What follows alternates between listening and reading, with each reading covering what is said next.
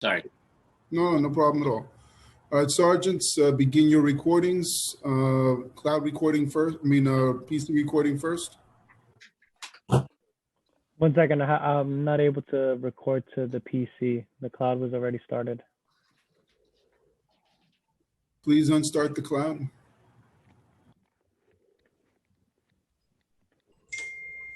PC recording good now. All right. Cloud's recording up. Backup recording good. All right, Sergeant Bradley, you may begin. Thank you. Okay. Good afternoon and welcome to today's New York City Council hearing of the Subcommittee on Zoning and Franchisees. At this time, will all panelists please turn on their videos? To minimize disruption, please place electronic devices on vibrate or silent mode. If you wish to testify, you may do so at testimony@council.nyc.gov. Again, that is testimony@council.nyc.gov. Thank you for your cooperation. We may begin, Chair. Thank you.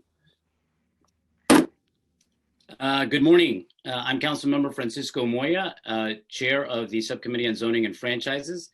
I'd like to acknowledge that we have been remotely joined by Council Members Levin, Richards, Reynoso, and Grodenchik. As a preliminary point of information, I note first that the Council is in receipt of a letter from the Department of City Planning dated November 2nd, 2020, stating that the proposed Union Square South zoning text amendment, also known as the proposed hotel special permit text amendment application, filed on the ULURP number C 200102 ZMM and N00107 ZRM has been withdrawn pursuant to Title 62, Chapter 2 of the Rules of the City of New York, and that such application is now void. Pursuant to Rule 11.6B of the Council Rules, no further processing of such application needs to be taken. Moving on to today's agenda, we will vote on a rezoning proposal in Corona, Queens, and I will hold a public hearing for another Queens rezoning proposal in Flushing. Before we begin, I want to recognize the subcommittee council to review the remote meeting procedures. And also, I'm sorry, before you begin, council, I'd like to state that we have been joined by Council Member Peter Koo. Thank you, Chair Moya. I am Arthur Ha, counsel to this subcommittee. Members of the public wishing to testify were asked to register for today's hearing. As part of the registration process for today's hearing, council staff have made and continue to make efforts to facilitate language translation services for those who request such services. We ask that all speakers bear with us as we work to ensure that everyone has their opportunity to testify. If you wish to testify and have not already done so, we ask that you please visit the council's website at www.council.nyc.gov to register. For members of the public viewing this meeting online, the council is providing multilingual live stream viewing options at council.nyc.gov with audio translations in Cantonese, Mandarin, Spanish, and Korean, as well as ASL interpretation and CART translation services. Once again, these options can be found at the council's main website at www.council.nyc.gov. We also ask that anyone registered to testify who requires translation services, please tune in to one of the live stream channel options on the council website in order to keep track of where we are in terms of the overall meeting schedule and to anticipate the approximate timing of your own testimony. When called and admitted into the virtual hearing space, individuals about to testify before the subcommittee will remain muted until recognized by the chair to speak. Witnesses, that is, members of the public who have signed up to testify, will be called in groups or panels. The applicant panel will be called first, followed by witness panels from the public, who will be called in groups of 4 names at a time. Once the chair says that you may begin speaking, your microphone will be unmuted. Please take a moment to check your device to make sure that it is unmuted before you begin speaking. There will be a slight delay in that process. Public testimony will be limited to 2 minutes per witness.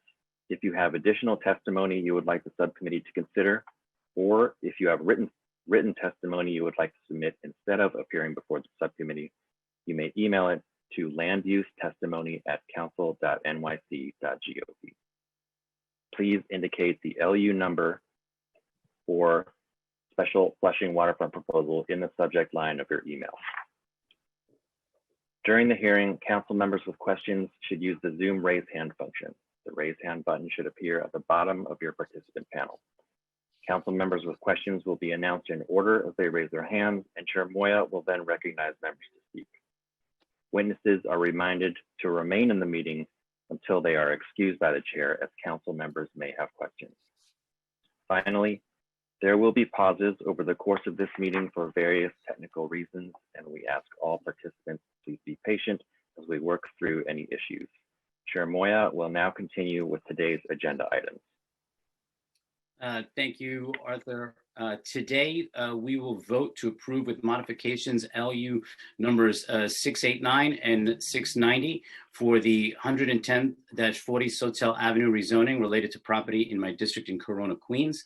The application seeks a rezoning map amendment to rezone an R6B zoning district to an R6 district, as well as a zoning text amendment to establish a mandatory inclusionary housing area utilizing options 1 and 2.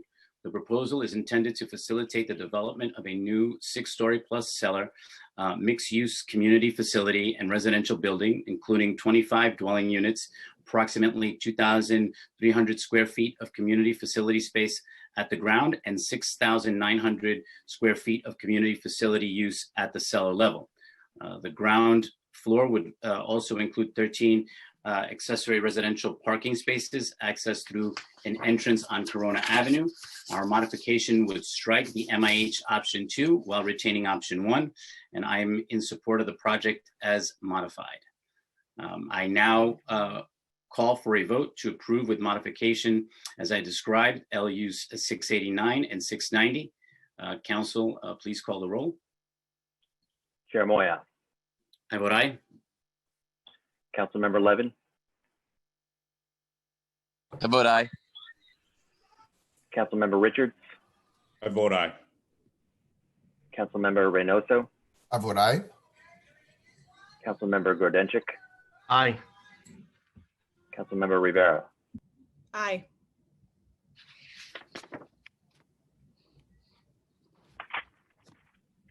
By a vote of 6 in the affirmative, 0 in the negative, and no abstentions, the item is recommended for approval to the full Land Use Committee. Great. I also want to recognize that we've been joined by Councilmember Rivera.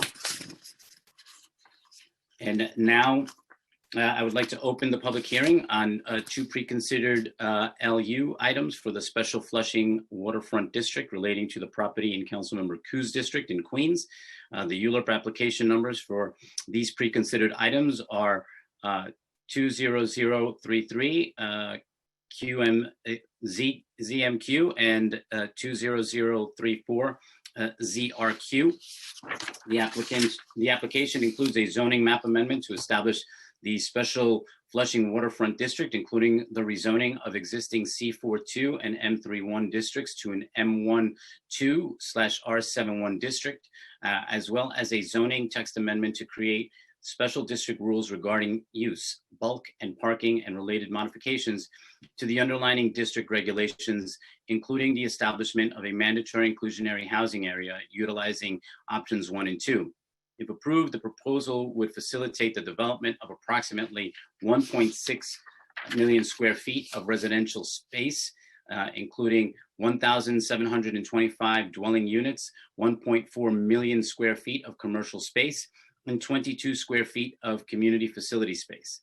The new district would include a new private road network to facilitate access to and throughout the various development sites, as well as to the Flushing Creek waterfront, and new waterfront regulations in order to create 2.8 acres of publicly accessible open space and a new public plaza and a 40-foot wide shore public way along the waterfront in the district between 36th Avenue and Roosevelt Avenue and 40th Road. Due to the number of speakers who have signed up today, we will be limiting the public testimony to 2 minutes per person. We will hear first from the applicants, then from the panels of 4 public speakers, alternating panels in favor and in opposition. But first, we will go to my colleague, Council Member Peter Koo, for a statement and remarks. Council Member.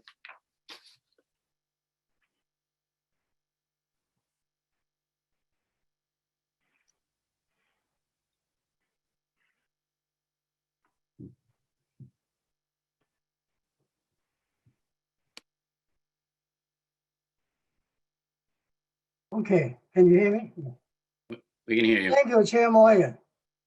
Today, the subcommittee is hosting a hearing on an application whose beginnings date back to the 1990s. To provide some quick background, the area we're talking about was historically a manufacturing district with warehouses, construction parking lots, and a Con Edison plant all along the Flushing Creek. For years, those industries polluted the land and water. Combined with CSO outfalls, this pollution contributed to making the Flushing Creek one of the most polluted waterways in New York City. In the early 2010s, the state awarded a grant to study what kind of environmental remediation would be needed to fully clean and activate our waterfront so that we could finally put this space to public use.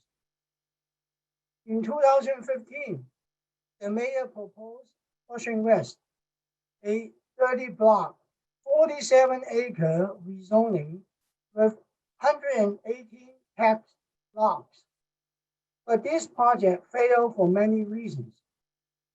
Height and flood zone limitations nullify any of the MIH benefits.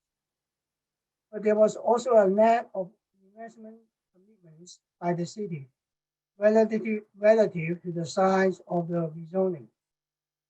This was despite over a year and a half of community meetings and stakeholder input. Today's application is much different. The Flushing West sought to rezone a huge area of 47 acres. This application seeks to rezone only 3.9 acres, where Flushing West included 118 tax lots.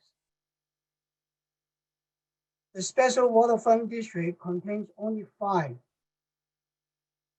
Every news story I have read has called this a 29-acre rezoning, but that's just not true. We are only considering 3.9 acres to be rezoned.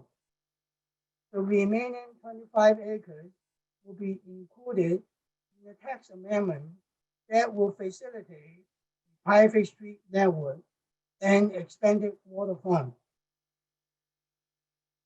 But I want to be clear, the vast majority of this project is not actually being rezoned.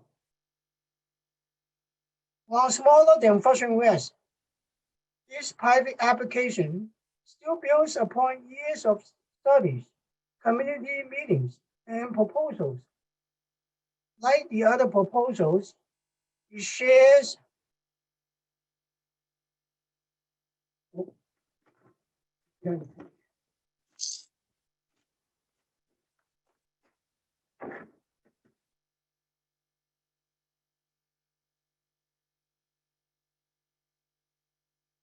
the potential to transform what has for developer for an isolated and polluted brownfield into an activated waterfront community with open space, playgrounds, and a 40-foot promenade open to the public. I believe the proposal has many merits. There is an MIH component workforce development, double the open space, and opportunities to engage our community in environmental education. At long last, our community could have an accessible waterfront. I also believe this proposal certainly has a share of criticisms. Our community needs affordable housing, schools, and community facilities. We need jobs and economic recovery. There are concerns about displacement and the impact of this project on the surrounding community and environment. At the end of the day, whatever is ultimately built will need to enhance the downtown Flushing community and open up the currently inaccessible waterfront as much as is realistically possible. Our community has been cut off from this waterfront far too long. I look forward to hearing from the applicants and how they plan on addressing the community concerns from 2015 and today. Thank you, Chair Moyer, committee members, the entire land use team, those who came to speak today, and all the translators we have on hand today to help make this hearing happening today. Thank you very much. Thank you, Chair Moyer. Thank you, Councilmember Koo. Council, if you can please call the first panel for this item. The applicant panel will include Ross Moskowitz, Land Use Council, James Gilday, Landscape Architect, David West, Master Plan Architect, and Chris Vitolano, Lead Environmental Review Consultant. Those will be the four main presenters. Also available for questions are Adnan Pash and Rachel Belsky, the Environmental Consultant, Julia Xiao, Project Architect, Ashley Dukas, Land Use Council, and Richard Hsu, William Shu, John Liang, Steve Bryman, and Helen Lee, the last five of whom are appearing on behalf of ownership. Panelists, if you have not already done so, please accept the unmute request in order to begin to speak.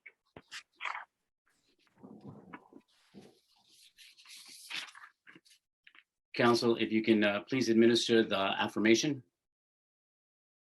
Panelists, please raise your right hands.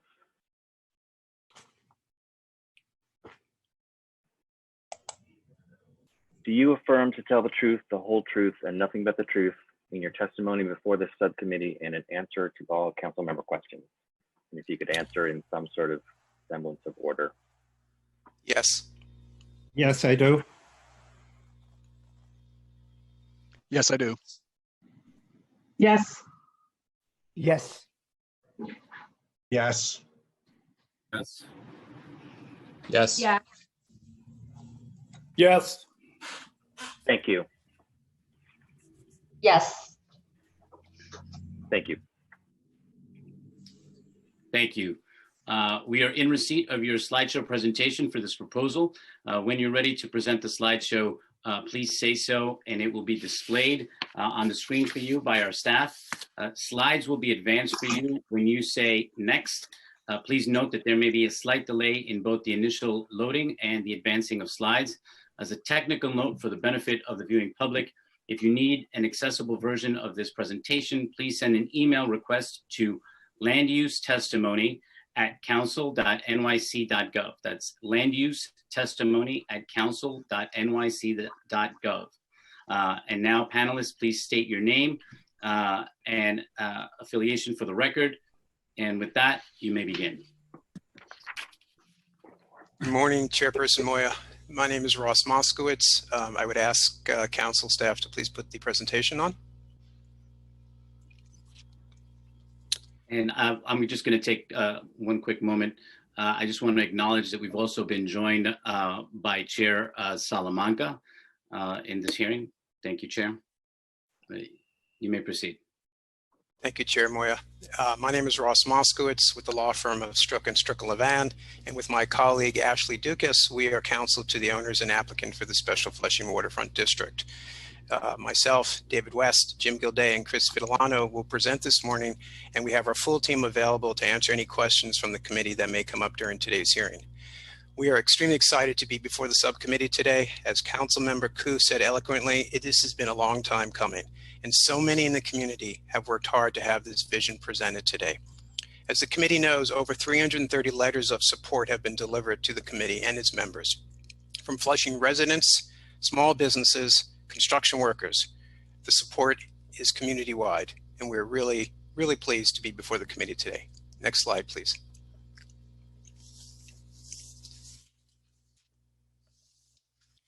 Flushing project area today, just so everyone gets context, as you can see to the north is Northern Boulevard, to the east is College Point Boulevard, to the west is the creek, and to the south is Roosevelt Avenue. And this is how we exist today. As we discussed, this is current zone C42 with an M31 to the north. Next slide, please.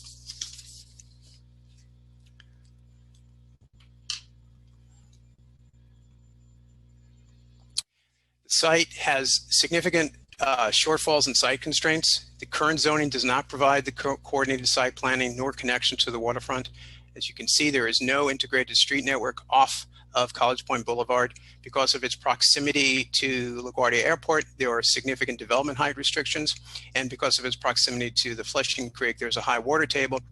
And in fact, the grade change from College Point Boulevard down to Flushing Creek is significant. And as you'll see later, we have dealt with that.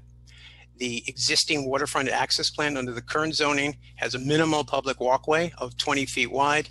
There are very narrow sidewalks, and there are no publicly accessible streets or street networks into the waterfront. And indeed, the visual corridor from downtown Flushing to the waterfront does not exist. Next slide, please. Councilmember Koo touched on this. The genesis of this has been a community-driven plan. There's been comprehensive planning efforts for over 20 years to try to figure out how to make this happen. And it is only possible by extensive collaboration between the public and the private stakeholders, the local community, and the residents that we are here today. And in fact, the report that came out in 2017, known as the BOA report, set forth significant recommendations. And in fact, those recommendations are what are before you today. They form the basis for this application. That is coming out of the BOA recommendations: access to the waterfront from downtown Flushing, additional open space, alleviation of traffic, and creating a public waterfront. It should also be noted, one of the reasons why this is happening today and it hasn't happened till now is because these three owners who are stewards of these properties, who have been pillars in the community, who have been decades living and working in Flushing, came together. These are competitors, market competitors, who have come together for the first time with separate properties and decided, for the better of the community, for holistic planning, for better integration of the planning and the waterfront, that they would come together. That's why this is happening today, and that's why it hasn't happened up until today. And thankfully, the BOA recommendations are being implemented as we speak. Next slide, please. The current zoning, as discussed, is a C42, with the majority of it in the C42, and the northern portion, as you can see on the left, is an M31. On the right, as proposed, is an extension of the is a rezoning of the area to the north. More than 75% of the zoning, as Councilmember Koo has stated, will remain as a C42. That is, again, the significance here is majority of the site, over 75% of it, will remain as it currently exists today. Next slide, please. To highlight this even further, we have divided these sites into four. Site 1, as you see, under the current density, stays the same as proposed. Site 2, similarly. Site 3, similarly. The only change in density, the only increase in density where the mandatory inclusionary housing will be is to the north, and it is a slight increase. So overall, this increase in terms of the square footage is just over 200,000 square feet. Very important to keep remembering this. Next slide, please. Some of the highlights, points that we should go through. The current as of right, as we all know, does not require any affordable housing. affordable housing will be on the north side. The public open space under the current as of right is just around 3 acres. It will more than double under the special district. There is no street network required, as we just saw. There will be a privately funded, publicly accessible street network that will be open throughout this project. Community facility spaces, there are none currently scheduled in an as of right.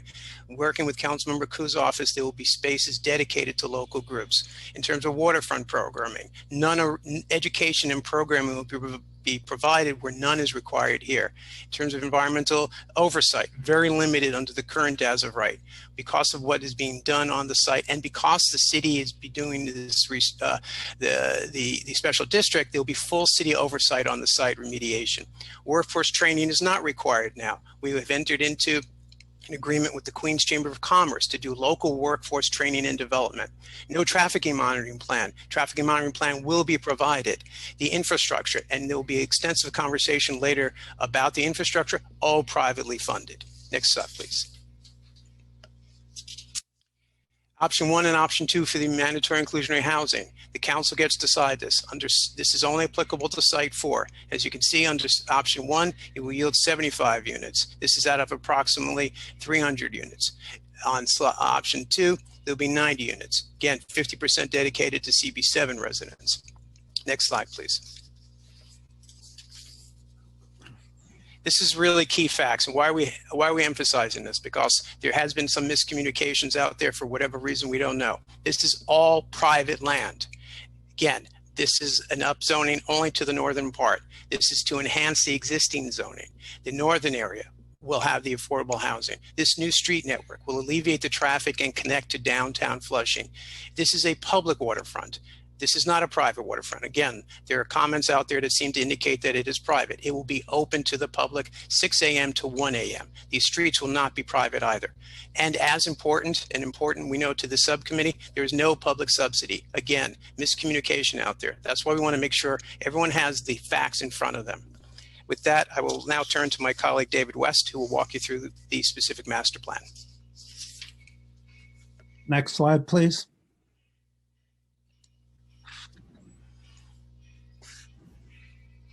Thank you. I'm David West from Hill West Architects. We're the master plan architects for the project. This project stems from the BOA study, which sought to spur the revitalization and redevelopment of this environmentally challenged area near the Flushing waterfront. The land use recommendations are consistent with community goals and objectives, which were identified through a robust public engagement process with stakeholders within the community. Along with the chief desire of the community to create a publicly accessible recreation destination along Flushing Creek shoreline, what needed to be addressed are shortcomings of large internally focused full block developments, which the as of right plan, which comes out of underlying waterfront zoning text shown on the left, would produce. Visually evident is a lack of any overarching planning strategy, without which the result would produce not only limited east-west connections, but also building shapes consisting of large podiums on which numerous towers above are jammed closely together. So with all of these predecessors in mind, we embarked on our master plan proposal, shown on the right, by considering a site planning strategy that is conducive to supplement the quality of life we envision for this special district. We look to improve the actual quality of pedestrian circulation through widening of sidewalks, setbacks of towers, building articulation, and a coordinated ground floor realm between the buildings that we believe will achieve an inviting, vibrant, and diverse new neighborhood for the residents of downtown Flushing. With the introduction of a road network which seamlessly connects to and extends the downtown Flushing street grid into the site, the result is more human-scaled walkable blocks with reduced podium sizes, more active street frontages, and a reduced number of individual towers. The geometry and relationships between the buildings becomes much clearer than it would be otherwise. I should emphasize that it was a close collaborative approach between the three principal developer groups which took place to allow this master plan framework and magnitude of a project to come to fruition. It is as a result of this rare opportunity and collective development vision that we're able to present this coordinated neighborhood design proposal before you today. Next slide, please.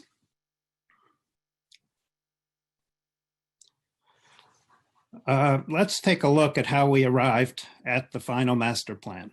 The left image is the transportation infrastructure on the site today. As you can see, there is none. On the right is how the special district is planned, with the creation of a privately funded network of publicly accessible streets. A major benefit of this street network is the porosity and connectivity to the waterfront from downtown Flushing that would otherwise be unlikely or impossible to achieve under current zoning. Lastly, these streets will be built to DOT standards to signal to the public that this is a public domain. Next slide, please.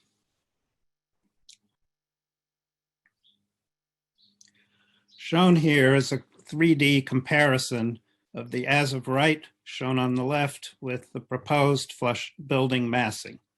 Current zoning text would translate into a chaotic build out that would be permissible only under current waterfront zoning text, while the more rational, well-coordinated plan achieved under the special district text considers breaking up the massive podiums and ensuring articulation of buildings for a better pedestrian experience. Next slide, please.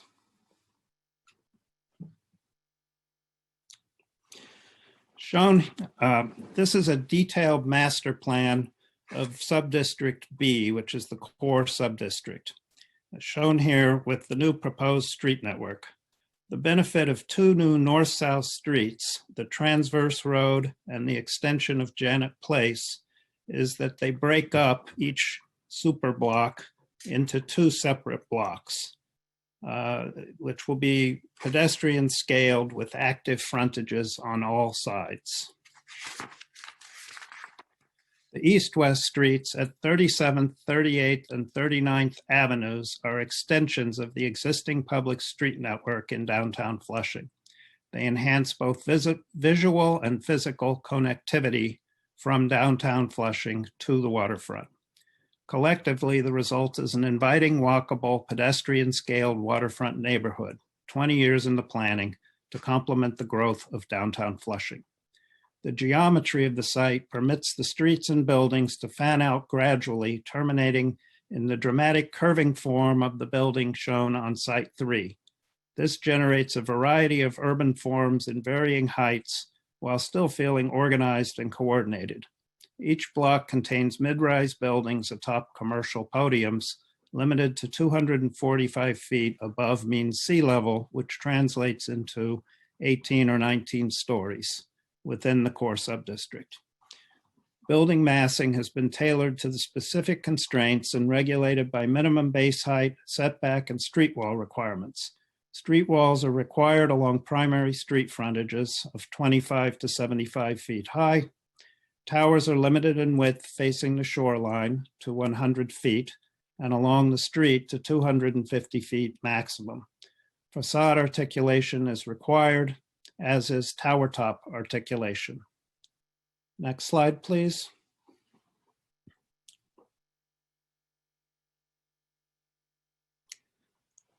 Shown here is a composite of the four mixed-use proposed development sites. There is a high level of architectural design and variety between them, yet they were each designed with respect to their neighbors. These designs are varied, but share commonalities of scale, articulation, and architectural expression that would only be possible with a coordinated master plan embodied by the enactment of the special district. Site 1 on the upper left is being developed by United Group. Designed by Peter Poon Architects, the project includes offices, a hotel, and residential atop a two-story retail podium. The transverse road bisects the site into two blocks. The designated visual corridors on Roosevelt Avenue and on 39th Avenue encourage visual connectivity from downtown Flushing. Janet Place and Roosevelt Avenue are widened to ease pedestrian circulation down to the waterfront, which opens up to provide a generous landscape and playground area. Site 2 on the upper right is being developed by Y&G Group. Designed by Pay Architects, it is an elegantly detailed two-building composition linked by a robust articulated two-story stone facade. It includes a generous plaza at the intersection of 39th Avenue and Transverse Road. Site 3 on the lower left is being developed by F&T Group. Designed by Archelier Architects, this project counters the more orthogonal buildings to the south and adds architectural variety to the subdistrict by introducing an elegantly curved waterfront building. Site 3 includes a hotel, office space, and 2 residential buildings, each with a distinctive facade, an overlook, and a ground floor activated pedestrian-friendly retail frontage and hotel uses are included. F&T Group is also developing the northernmost parcel, Site 4, shown on the lower right. This is designed by Hill West Architects. The project is located within the new MIH area and will add 25 to 30% mandatory affordable housing supply to the neighborhood. This project adds an additional 400 linear feet of shore public walkway to what's currently required under the current WAP. And over 40% of the lot area is designed to be publicly accessible waterfront open space via an upland connection. The multi-terrace building form addresses both the waterfront and College Point Boulevard frontages. Next slide, please.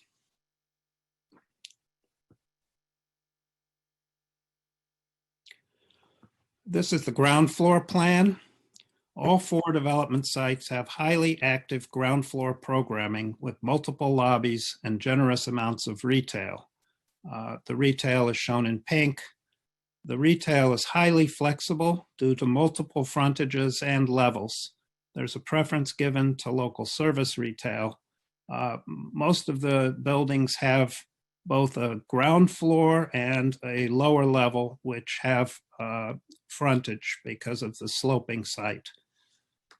Site 1 has lobbies on all frontages and includes 2 instances of sidewalk widening on Roosevelt Avenue and on Janet Place to enhance pedestrian circulation and a setback at grade along Roosevelt Avenue to create a visual corridor.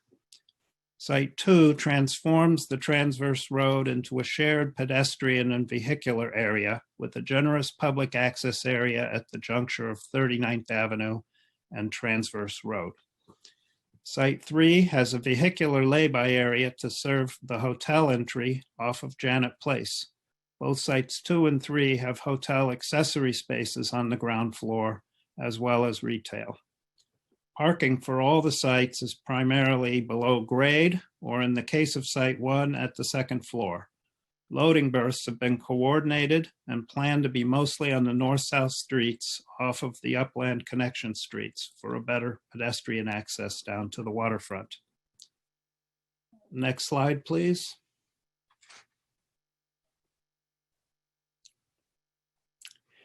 These vignettes show a vision of everyday moments that will occur across the streetscape. One of the public benefits mandated by the special district text is the controls on ground floor transparency and building articulation amidst a great variety of programming, open space, and retail fronting on the street network. This takes us to the next portion of the presentation, which is a description of the public access and waterfront designs by Moss Gilday Landscape Architects. Jim Gilday, your turn.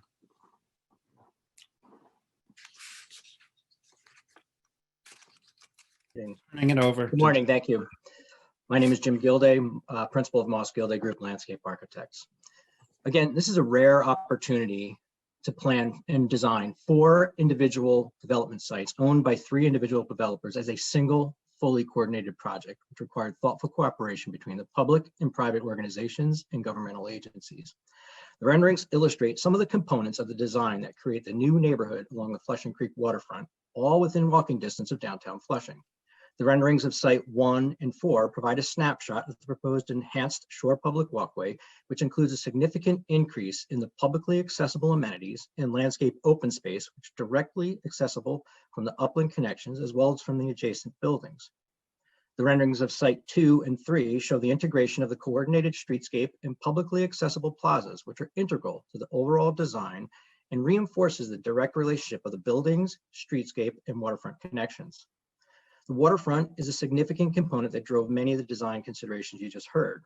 The Waterfront Master Plan for the Special District establishes the new framework that will be the mechanism to guide and promote a unified design for the Flushing Creek waterfront that will incorporate many of the goals and improvements of previous stakeholders and studies. Next slide, please.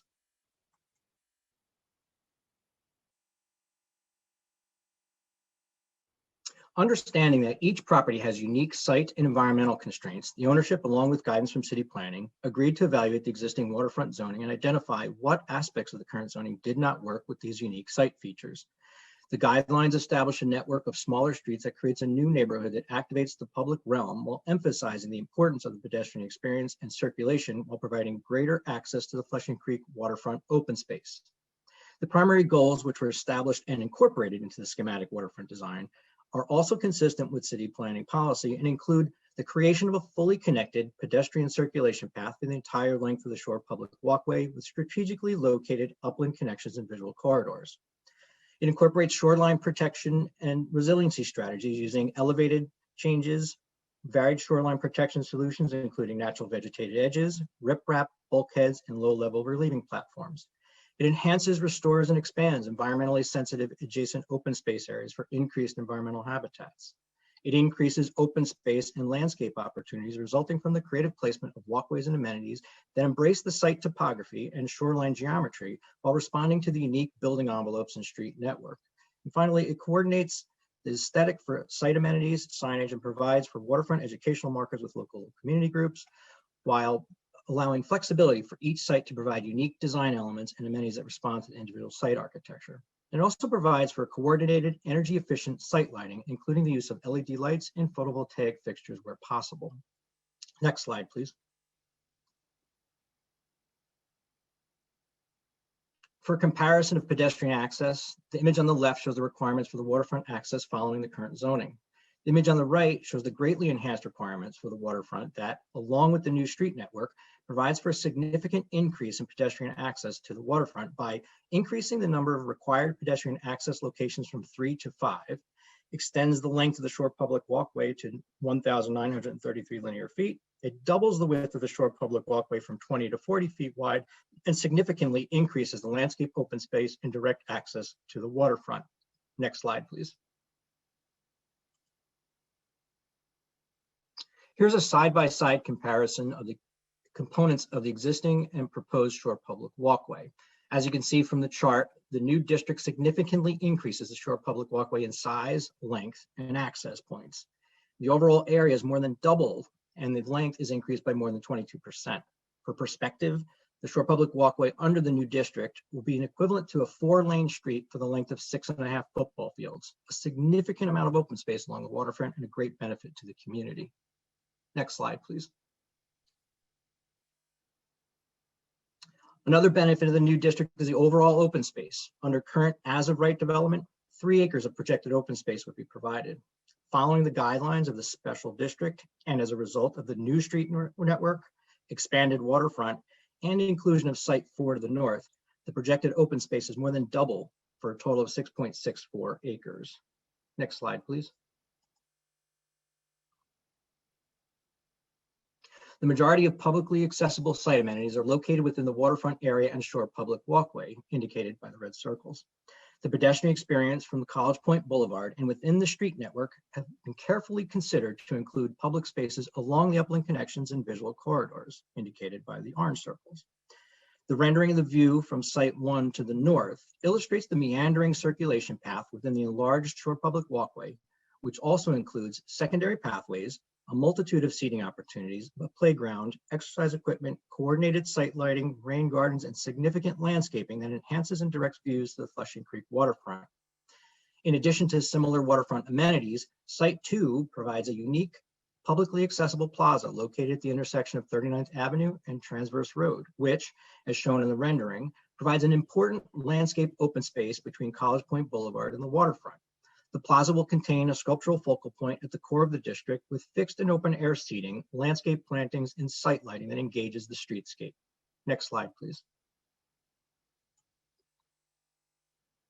The 37th Avenue Upland connection, located on the north side of Site 3, provides a pedestrian walkway along the adjacent retail uses. The extra wide walkway with seating and landscaping terminates with an overlook at the Shore Public Walkway. Pedestrians are guided from the 37th Avenue overlook to the Shore Public Walkway by way of a grand meandering staircase that creates a mid-level vistas towards the Flushing Creek and opens to the waterfront retail level. Site 4, located at the north end of the district, takes advantage of the configuration of the existing low-level relieving platform by placing the circulation path immediately adjacent to the waterfront side of the building and provides publicly accessible seating areas and water's edge overlooks. The site provides for a significant amount of landscape open space on the southern portion of the site.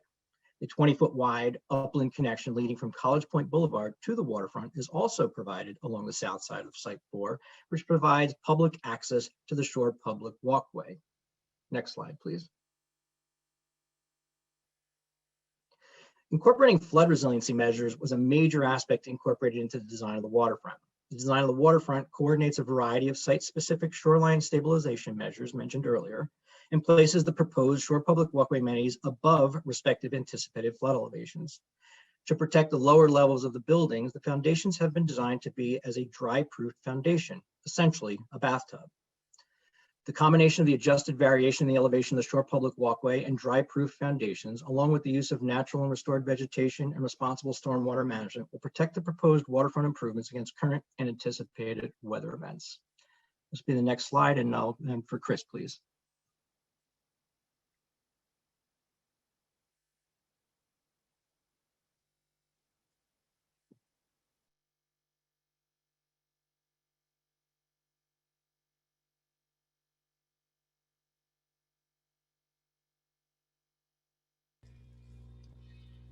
Could we go to the next slide, please? And Chris Fidelano, please. There we go. Thank you for the allowing me to unmute. Appreciate it. So we'll speak a little bit about the environmental. My name is Chris Vitolano. I'm civil engineer principal at Langen Engineering, who are the civil and environmental engineers for the project. We'll talk a little bit about environmental cleanup on the site, and then a bit about infrastructure and its sewer effects with the Flushing Creek. So currently the site, as mentioned earlier, as we know, it's an industrial history on the site. There's been petroleum storage facilities, industrial facilities. So the site has been contaminated. I think we all realize that. It was acknowledged and noted during the BOA process, 10 plus years ago. So there'll be an extensive cleanup on the site, all 4 sites under this program. A little bit about the sort of mechanics of how the cleanup works. For the city, in New York City, the way that New York City regulates and oversees cleanups, it's through what's called the E-designation program. The site gets literally identified with a little E that gets attached to the tax lot, attached to the zoning. So it's acknowledged and has to go through a city program for oversight on the cleanup. It's a little different from the state program. There are 2 different programs. There is also a state program for cleanups. It's called the State Brownfield Cleanup Program. That state program is a voluntary program separate and apart from the city's program. One of the sites has already gone through that program and gotten its approval, and the others are looking to do so. But I want to talk a little bit more about the city program because it's very important that it's a good opportunity here essentially to get all these sites under the complete and comprehensive overview and review of the city. Currently, there's only limited E-designations. One site has none at all. So this would give us an opportunity, again, to get all 4 sites under a complete oversight of the cleanup program. What we're looking at when we do clean up, there's really 3 components. There's soil, groundwater, and soil vapor. Again, there's metals, VOCs, and contaminants from historical uses. All 3 of those would get designed and addressed during the cleanup. And really, it's a step-by-step process where each step of the way, the city has the, not just opportunity, but the developer has the obligation to get the city's buy-in and sign off on every step of the way. What that means is that before you go into an investigation, the city has to review and approve it. Then we go into before we can do a cleanup, the city has to review and approve the cleanup plan, the approach. Once that plan's approved, then the city requires full-time oversight by a licensed professional engineer. So in other words, we'd have someone on the site looking and observing full time what's happening to make sure the cleanup gets done in accordance with all the plan and all local and federal regulations. Developers will not get a permit until that work plan is approved by the city. And again, the city, it's the Office of Environmental Remediation is the technical arm of the city that oversees this. Developers will not get a building permit until that plan is done to the city's satisfaction. And then similarly, at the end of the construction, end of the remediation, there has to be, again, a sign off by both the professional engineer and by the city that the cleanup was done satisfactorily prior to then the developer getting a certificate of occupancy. So very important, and again, good opportunity for us to be able to do one comprehensive oversight of all these cleanups for all the sites where we don't quite have that full level today. Go to the next slide, please. Oh, and also I would mention on the environmental part, there is no public subsidies with the city program. That's just a regulatory program. That's a requirement. Again, no city subsidies. I think that might have been asked at one point in time. Stormwater management. So, the reason we're talking about stormwater management, again, gives us, when doing a waterfront site, good opportunity to develop smartly and holistically. This stormwater management helps us mitigate and eliminate the issue of combined sewer overflows. That was mentioned earlier, and it's a really important topic as designers and as developers. For those who aren't familiar with what that means, combined sewer overflows, the challenge we face in majority of New York City is that we have combined sewers. What that means is the stormwater goes into the same pipe network as the sanitary sewage. And that means when it rains, unfortunately, we get these events called combined sewer overflows, where a mixture of rainwater and sewage goes into the water bodies around New York City. That does occur in Flushing Creek. It occurs in East River, all of our water bodies around New York City. So when we have a site like this, it's an opportunity to mitigate and eliminate that condition. And there's two ways you mitigate that condition. One is by not putting any stormwater into the combined sewer network. And then the other is to not put any sanitary sewage into the combined sewer network. So this project achieves both of those initiatives. So with stormwater management, every drop of water will go to the east or to the Flushing Creek. So not one drop of water will go into a combined sewer that can eventually either find its way into an overflow or contribute to an overflow of sewage elsewhere in the Flushing Creek. So really, really important opportunity for us here to take every drop of stormwater offline, so to speak, off the city grid and go directly into the Flushing Creek. But before you discharge into the Flushing Creek, of course, we're going to be treating water. That's a requirement of New York State, which has oversight over the water bodies around the city. And so we treat that by essentially capturing all the stormwater and removing particulates, solids, floatables, garbage, trash, that sort of thing, and also promoting infiltration and promoting the concept where if we can infiltrate a drop of water into the groundwater and aquifer, that's one less drop that has to get treated or discharged. So today there is no treatment, of course. It's just paved lots that have runoff that goes, uncontrolled and finds its way to the creek, no doubt. But under the full development, we'll have various treatment methods. So things like green roofs, which will absorb water and prevent, again, peak flows from going to the creek, permeable pavements, infiltration, green spaces, underground treatment devices. And these are not chemical treatment devices, they're manholes and vaults essentially that capture and store stormwater, allowing for settlement of solids or any particulates and trash, that sort of thing. Those get cleaned out, and maintained. Therefore, you're having a clean water stream to the creek. These are all sustainable measures that are good practice at this point. Honestly, they're standard practice in any good design. And again, it gives us an opportunity to do this now when we're starting with a blank slate, which is really beneficial. And all these components you've seen in sort of the images that Jim Gilday has shown with the landscape and Waterfront. So it's a big motivation for the project. And that volume, it's a large volume. It comes up to almost 400,000 gallons in a storm event that gets captured and treated. So if we go to the next slide, or talk a bit about the other half of that combined sewer story, because again, water quality in the creek and sewage is an important topic here. So the other half of that component, we succeeded in not putting any stormwater into the CSO system. Now we've got the opportunity to eliminate any sanitary sewer discharges going to the combined sewer. So that's really, really important here. And hopefully this slide can take us through that. All of the sanitary sewage generated from this project will be discharged through a privately funded public infrastructure, which we'll show on the next slide, but it's going directly to the interceptor. This interceptor is the city's trunk line, essentially, that then takes sewage directly to the treatment plant. So in other words, it's not any sewage from this development It's not going into a combined sewer network that has the potential to then find its way into the creek somewhere. Absolutely not happening, because we're going directly into the trunk line, which goes directly to the treatment plant. So we're avoiding the CSO network altogether. The green dots on the plan, just to give some context, show where there are other CSOs in the Flushing area, none of which are in our site. So again, we're essentially not contributing one drop of sewer or stormwater to the CSO network, and there also are no networks within our site. So we're completely sort of, again, taking the opportunity here and benefit to be completely mitigating that type of scenario. The capacity of the treatment plant for sewage itself, it's something that's studied during the environmental assessment statement process. And you can see on the slide, there's ample capacity. This has been reviewed, and data that's coming from the DEP, which maintains the wastewater treatment system. Again, about 20 million gallons of capacity currently in the treatment plant at Tolman Island. This development, whether it's as of right or proposed, because as mentioned earlier, there's a very, very small amount of increased square footage. Both scenarios are about 1 million gallons. So again, much lower than the 20 million gallon capacity. So if we go to the next slide, this is the last connection here. I mentioned a sewer that is being privately funded. So what you see here in Janet Place is a new sewer that will be installed. Again, if this were to go through, new sewer that would be installed, which would then connect into the existing system that goes right into the interceptor in College Point Boulevard. So this sewer, 100% privately funded, but it will be public. In other words, the DEP has to review and approve it.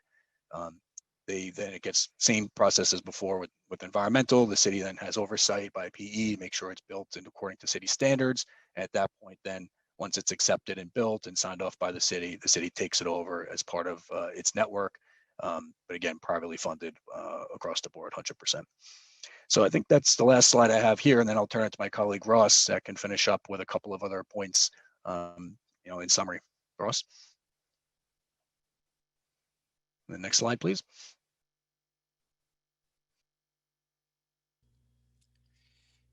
Thank you, Chris. Chair Moyer, just in wrapping up here, it's important to understand the economic development benefits. This is obviously a land use item, but there's significant economic development benefits in terms of number of jobs, as you see, permanent jobs for Flushing being just over 3,700, construction jobs with 58% estimated for Flushing residents north of 6,100, an increase in property tax benefits to 116 million annually. It currently sits, just so you understand, just over 1 million, and of course 62.8 million in state and local taxes. In addition to all the benefits, as I wrap up, to the community we have outlined, working with Councilmember Koo and his office, we have also identified additional benefits that the owners are committing to, and it bears a few minutes here. First, they've entered into a memorandum of understanding with the Flushing Business Improvement District. Just so you understand, only one of the sites, Site 3, and its only easterly site, is actually in the bid now, to contribute $2 million over the next 10 years to support small business grants and assistance programs, marketing, and community beautification.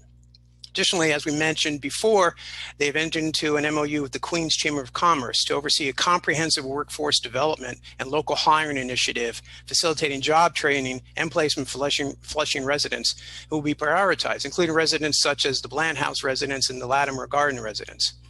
Third, waterfront program and education in partnership with experts. We are in discussions with one of our supporters, the Waterfront Alliance, to bring its Estuary Explorers program to Flushing Creek. We've also committed in comments from the community to try to provide access to the creek via kayaks. It's now a real possibility. We have identified 2 sites, sites 1 and 3, and subject to approval from the regulatory agencies, can accommodate that. We've also mentioned the doubling of the size of the open space, and the owners have also made commitments to address the local children and senior citizens' health and well-being through the children's playground, adult workout areas with equipment along the shore public walkway, all with input from the Child Center to New York to help design these areas. The owners are also committed now to a majority of the community facility space being available for local use by the community at an affordable cost. Councilmember Koo's office is identifying the organizations for the owners to partner with, including such groups as the Child Center. already does programming in the area. And we expect that these spaces will be designed as multi-purpose flex spaces in order to serve the widest range of community needs. We've also provided, per the community, accessible public restrooms will now be provided in the street level commercial space, accessible to the public without any requirement to purchase food, beverage, or other items in order to access the restrooms. In sum, Chairman Moyer, these are community-based owners who have been in Flushing for decades, who have time and time again looked to help and improve this neighborhood. Most recently, when they learned of the cut in federal funding to La Jornada, a local food pantry, they helped raise tens of thousands of dollars to support La Jornada's mission to feed the community. These owners are ready to move Flushing forward now and bring economic development without public subsidies to this community. After 20 years of waiting, we believe the community shouldn't have to wait anymore, and we urge for your support. And thank you, and we're available to answer, of course, any questions. Great, thank you very much for your testimony. Today, I have some questions that I want to go through before I turn it over to Councilmember Koo.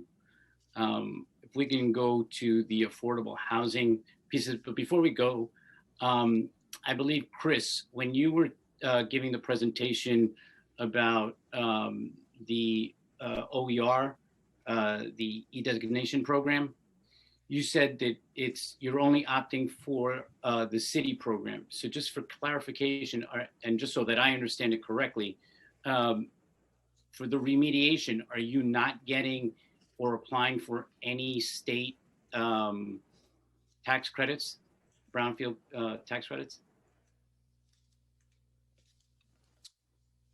Could you unmute Chris Vitellano, please? Thank you for unmuting. Chair Moyer, so yeah, happy to answer that question. So the answer is both. So there are separate programs that run in parallel. There is an intention to go through the state program as well. So the state program is a voluntary program. Site number 2 has already submitted and gotten its proposal approved. So it would be shovel ready from a state perspective after the conclusion of this process here. And the other sites are anticipating pursuing that program as well. That's the state program that's voluntary.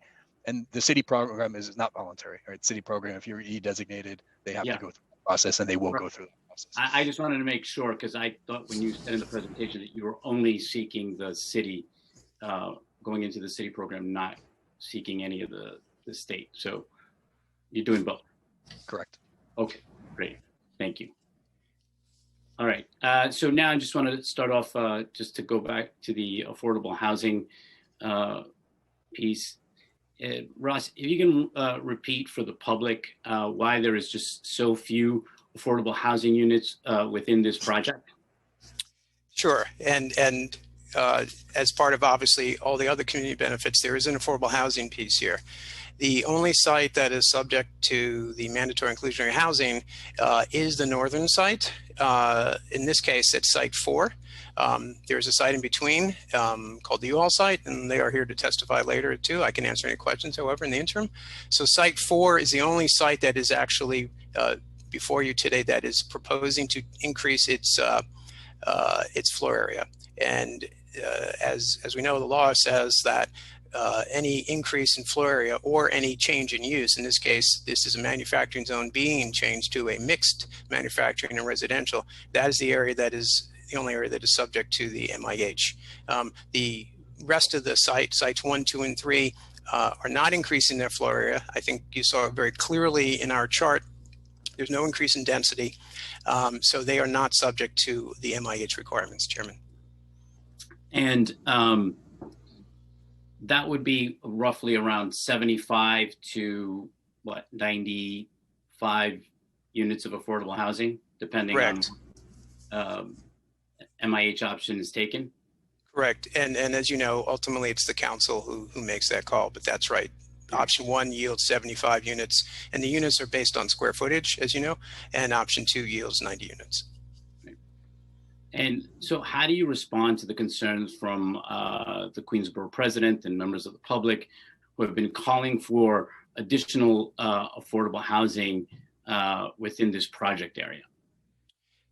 It's a fair commentary, of course. We're not suggesting otherwise. And we know that affordable housing is a component of concern.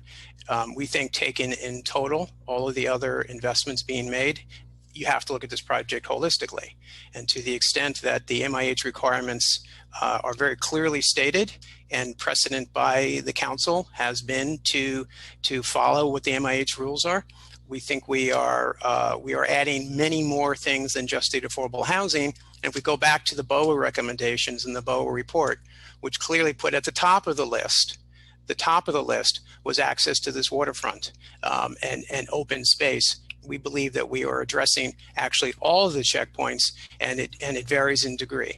But again, if we go back to the recommendations that are only a few years ago by this community and what people have been looking for, they have specifically said, we need access to the waterfront. So not only are we providing access to the waterfront, we're doubling the size of the waterfront. We're creating a whole access to a community that doesn't exist now.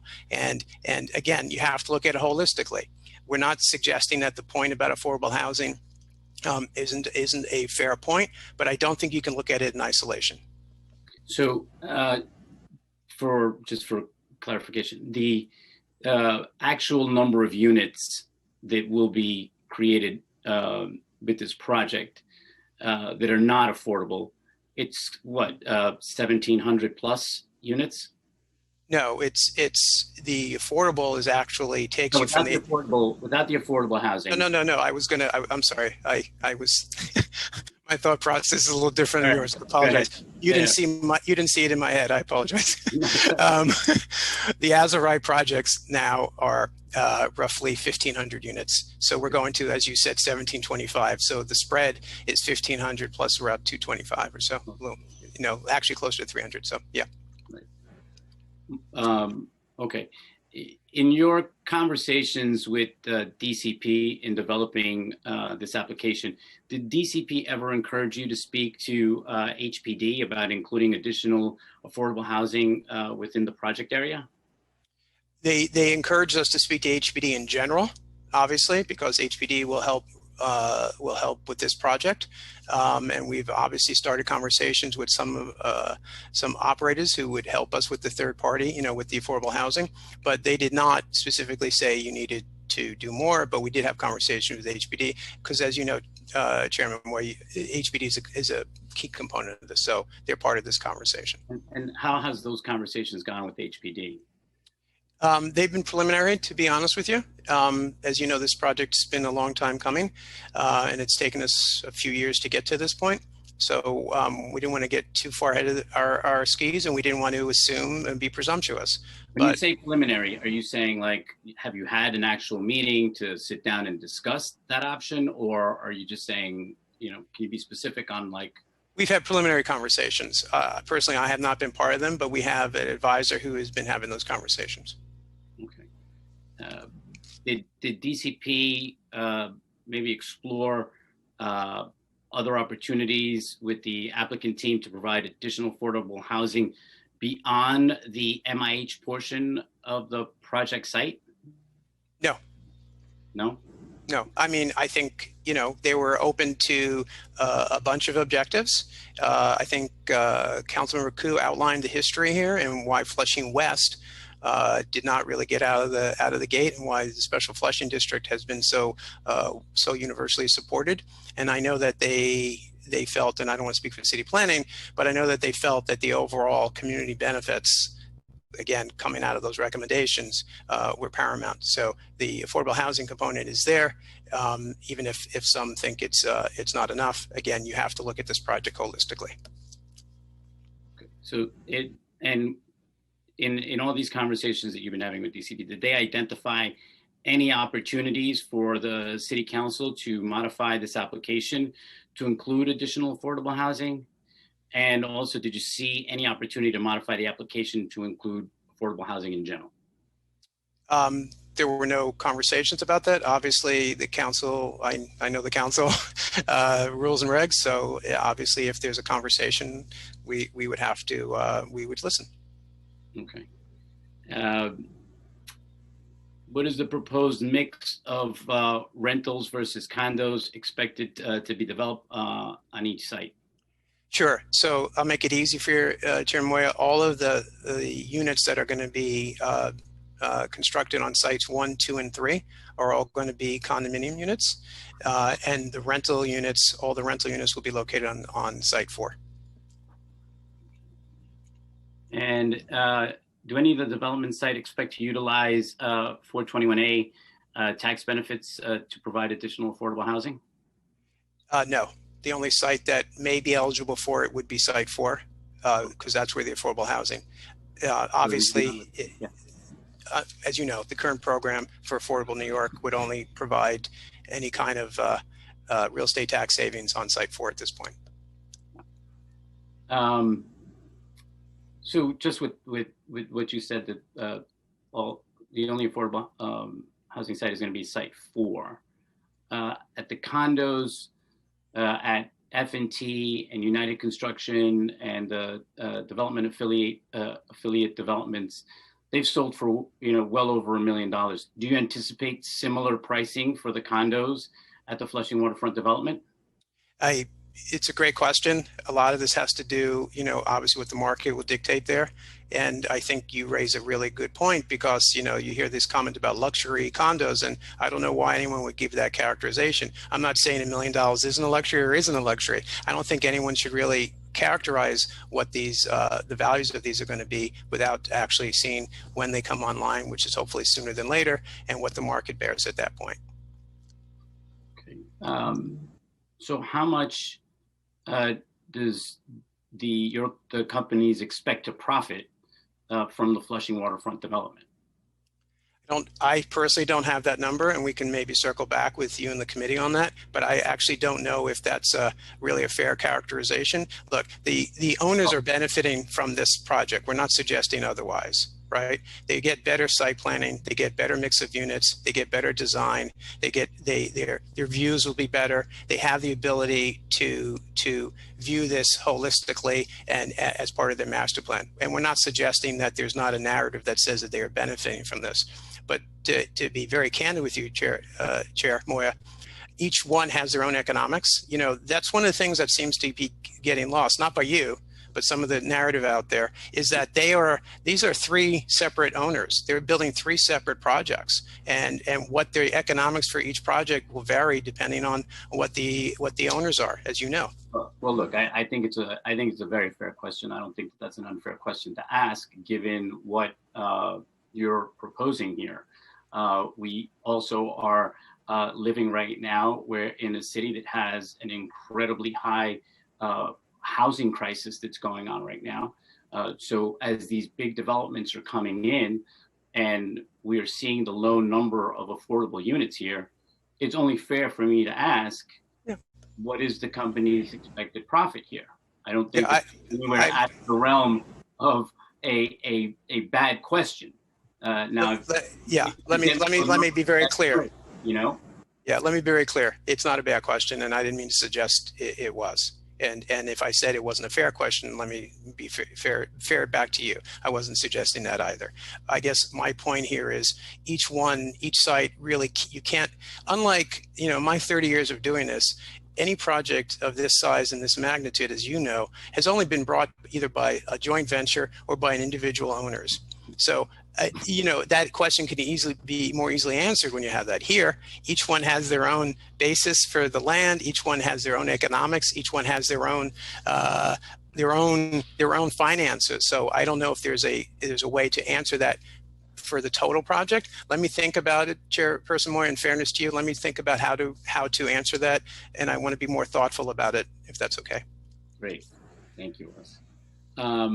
Also, as you know, we've talked about this as well. Queens residents need good paying jobs if the community is going to thrive. Do you plan to hire locally? What commitments have you made, and what organizations are you working with? And I know you kind of touched upon that towards the end. Yep. You can Sure. Sure. So we believe, and we've said this at every public hearing, community board, at the Queensborough President's Office, we believe in good paying jobs, and we believe in local hiring. And one of the reasons to to work with, for instance, the Queens Chamber of Commerce, is to create this workforce development. And we hope to get more than 50% of these jobs to be for the local residents. We are a strong believer. These owners, again, these owners have been here for a long time. They know the area, they know the residents, they know the work community, and they have historically hired locally. And so I said before, I think you were citing, we hope that almost 60% of the workers will be for the local community. So, because in the numbers you gave, and pardon me if I get it wrong, but I was writing it down quickly. You said 3,716 were going to be permanent jobs, right? Correct. Yes. Okay. Where do you get that data from? We get that data from our economic analysis that we do historically, using programs and inputs that have been looked at and are tested by economic analysis and the like. Our consultants, Langen Engineering, have used that economic analysis, and in fact, you'll have later today, hopefully, probably this afternoon at this point, testimony from one of our experts, who's an economist, who will talk about the jobs, and you can actually ask deeper questions, and we'll show that based upon the square footage, based upon the type of work, based upon the type of uses, that those are the jobs that will come out of that. And it's not to the T, obviously, it's an estimate, but it has very good backup and support. So I'd love to see where you got those numbers from, and also just to that. So what do you anticipate those jobs to be? Those jobs will be across all the uses. There's office space, there's retail space, there's hotel space. It'll be across the board.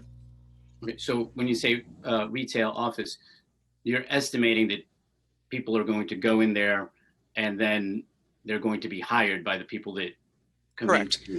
Right. And again, we think it was essential. We can't really guarantee that those jobs will be there.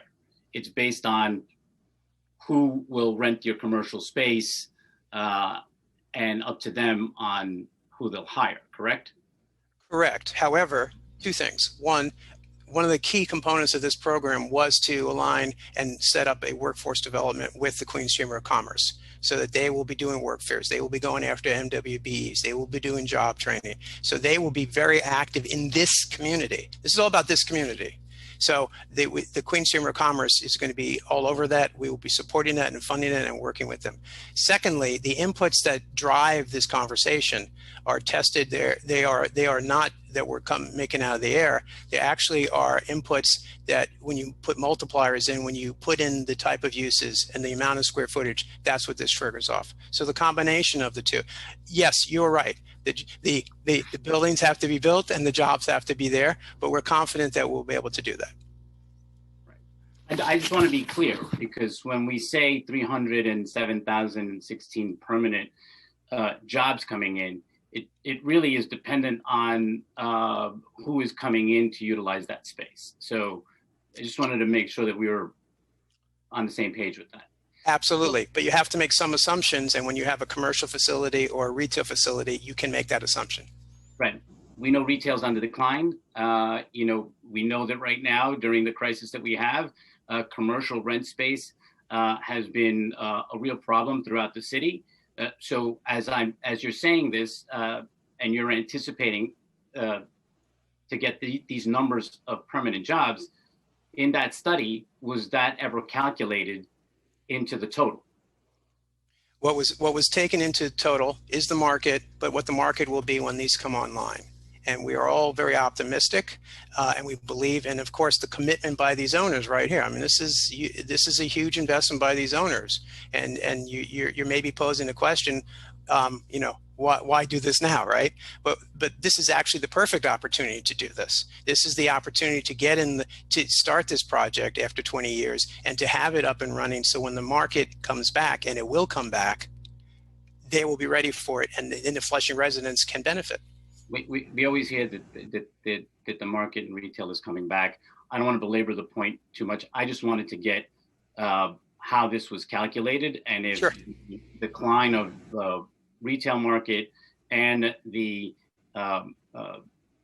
commercial rent crisis that is happening right now was factored into getting these numbers.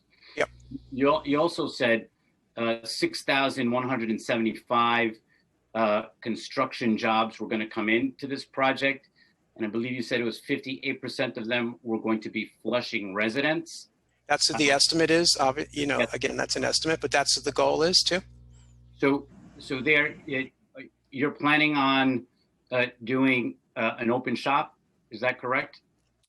That's correct. That's correct. So that as you and I have had that conversation, I don't have to educate you. You know it better than I do. Yep. So the 58% of the local hires, where did you get that? That's just based on the estimate that we would, again, running the inputs in and based on very clear assumptions of what the need will be and what traditionally has been done also by these owners. And again, we are supplementing that. So not only is the goal and the objective, but they have made a commitment, a financial commitment as well, to pursue local residents. And that's, again, the whole workforce development and training program. And have you made credible commitments to paying prevailing wages and provide meaningful benefits for the building service workers and the hotel workers who would staff these projects once built? We have not made meaningful commitments yet. And I don't want to sit here and tell you that we will, but we are actively in conversations with both 32BJ and HTC. As recently as this weekend, and we will continue those conversations. Got it. Okay. The Department of City Planning said that the new development must conform to the Brownfield Opportunity Area Plan. If you are to receive the Brownfield credits, do you wish to receive the Brownfield credits? And would you receive the Brownfield credits if you built the development as of right?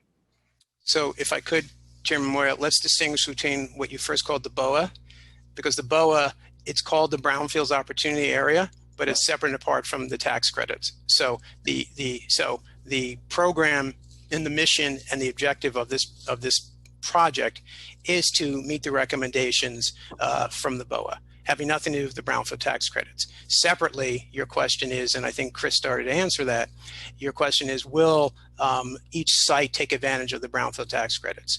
And the only site like right now who, you have to remember, these owners were actually going ahead and getting ready to build these as of right projects. Site 1 actually had its building permit and its plan.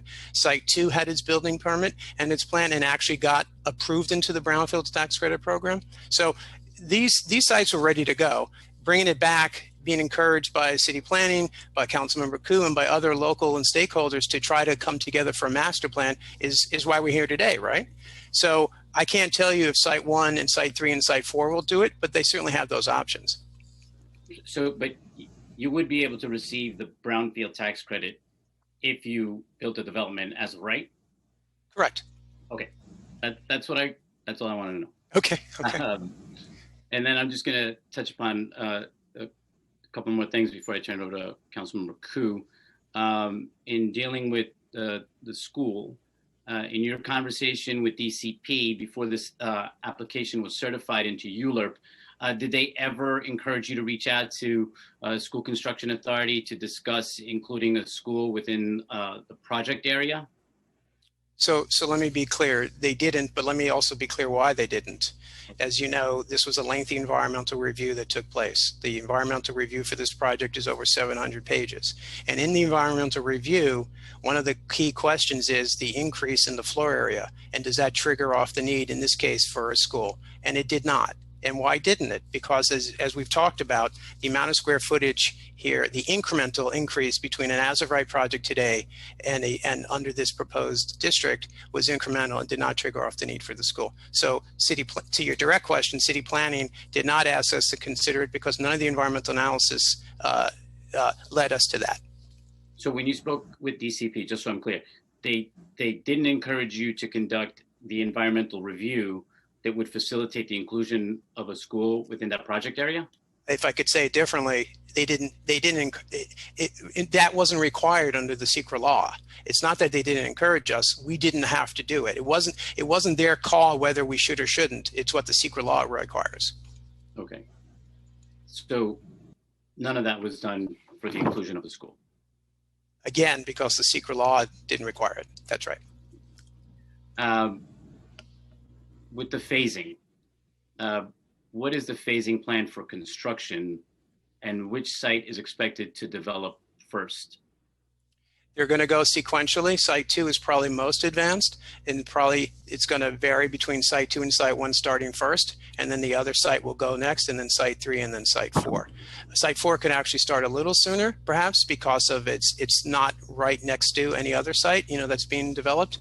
And it's a really good question if you realize it too, because one of the things that these owners did was they actually redesigned some of their projects so that they could all kind of coexist. What do I mean by that? They actually moved loading berths. They moved parking entrances so that it didn't conflict with their neighbor. That's something you never would have seen. I've never seen that before, because that's acknowledging another project that you don't have any control of.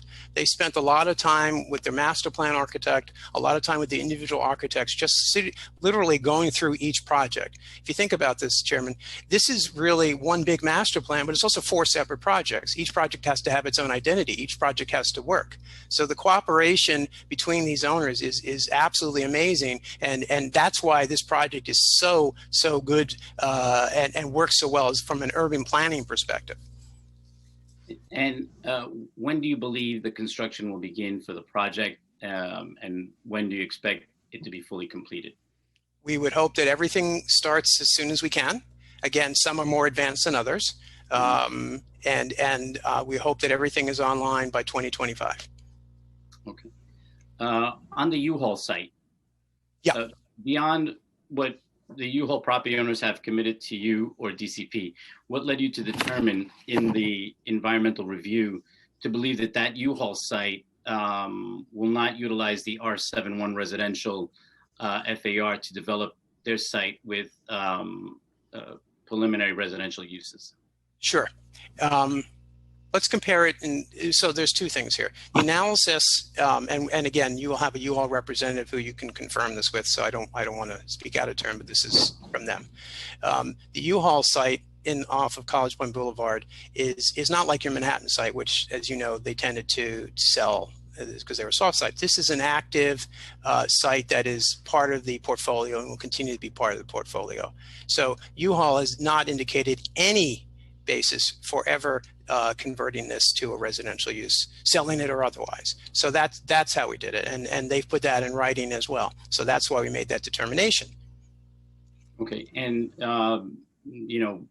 beyond what the U-Haul property owners, DCP, have communicated with you, what led you to determine in your environmental review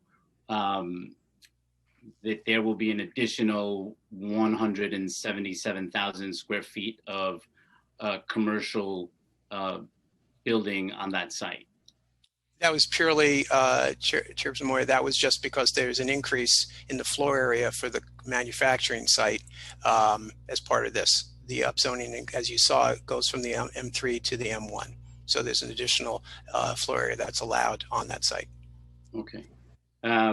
What was the rationale for removing the need for BSA special permit to build above a certain height within the flight path of LaGuardia Airport? I think basically, and I know the agency spoke, so I can't say that I have firsthand information, but in coordination between the BSA and city planning, it's still the same process. The exact same conditions have to be met. It now sits within city planning, however. So there's no difference in terms of the conditions, in terms of FAA approval, in terms of Port Authority approval. There's no difference in the process other than who has jurisdiction. Got it. Last 2 questions. You mentioned parking before. What are the changes to the required parking in the underlying zoning district that are outlined in the special district text? Sure. We went from C42 district. We're staying in the C42 district, but what the community had asked for, the community board, in fact, had asked for a modification to reduce some of the parking requirements. And so that's specifically what it is. It's a nominal reduction. It mirrors more of the C44 parking requirements rather than the C42. And again, that's a very minimal reduction in requirements. Okay. And lastly, what are the required mitigation measures that are included in the restrictive declaration? Sure. I'm going to give you if it's okay, just kind of talk through them at the high level because there's many, but they basically deal with construction phasing, traffic, and they will be additional restrictive decks that will deal with the environmental and the waterfront. And again, these are all tied, as you know, Chairman Moya, to construction and to building permits, and each has to be complied with before building permits will be issued. And there's certification processes to go along the way to make sure that the waterfront is built in accordance with what's been proposed. Yep. Okay, Russ, thank you. I'm now going to turn it over to Councilmember Koo for some questions.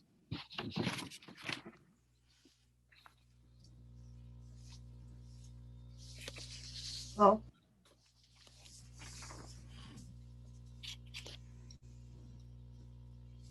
Whenever you're ready, Councilmember. oh, okay. Thank you, Chair Moya. Yeah. Thank you, Mr. Moskowitz and your team. You gave a very good presentation. So I have some questions on first on open space. Can you confirm that the public access to the waterfront will be required? And how will public access be enforced? We will confirm it's public access to the waterfront. We've actually created additional connections to ensure that that the public can see where the waterfront is. There'll be signage, there'll be wayfinding, and the public access will be required pursuant to Park Department rules. We will be entering in, again, to the point before, into restrictive declarations that will talk about when it's open and when it closes. And it will be open from 6 a.m. to 1 a.m. And that will be posted, and there will be signage, and people will know. There's no gates here. There's no, you won't have to climb over anything. There's nothing that's going to be locked. You're going to just walk on. So are you working with any organizations on developing a waterfront access programming? Yes, and the waterfront access, Councilmember Koo, did you say? Yeah, are you working with any organizations? Yes, and we would. Programs? Like which organization have you? Right now, we're working with the Waterfront Alliance, and who has introduced us and will continue to other organizations. And we would welcome the opportunity, council member, to work with any other organizations. We know that this was something that the community asked for. We know that your office in particular asked us to reconsider because initially we had said we wouldn't. And now we've actually identified 2 sites where a launch could be.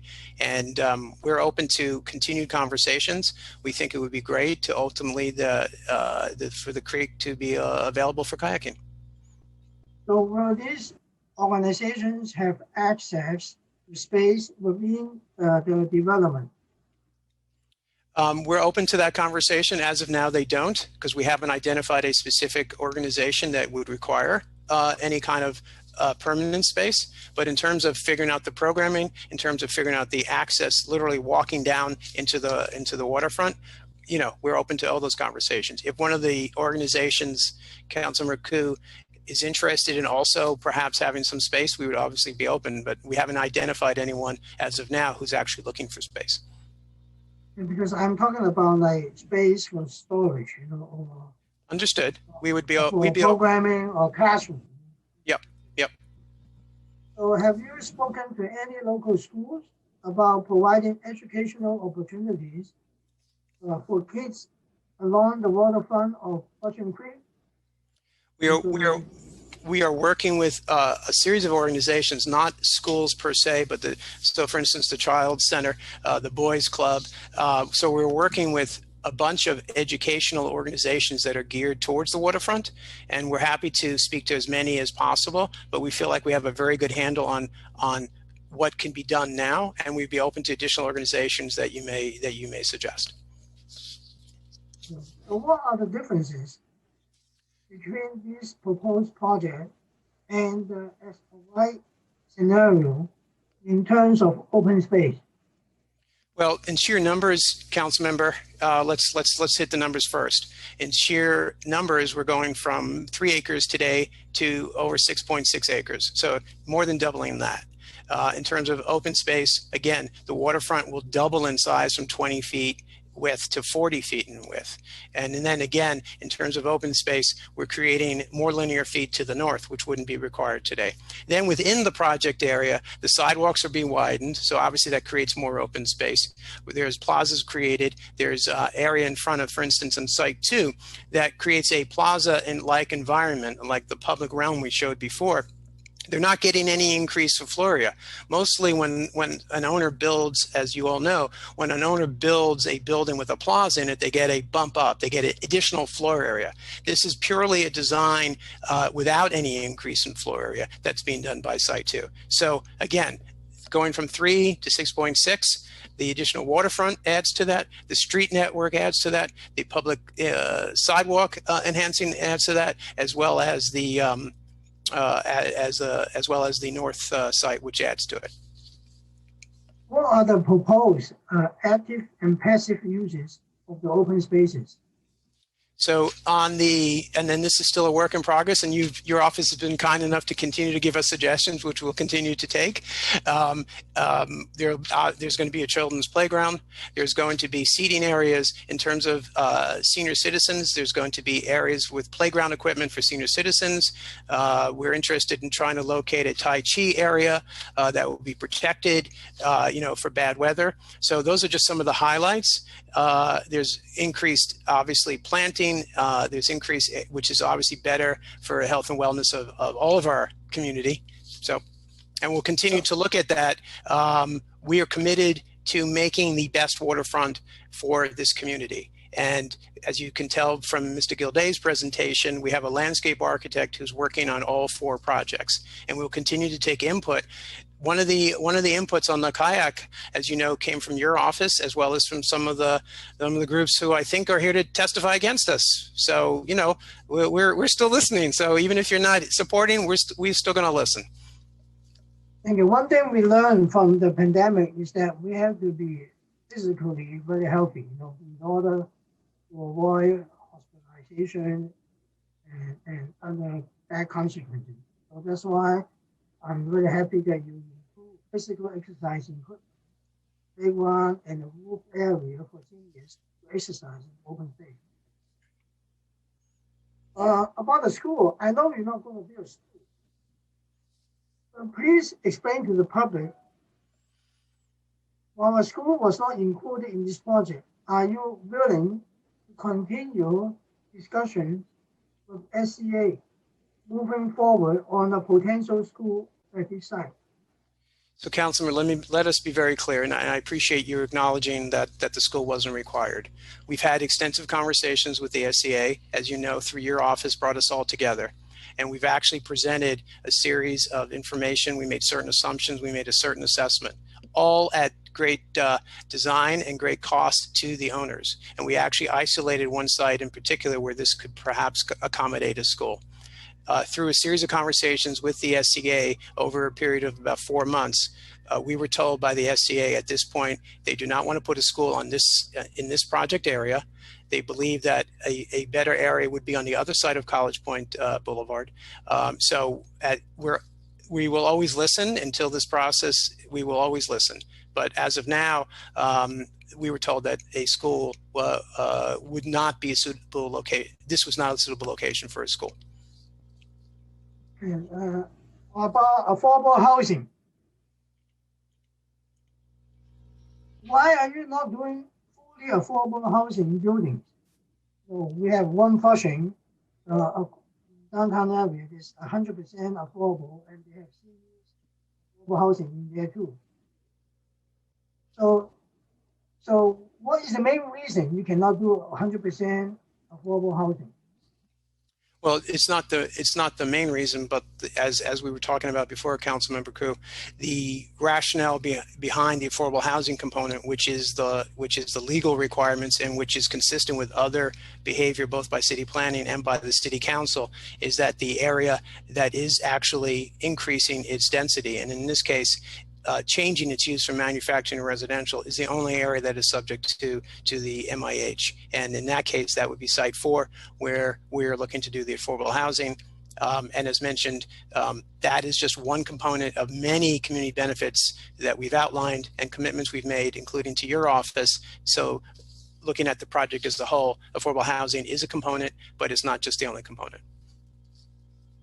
In terms of the affordable housing units, what is your breakdown for types of units? Like is it studios or one bedroom or two bedroom?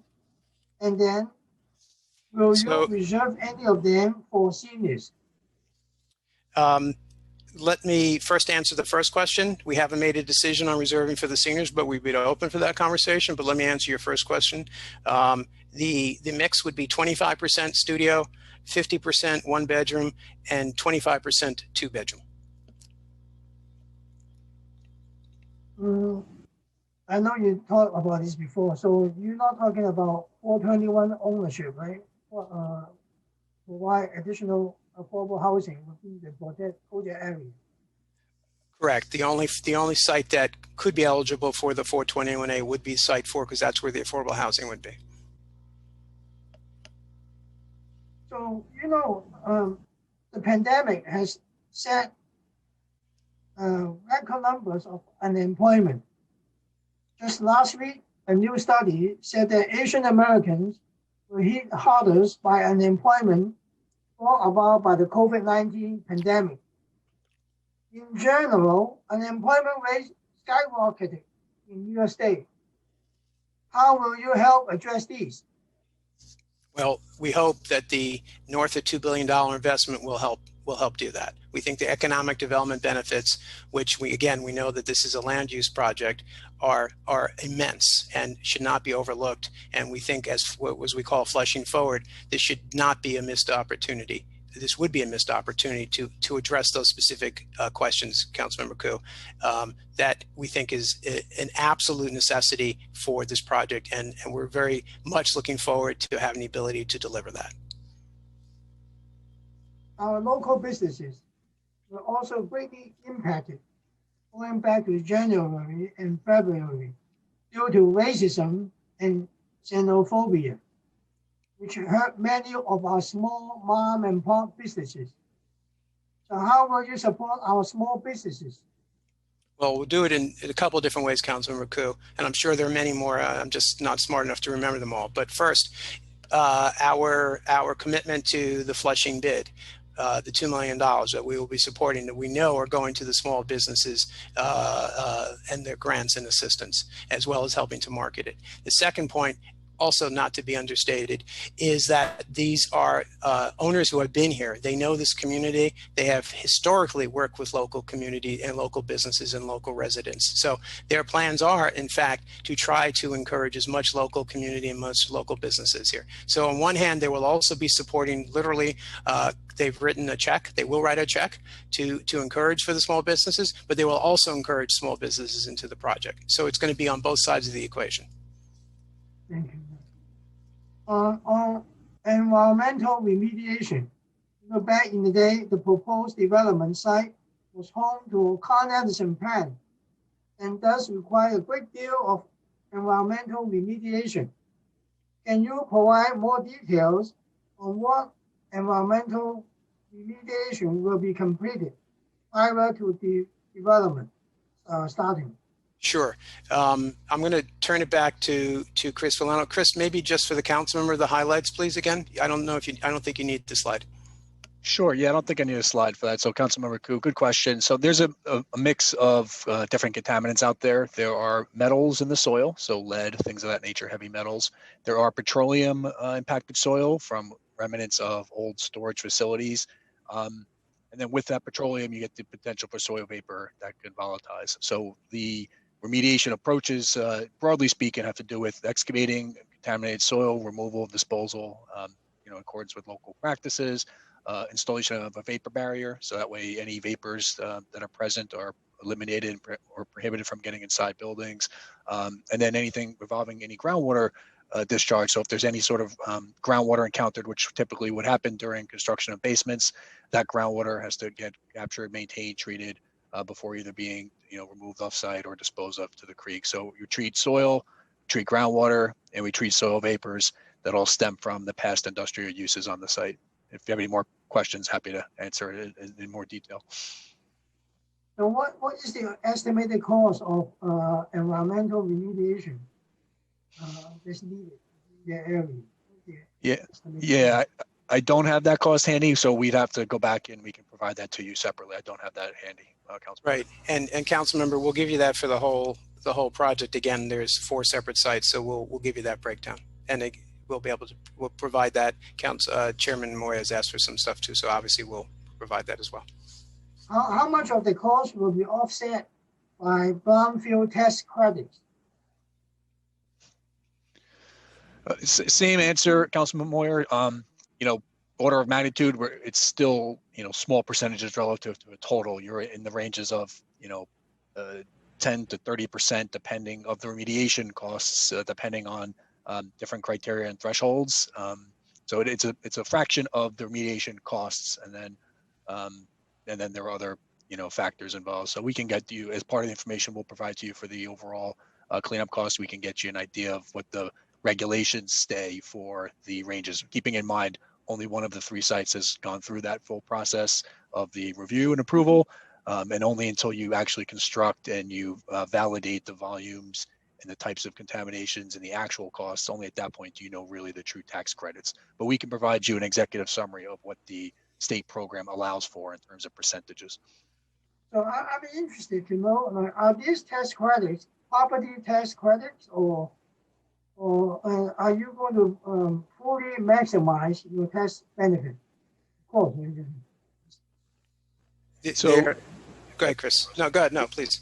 Yeah. So, I mean, they are, I'll have to get back to you on the specificity of the nature of tax credits. I believe there are income tax credits that are refundable, transferable, but we'll get back to you on the nature of the tax credits. But to your question about maximizing it, that's generally what, naturally a developer will look to do that. But a lot of times when you have a job of this scale, you wind up just hitting a cap anyway, because you're investing so much on the overall site development and the overall cleanup that there are caps involved. You can't just take a percentage of an uncapped number or an infinite number. You do hit caps that limit it. So generally speaking, a site of this magnitude would hit that anyhow. But again, we can provide you with the percentages and the rules when we give you that backup information.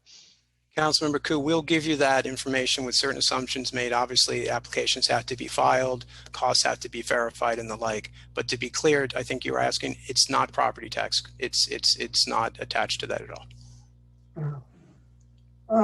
I forgot to ask you one thing about jobs development. So we have 2 larger developments in Flushing, and how do you plan to engage larger residents in our district with workforce development? Do you give them a priority or no? Correct. And I'm sorry if I didn't make that clear earlier. Correct. We will give priorities. We are working with the Queens Chamber of Commerce to do that, to prioritize the local residents and highlighting again NYCHA, Bland, and Latimer. Yes. Thank you. So can you explain to the public why a full EIS was not conducted for this project? Sure. I'm going to start, then I'm going to turn, this is for back of house, if you can unmute Rachel Belsky, please. So let me start by saying the following.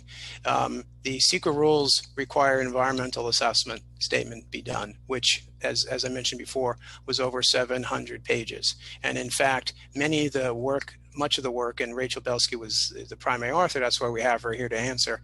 Much of the work that was done, in particular, let's say on traffic, was done to a standard that would normally be done with an environmental impact statement. But again, we have to abide by the law. And the law said, because of what was being done on an as of right versus the proposal here, and I think you articulated very well that this is just an area to the north that is subject to the rezoning, that the increase in floor area is just, is under 300,000 square feet. So based on that analysis, an environmental assessment statement was only required, not an environmental impact statement. Having said that, again, this is over 700 pages, and I would turn to Rachel to maybe give some more education on that, Rachel. Hey, hi. Good afternoon, Rachel Belsky. I am with Langen Engineering and part of the applicant team that prepared the environmental assessment statement for this project.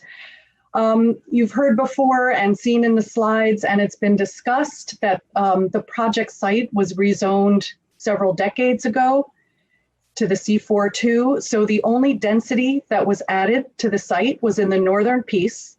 And that density resulted in plus or minus about 200 or so 1,000 square feet and a modest residential development. So that essentially was what was analyzed in the EAS. The EAS analyzed the seeker construct is to analyze a project increment. And since there was no density added for the larger development site, 75% of the development site, the increment for this project was, small. So based on that, the EAS concluded that the proposed actions would not result in significant adverse environmental impacts. And city planning, who was the lead agency for this project, issued a negative declaration. Again, as Ross said, the EAS that was completed was very thorough, was over 700 pages. And we had EIS level analyses in this document for transportation, for urban design, for shadows, and is city planning's practice. Many agencies were consulted in review of the chapters of the document. We had several divisions at DOT review and comment on the chapters, parks, department, landmarks, DEP. So the analysis that was prepared was at a very high level and was vetted by numerous agencies, and their comments were incorporated into the document, of course, under the direction of city planning. And Councilmember How is this mitigation enforced, and how does the public know that this mitigation will occur? The mitigation is enforced through these restrictive decks that we've been talking about, and building permits cannot be obtained until those mitigation measures are solved. And in fact, some of the mitigation measures are ongoing. So even after the project is up and running, for instance, there's a traffic monitoring plan that will have a look back to see if everything that has been assumed, to see if how the project is working, how the traffic is flowing, to make sure indeed that the analysis that was done that Rachel just alluded to indeed is holding up, and if necessary, adjust. So it's not only at the onset, it's also continuous throughout the project. Well, the next thing I want to ask you is about the combined sewage. So I have heard stories of residents fishing in the Flushing Creek and eating what they catch, something I would not recommend today. My constituents are concerned about the health of the Flushing Creek. How is your project going to improve the health of Flushing Creek? Sure. And again, big picture, obviously the owners do not control the creek. They don't have jurisdiction over the creek, but they are doing everything they can along the shoreline and their own sustainability efforts to make sure as the creek gets cleaned up that what they are doing on their site will not only not impact it, will actually benefit. And Chris, I don't know if you want to just quickly overview the CSO again. If you can unmute. Can you tell us how the stormwater can be treated at the site? Sure. Could you unmute Chris Vitellano, please? Yep, I'm unmuted now. Thank you much, Councilmember Koo. Thanks for the question. On that, I won't go back to the slide, but there was one slide where I listed 3 green dots that were other CSOs of locations beyond this project. As Ross had stated, its owners, of course, cannot control, sites that are well beyond their site, obviously. I mean, there's just to explain a little bit about how the network, how far it extends. Neighborhoods as far as St. Albans, Queens, drained to locations that are the Flushing Creek, right? So there's neighborhoods that are far, far from this project that, when it rains, it contributes to combined sewage that eventually will find its way to the creek. So it's a citywide challenge that we face because we have combined sewers citywide. But as Ross said, we're capturing every drop of stormwater and sewage on our site and taking it offline or off the grid, so to speak, from that CSO issue. So you asked about stormwater treatment measures on this site. So it's a whole range of them. There's pervious pavers that will be planned for the waterfront upland connections and waterfront access walkways. There's infiltration that's planned with increased green space. The extra 3 acres of green space will allow for water to infiltrate, which is less runoff to have to then manually treat. Green roofs, again, lowering the amount of water that will reach the sewer network within the site even.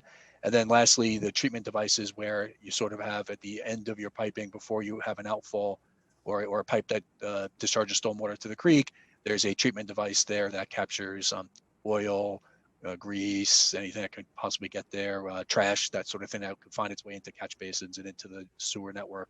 That gets captured at the very end. So you sort of have a belt and suspenders. You increase the green space, increase infiltration, and then at the very end of your piping network, which again, this is the all private, internal to their site, not a city network, internal to their site. At the end of that pipe network, you have treatment devices that treat the discharge. This is all kind of spelled out in the state regulations. The New York State DEC, Department of Environmental Conservation, has state regulations that manage this process and the permitting of this process.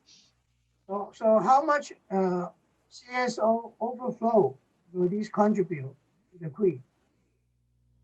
The contribution would be zero. Zero. No overflow at all? Zero. There's no contribution from this project, any of the 4 sites, no contribution to CSO network, or therefore by extension, no contribution to any sewage reaching the creek. So who has jurisdictions over this creek?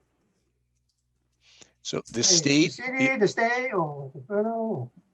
States and federal jurisdiction. So the state jurisdiction is the New York State Department of Environmental Conservation in Albany, and the federal level is the Army Corps of Engineers that has jurisdiction because that creek is considered navigable. There's been discussions, between state and city officials to try to get this portion of the creek declassified as being navigable. It's a little bit of a technical process, but that would help unlock some potential then for the city to do some more cleanups or propose more cleanups and so on and so forth. So there are some processes being discussed to help mitigate or plan for that mitigation. And Councilmember Koo, in anticipation of the cleanup, in fact, Site 2 in particular redesigned its project on the shoreline to in consultation with DEC for this future use of the creek, even before DEC actually has taken on full jurisdiction. So that was all done in anticipation of the creek cleanup. Yeah, that means a deeper bulkhead, which will allow for dredging, is what that means. So the deeper bulkhead, which would support the site, more costs, but the ownership did that on Site 2 to allow for future dredging and cleanups by the feds or by the state. Thank you. So, Ross, this proposed project will provide approximately 20,000 square feet of community facility space across all 3 buildings. Why was so little community facility space included in the proposal? You have millions of square feet of commercial space. I think you asked why the number? Yeah, why was so little community facility space included in the proposal? So the design looked at everything. So if we're talking about just in total, I think it's better maybe to look per each project, right? Because each project is different. Some spaces, some sites can accommodate more than others. And it was really taken into account because of the variety of uses that are proposed. And ultimately, there is a cap on the floor area, as you know, and there was thought that they should try to encourage as much different uses as possible. Each site, again, stands on its own, and each project has its own different uses. So the thought was having community facility space, but also needing the retail, the commercial, and the residential. So it has multiple uses throughout the site. And so that's how they landed on that project, on that project size. But again, they did not look to increase their floor area So yes, they could have maybe asked for a bigger increase in the flow area, but since the C42 stayed the same, they had to operate within the maximum flow area permitted for those sites. So are you willing to work with a local organization to provide a discounted community space that includes opportunities for physical exercise and mental health services? Absolutely, council member. And in fact, we are committing to majority of the space being that kind of space. And again, working with your office and other stakeholders, we're excited about that opportunity. We think there's many opportunities available here, and we think of the waterfront, because of the size and its accessibility, can also be incorporated into that, even if it's outside. Have you thought about providing daycare in the building, in one of the buildings? It's definitely one of the uses we would consider, council member. Again, we would look for prioritization from your office to help us guide that. But yes, we think that is a use that could be something that the community would benefit from. So what are the local organizations are you partnering with now? Well, let me just go back through our list. Where we're working again with the Child Center, who's already in the area. We're working obviously with the BID. We're working with Bland Houses in Latimer. We're working with the Queens Chamber of Commerce. We've been discussing with the City Parks Foundation programs with the Boys Club, who want to expand their programs into Flushing. So we are open to many. We have about 6 or 7 that we're talking to right now, and we would welcome the opportunity to talk to more. We think this is, again, the combination of the size of the waterfront and that open space, and the ability then to educate the local community is something that should not go unheeded. And we would look forward to working with you and your staff to finding the right organizations. So which sites are you looking for to have direct water access? Sites 1, which is the southernmost site, and site 3, which is the site sort of in the middle. Those two? Yeah, site 1 and site 3. Right. Because again, this is subject to regulatory approvals that we don't have, that we haven't really determined. And of course, we want to understand what impacts it would have on any changes in design. But because, as I said before, Site 2 has already actually gotten DEC sign off and spent a lot of time and effort and a lot of, over 12 months in getting those approvals, we didn't think that was a likely place to put it. So we've looked at Site 1, which is the United site, which again is by Roosevelt Avenue, as well as the F&T site, Site 3, as likely places for it. Thank you. Now, let's turn to subject to transit, right? You all know downtown Flushing is incredibly congested in terms of vehicular and pedestrian traffic. Recently, DOT have proposed changes and make downtown Flushing a busway. And it will make College Point Boulevard in particular more congested, because College Point Boulevard is already a heavily truck route for trucks. So what are your plans to mitigate the impact of traffic and congestion on the surrounding area? Sure. Let me answer that first, and then if you can unmute Adnan Pasha, who was our point on that.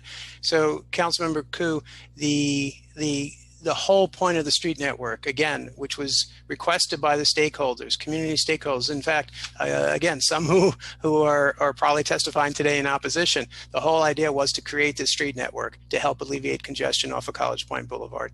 And this is a key component of this project, but for this project would not happen. So Adnan, could you give Councilmember Koo a little more deeper dive into that, please? Yeah, sure, Ross. Thank you. Councilmember Koo, as part of the comprehensive transportation analyses, we have looked at major intersections on College Point Boulevard in coordination with the Department of Transportation. You are correct. There are heavy traffic levels on these roadways. Those have been accounted for in our analysis, and we have come up with a comprehensive list of traffic improvement measures which will go into effect as part of this project along College Point Boulevard, not only for traffic, but also for maintaining pedestrian access, increasing safety, changes to some of the existing bike lanes. And they will go in effect on College Point Boulevard from Roosevelt Avenue, 39th Avenue, 38th Avenue, as well as on 37th Avenue. And just to give you a list of some of the major changes which will be happening, these will include modifications to the signals which are already in place in the area, as well as change, including new signal phases to make it safe for the vehicles to get to the waterfront area. And we have also provided a list of comprehensive geometric improvements which will change some of the configuration of the traffic lanes on College Point Boulevard, which will make it more efficient and more safe in order to accommodate the traffic in the future with our project. Thank you. Yeah. So Ross, overall, I think this is a very good project. It's not 100% perfect. There's some issues we have to tackle on. I have lived in Flushing for 36 years. And every day I walk the street, unless I'm on vacation for 10 days. So I believe this project will enhance our Flushing image. And it will help drum up the economy. So I hope you will be answering some of our concerns, right? Because like I said before, there's no 100% perfect development. It's a balanced development. And at the end, we want win-win-win for all parties. The local community has to win, developer has to win, and the city has to win. So toward the goal, I wish you success. Thank you. Thank you, Councilman Raku. Chairman Moya, I have a 1.2 before you go to the next count. I want to correct something that I actually misunderstood because you asked a pointed question. Our conversations with HPD have not occurred. They have occurred with our advisor who works with HPD. So I want to be very, you asked a very specific question and I misunderstood where we were on that. And so I just want to make sure the record is clear. We did not speak with HPD directly. We've been speaking with our advisors who, have worked with HPD over the years. Okay, so no conversations. Correct. I apologize for that. I misunderstood. No worries. Okay, thank you, Councilmember Koo. I now want to invite my colleagues to ask questions. If you have questions for the applicant panel, please use the raise hand button on the participant panel. And our council, are there any members with questions? Chair Moya, Councilmember Reynoso has a hand up for questions, followed by Councilmember Levin. Great. Councilmember Reynoso, the floor is yours. Thank you. Thank you so much, Chair Moya, and thank you to all the applicants that are here today. So, I have a lot of questions and a lot of concerns over this project. I want to respect the local council member and the decision he makes, but I want to ask some poignant questions. When it comes to the transportation portion, and that's my son in the background, so I apologize for that. The transportation portion of it, it seems like it's 5 streets that lead to a dead end or a U-turn or a location where you're gonna have to turn back around. Is that correct, Adnan? I'm going to say it's not correct. And could you Councilmember Reynoso, and always good to hear the children. And can you unmute Adnan, please? Got it. Councilmember Reynoso, there will be new roadway connections, which will be provided as part of the project. And maybe to get my point across, if we can please put on slide 31 of the presentation, if it's still handy.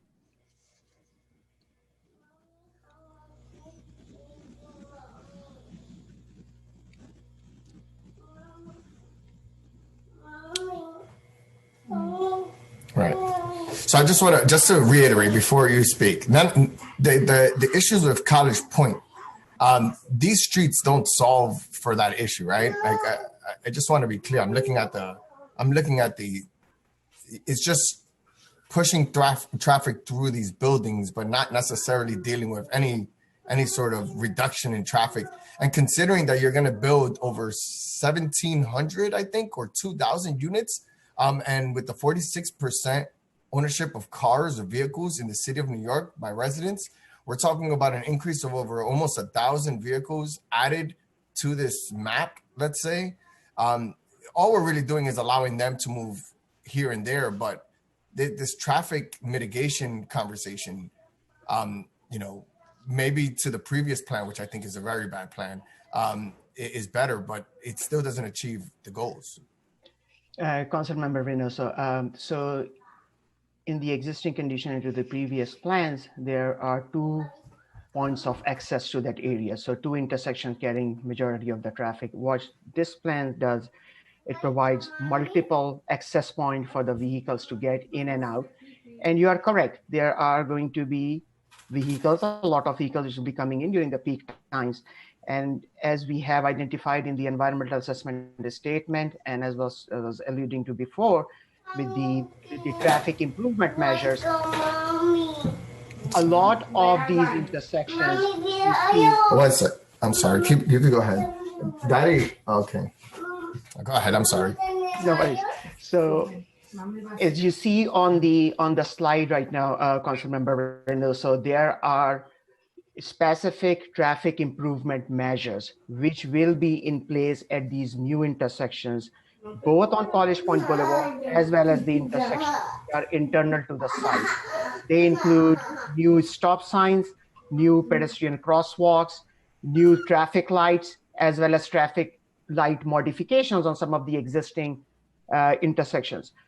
So in summary, what these will do, the reason these improvement measures are in place is to make sure that the additional traffic which comes to this area will be able to be accommodated with these measures in place, and it will provide a better circulation for vehicles as they come in and exit the area on College Point Boulevard and Roosevelt Avenue. And we will have identified changes to some of the existing intersections, and they will be in place to make to get a better and efficient circulation in and out through College Point Boulevard. Okay, thank you. Look, I just want to make sure that I reiterate that this is just infrastructure for the over 1,000 new vehicles that might be existing. Should this exist, this is not necessarily going to be relieving any traffic. I actually think it's going to increase traffic. That's what more vehicles tend to do.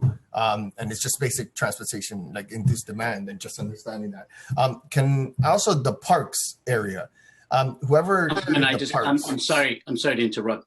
I just want to make sure that the Sergeant at Arms, we're limiting it to question and answer for council members to 5 minutes, just because we have a large number of panelists that have been waiting to speak.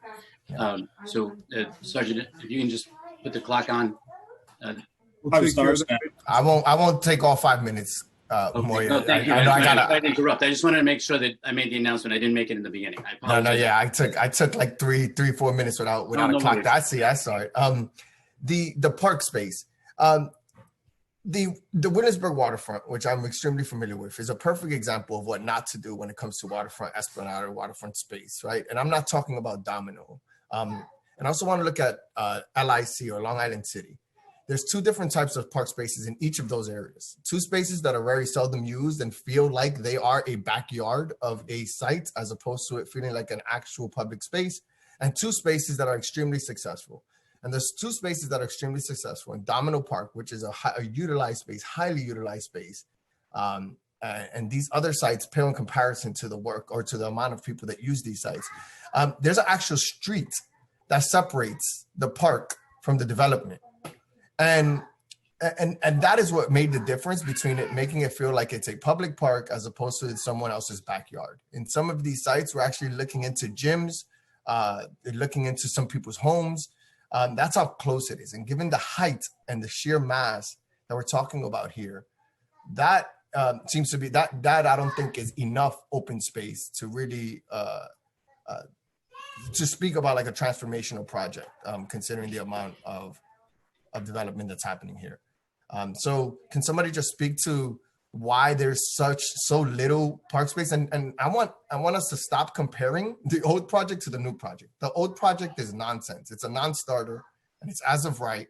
Because it didn't have to come through us, we would have never accepted something to that degree. So the comparison of worst case scenario, which is as of right, which I don't think you could actually develop. I don't think you would actually develop at all. I think you're doing this rezoning because you can't develop it or because it doesn't make sense. So I want to move away from this other project and move to this project, which is something that if done will actually be profitable and be worth your while. So the park space, why so little park space considering the amount of development that's happening in this project? And because I'm not going to have a lot of time after you guys answer that question, the affordable housing, while the square footage is remaining the same, the amount of units are increasing in this project. If the amount of units are increasing, why should we not expect some level of affordable housing? And I'm not saying that you do this, and I'm just giving an example of increasing the FAR, the floor area, to a point where it does hit MIH, and that we can start talking about having every single one of these projects have affordable housing in it. We are in a crisis in the city of New York. Over 70,000 people are living in homeless shelters at this moment. And you're talking about nonsensical FAR technical language that makes it so because it's staying the same, even though you're modifying the use of that FAR or that floor area, and saying that you don't need to do affordable housing. By law, you're absolutely right. But I'm also, as a council member, supposed to look out for the best interests of the city of New York. And at this point, this project doesn't seem to serve a purpose in assisting us with getting us out of the hole that is affordable housing in the city of New York. You have a very soft open space plan, which I think can be better. And the work that you're doing with the CSO is just not putting in more. You're not solving the CSO crisis. You're not adding or taking away. It's neutral. That's all you're doing. You're not assisting us in any way. You're just making sure that there's no more impacts. So it's just a lot of questions that I have for this project that need to be answered. I want to give the benefit of the doubt to Councilmember Koo. Should he want this project, I want to be there with him. But there are a lot of questions in this project that make it so that a lot of council members are going to have questions and concerns over them. Thank you, Councilman Reynoso. It's Ross for your thoughtful comments. And I appreciate the time limitation. So let me try to, I was writing them down. So if we can address them, and I'm going to turn to Jim Gilday in a second, who is the landscape architect. And I appreciate you also citing the Domino project. That was my project. So I am well aware of everything that you were referring to. And I do think that has turned out to be a huge success for the community. The difference is, of course, as you're well aware, is that the site is much bigger. And it has much more, it has the ability to put in that street that you're referring to. I'm well aware of the street. So you actually have the ability to set back further. And we think that the Domino project is great. And in fact, that has been somewhat of our inspiration to try to create a waterfront here that we think is really welcoming to the community. And in fact, we think it's been designed in a way. Oh, sorry. Oh, okay.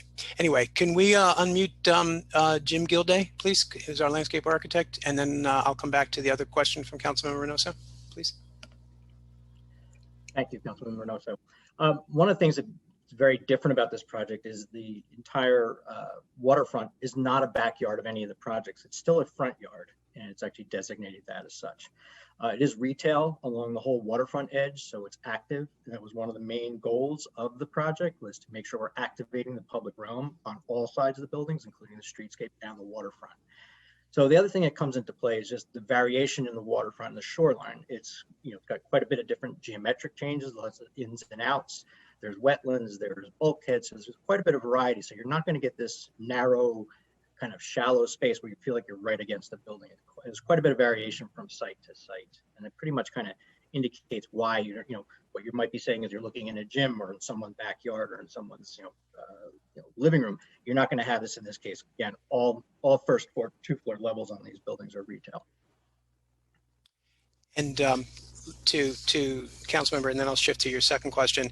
An example of what we're not doing, which is and I appreciate your comment about the as of right. That is something that is on the table. I understand your point, though, so I won't belabor it. Skyview Park to the south on the other side of Roosevelt Avenue is a perfect example of what we're not doing. There is a very limited. It is a backyard, and it is not inviting to the public, and barely anyone goes down there. This is the complete opposite. So for comparison purposes, it's really good to look at what Skyview is and what this won't be, because this is night and day from that. And to your affordable housing question, never going to suggest otherwise what you said. Just to be clear, though, Site 4 does have the affordable housing. And that is the site, and I appreciate your comment about the law, but that is the site where there will be affordable housing. I recognize your point is perhaps that it's not enough, but there will be. I just want to make sure it was clear the affordable housing will appear on Site 4.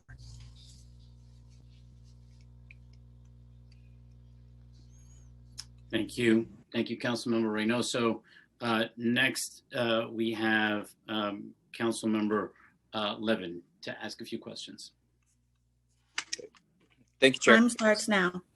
I just want to ask about, and I apologize if you answered this before, the environmental profile of the sites in terms of what specifically are the contaminants and what the plans are to address those contaminants.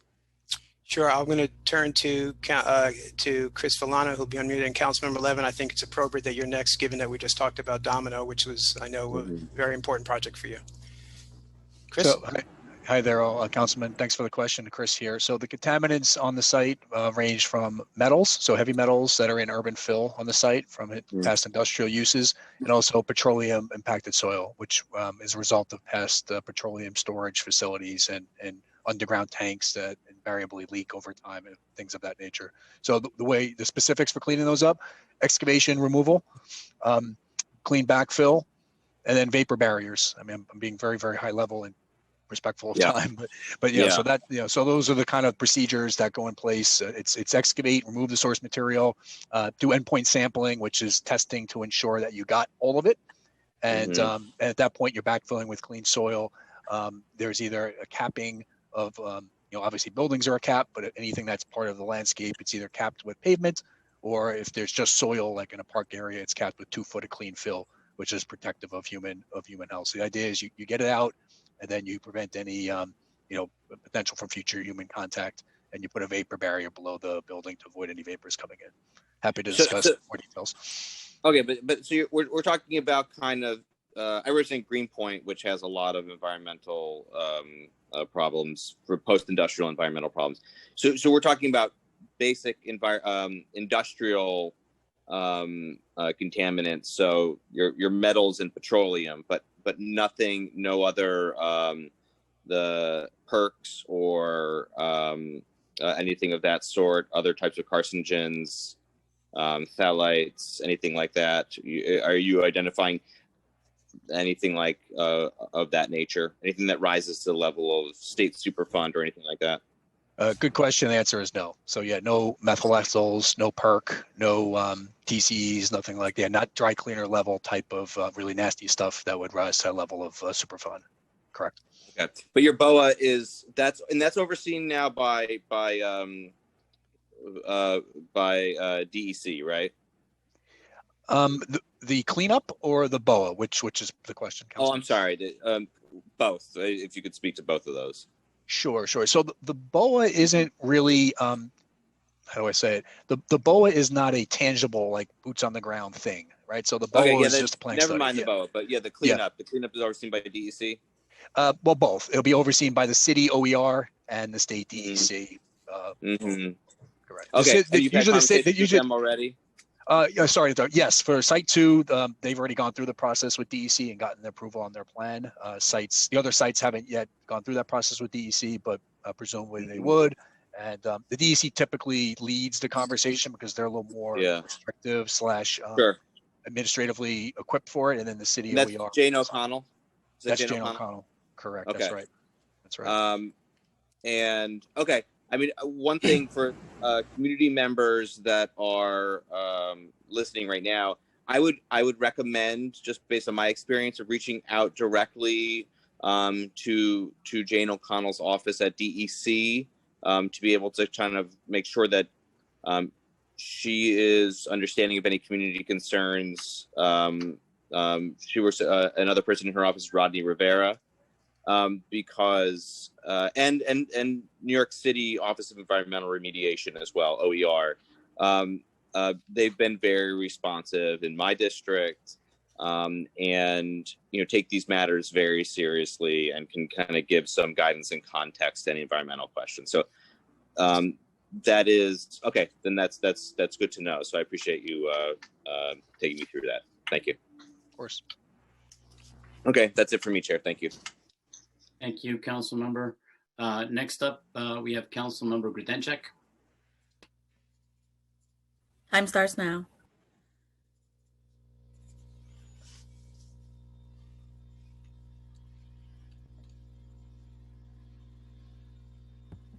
Not easy. I haven't learned the art of unmuting. Thank you, Mr. Chairman, and thank you to the panelists. I do have some questions regarding the waterfront. If this plan is not approved, would there still be access to the waterfront? Yes, there would be access to the waterfront. Obviously, council member, a much smaller waterfront and not as enhanced. And your waterfront will extend essentially from Roosevelt Avenue all the way up to Northern Boulevard, or will it get to Northern Boulevard? No, the northern boundary will be the north side of Site 4. Okay. There's still some. There's another site as you head north. There is, and that is occupied currently by a U-Haul. And who? I'm sorry, Councilmember. I was to interrupt. I was referring to the site north of Site 4. No, I understand what you said, but yeah, between the sites, there is a site that's not being rezoned. If this is approved, correct? No, it is being rezoned. Okay. That is the U-Haul site. Okay. And we were talking about it before. And any development that they do, whether, assuming again, as they've indicated, that they'll increase their commercial, will require waterfront. Okay, so will the waterfront, in your display, you indicated that the waterfront would stretch all along the Flushing River on the east side of the river up till the end of Site 4. Are you saying now that they're not required to build that the site, the U-Haul site? What I'm saying is, if U-Haul decides to build, they have to finish the waterfront. All right, so there'll be a gap in the waterfront then until U-Haul decides to build, if ever. Correct. However, okay. They are getting not shown on your presentation as I understood it. Understood. I don't think we miscommunicated that, but I do appreciate the point. However, they are getting an upzoning, so it's hard to imagine why they wouldn't want to increase their property. Okay. You had mentioned that you had been in discussion earlier when you testified, I think in response to Chair Moya's question, that you had been in discussion with Local 32BJ and the hotel trades unions. Have you been in discussion with the building trades at all? Because you did say this would be an open shop. Have been any discussions at all? Not specific discussions, but I can get you direct answers on that. Okay, I would appreciate that. Sure. And if this zoning, if this is not approved, there'll still be access to the waterfront, as you said, right? It just won't be as wide. Won't be as wide. It won't be as complete. It won't represent a lot of the requests that have come in beyond what is required under city planning rules now. Okay. And you had, I think in response to Councilman Reynoso's questions, or maybe it was before that, you had said that you're working, it seemed you say that you're working with the Parks Department. Will this parkland that's developed, will it be dedicated to New York City Parks, or will it be? No, it will be subject to their jurisdiction, but because of it will be maintained, privately funded, and it will still be under the ownership of these owners. Okay, and there'll be no difference. Like the streets, there'll be no difference. You will not be able to tell. It will have features that will look and smell exactly like City Parks jurisdiction. All right, so the developers themselves will be maintaining it, not personnel from the Parks Department? They'll be working out who's actually going to be doing the maintenance, but the responsibility in terms of costs are all on the owners. Okay. And there'll be no fence around it, but it will be closed. You kind of said that before, if I heard you correctly. Well, you have to be able to close it. But There will that's be a just like, fence. I don't mind if there's a fence. I understand if it's going to be closed, you have to be able to enforce that. I don't believe there's any plans for an actual fence. And obviously there will be precautions taken on the waterfront side. So there is railing set up. I'm not sure that's what you're referring to as well. But in terms of closing it, it's still to be determined how you actually close it, but it'll be open from 6 a.m. to 1 a.m., consistent with Parks waterfront policy. All right. Now you're going to go up the equivalent, I think you said, of 18 stories. In some cases, that's right. Okay. Have you gotten FAA approval for this already, or has that been requested? Where are we with that? Site 2 has received FAA approval. Site 1 had received it, and sites 3 and 4 are yet to receive it. Applications are in though. Okay. Is 3 and 4? One is the furthest from LaGuardia. Is that correct? Technically, I mean, it's not much of a difference, but I know that there is a plane. Time expired. Time expired. Yeah. All right. All right. Yes. So we do have approval for 1 and 2, and we requested approval for 3 and 4. I think 3 application is in. I'm not sure application is in yet for 4. Okay. And U-Haul would have to get their own approval after whenever they decide, if they ever decide it. Correct. They'd have to go through a waterfront certification process. They'd have to execute the easements that we're giving to the public. There's going to be public easements, as you know, council member, throughout the waterfront. So it's dedicated so the public has access. I thank you for your answers, Mr. Moskowitz, and thank you, Chair, for indulging my overtude. I don't know if that's the right word, but I'll go with it. Thank you, Councilmember. Councilmember Grodenchik. You know, I was taught how to say that. Obviously, I didn't learn. Site 4 is below 200 feet, so it does not need to apply for that approval. Okay. Thank you very much. Sorry about that. Thank you, Mr. Chairman. Thank you, Barry. Up next, we have Councilmember Rivera. Time starts now. Thank you so much. I know you covered a lot in your presentation, so thank you for presenting.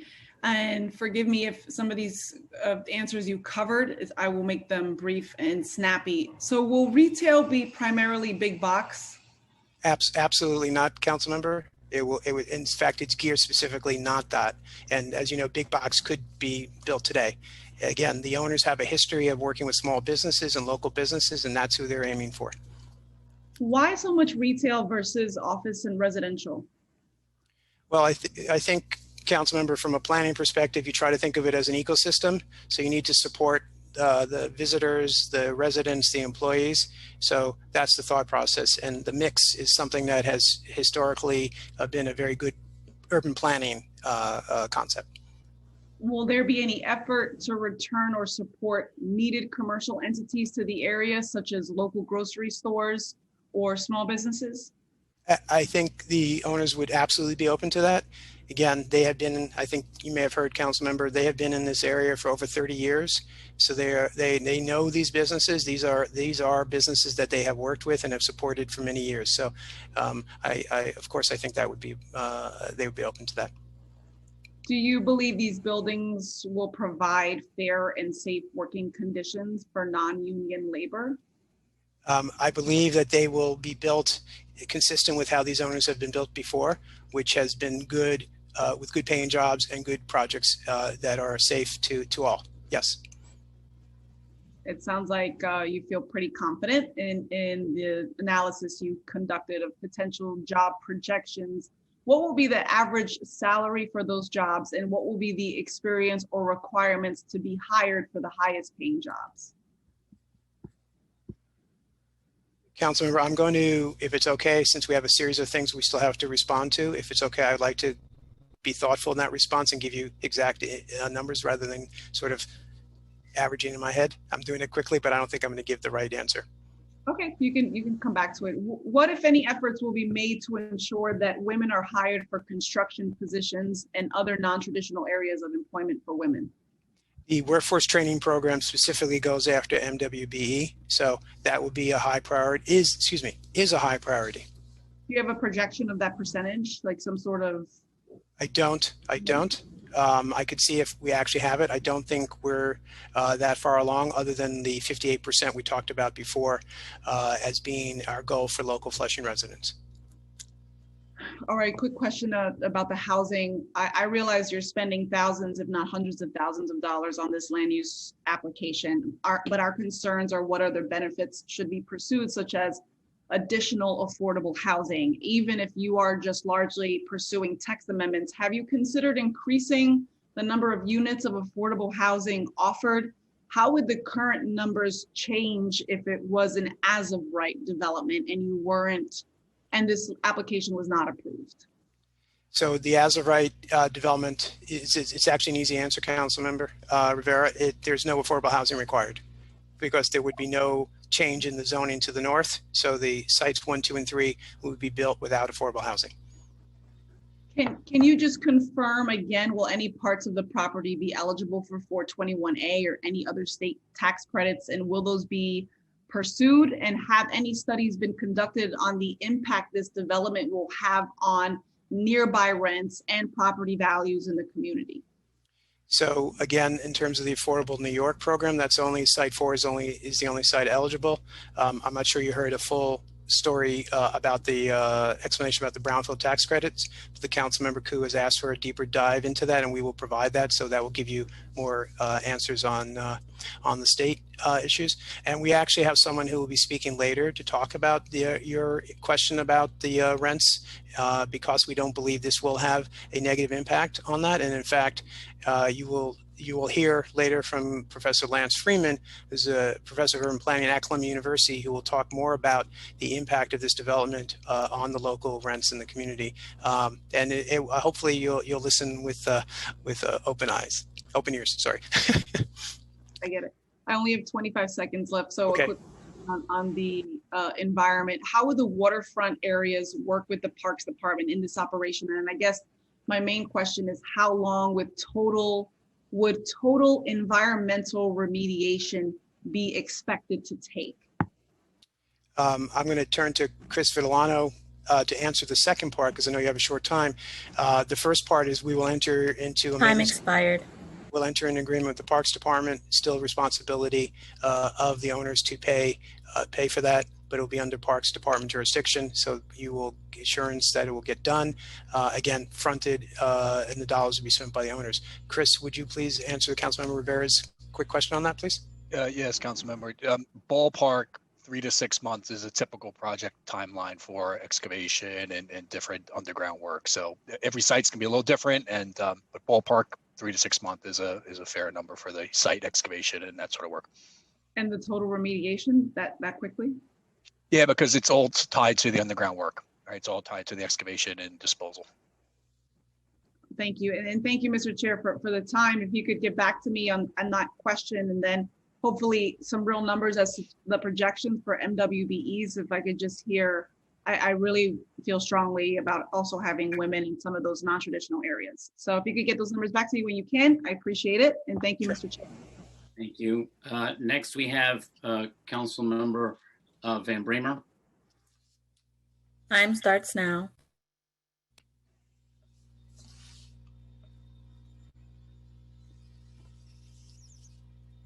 Council Member.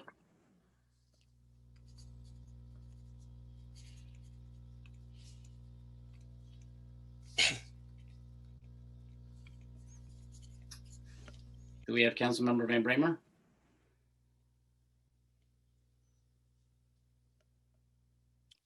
Jeremiah, I do see him in the list. I see him on the screen.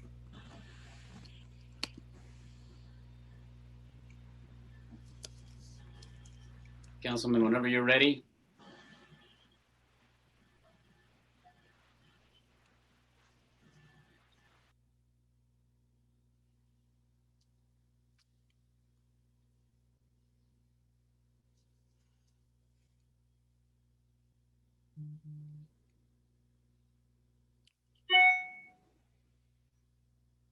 Councilman, you got to unmute yourself, and then you can begin.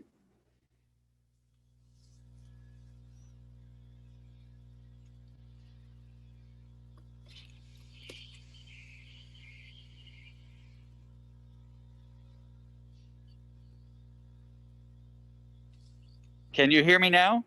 We can hear you now. Yes. Hello? Yep. You can go. Councilmember.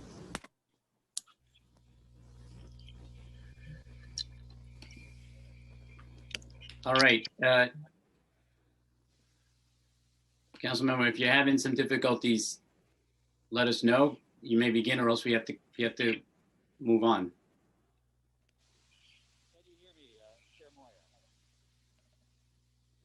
Hey, Jimmy, take off the headphones, see if it works, because we can barely hear you.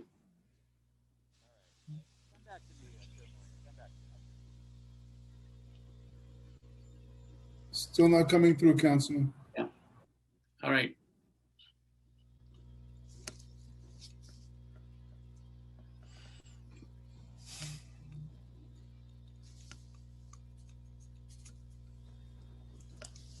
So let's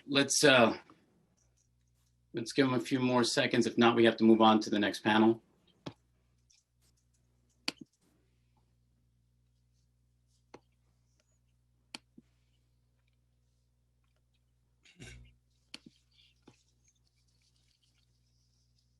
All right, Councilmember, I'm sorry that we just have a full list of panelists.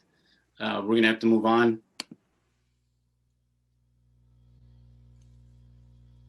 Arthur, do we have any other council members that wish to ask any questions? Chair Moya, I see no other members with questions at this time. Great, thank you. And we have not gotten Councilmember Van Bramer back on, correct? That's correct. Chairperson Moya, I'd like to thank you again for all the thoughtful questions, and we will provide some of that insight. I think Councilmember Rivera is still on. I just wanted to point out the importance of the women in the construction industry. One of our owners, actually, her construction company is owned by women. So we will share all this information, but I didn't want to lose sight of that question and that comment by Councilmember Rivera. Great, thank you. Thank you very much to the panelists. We are now going to, you're dismissed. We're now going to move on to the next panel.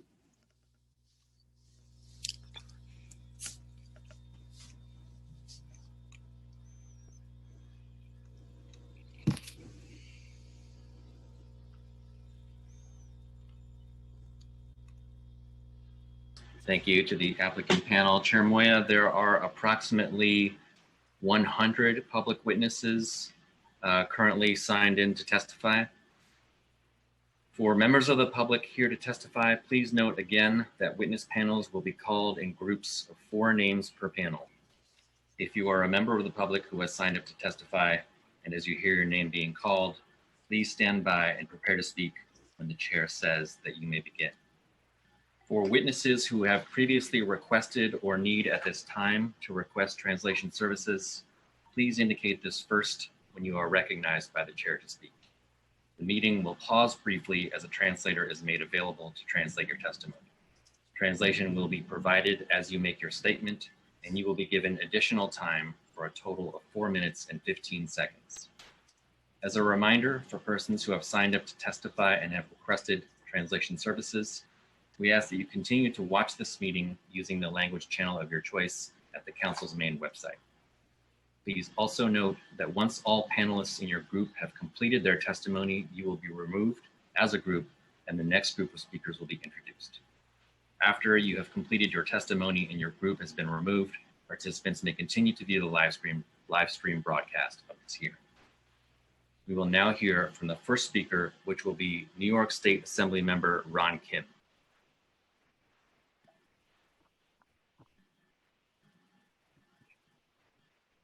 Assembly member.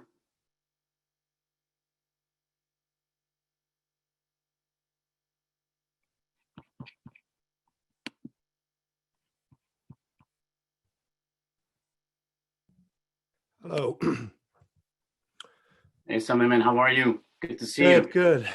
Good afternoon. Good afternoon, Chairman Moya. It's great to see you and colleagues in the City Council. Should I get started? Are we good? Okay, thank you. Take your time. There's no clock. Okay. Thank you. So my name's Ron Kim, and I'm a member of the State Assembly representing Flushing and Whitestone, Queens. I'm here to speak in opposition to the special Flushing Waterfront District rezoning. I believe in a New York where every public policy decision we make should be able to answer: are we managing our city and state's rising wealth inequality, or are we ending inequality? Managing or ending inequality. On the surface, this project has the appearance of closing the wealth inequality gap by promising jobs, income tax revenues, and property taxes. But if we examine the transnational and foreign investments, as well as the financialization of such mega projects, we will see how investors dodge taxes under all sorts of LLCs while creating artificial value to our neighborhoods. We often read about it as gentrification and displacement, but it's much deeper than that. A project like this is the reason why the state of New York has the highest GDP in the country and one of the highest in the world. Yet, during this pandemic, we have thousands of people every day waiting in food pantry lines and seeking mutual aid to survive. Councilmember, Chairman, the developers will tell you, probably in private, council members, it's your fault. The council and the mayor and the incompetent and oversized governments that can't deliver results to our people. They'll tell you, we pay you millions in taxes and you guys squander it away. But let's be clear and honest. They do not pay enough taxes and they do not create quality jobs for our communities. But they do extract as much value and profit out of our communities. Even if we do not share the same ideology, at minimum, we can agree that there could be a balanced approach here. Perhaps there is a reasonable number of affordable housing and an agreement to hire locally and union-backed workers, all safeguards to tame the rising wealth inequality.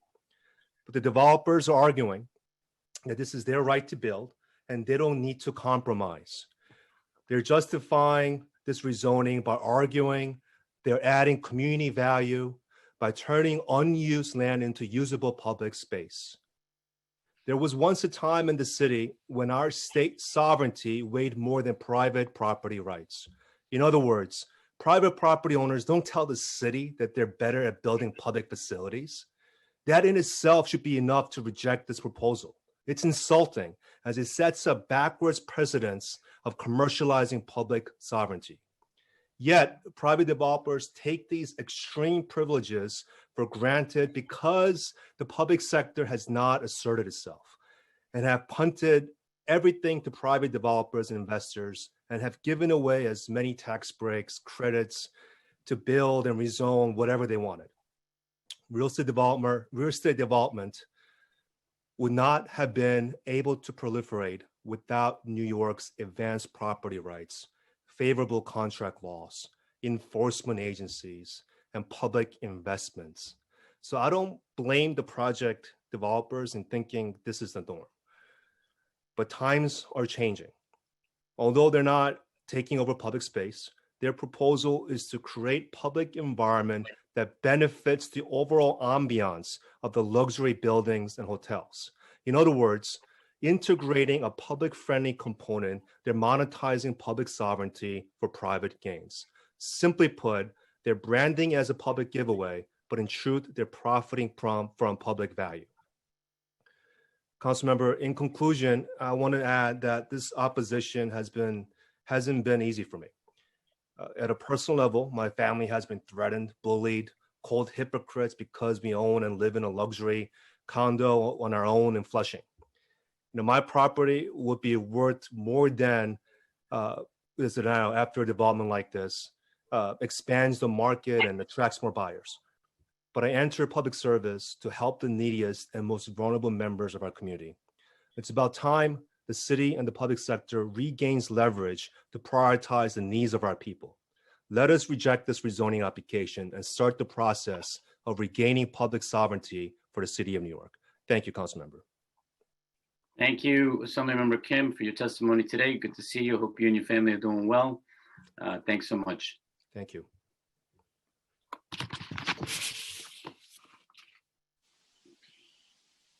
Next panel of speakers will include Sone Byon, Sunny Lee, John Park, and Ying Yu Situ.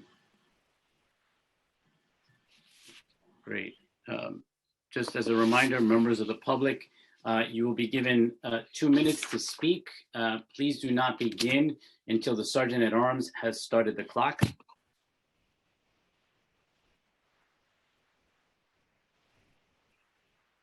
The first speaker will be Sone Byon. You may begin. Thank you, Commissioner.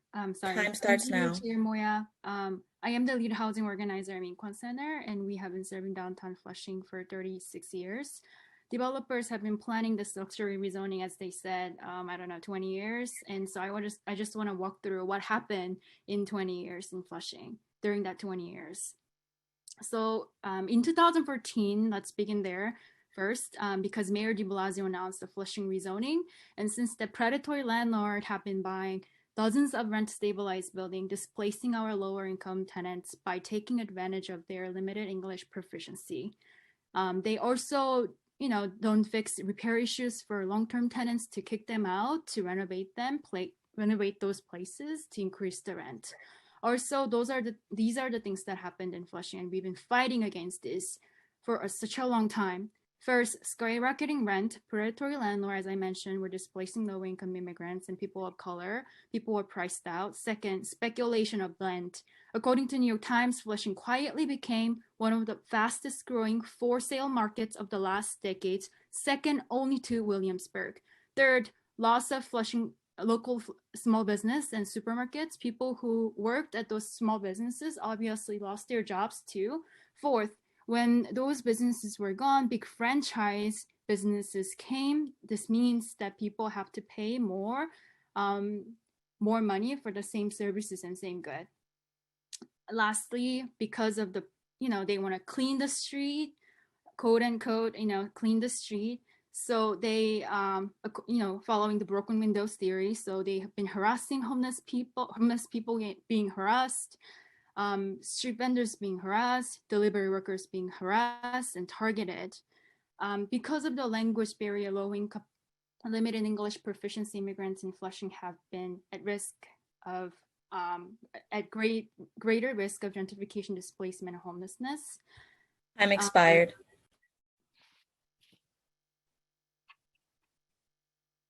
Okay, you can wrap it up right now if you'd like.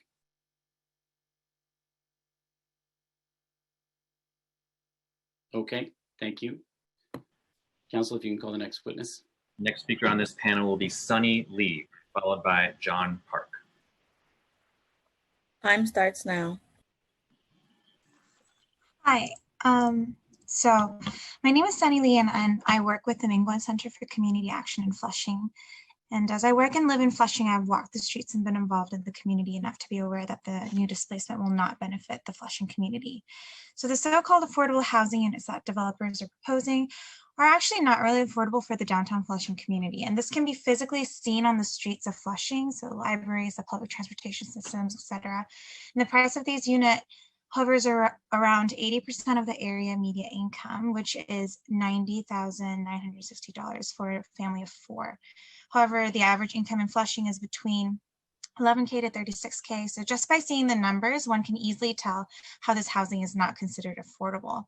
So I understand this plan was funded by the BOA, the Brownfield Opportunity Grants, which allocated 1.5 million tax dollars to the development. And as such, the people of Flushing should be key stakeholders in this matter. If this plan came out of public money, then the community members should be able to enjoy the clean waterfront without building the gated community. Furthermore, this plan will endanger the Flushing community. As the proposal states, the height of the proposed buildings exceed the FAA height restrictions in the primary approach path to LaGuardia Airport. The Site 4 is about 200 feet away from the concrete plant, which will create health issues for the community. Throughout this whole entire process, there has been a lack of transparency throughout the UL-URP process, where community members have been deliberately kept in the dark. Again, I want to reiterate that this plan was funded by the BOA allocating the tax dollars. This is important to highlight as the community members have the right to be in the know if this plan was funded by the allocated tax dollars. Moreover, it can be assumed there has been a lack of transparency because the developers and CB7's intentions were to fast track the approval process without considering, consulting, and receiving feedback from the community members. We are all very much aware the pandemic has affected everyone, and the virus does not discriminate. However, it is no surprise.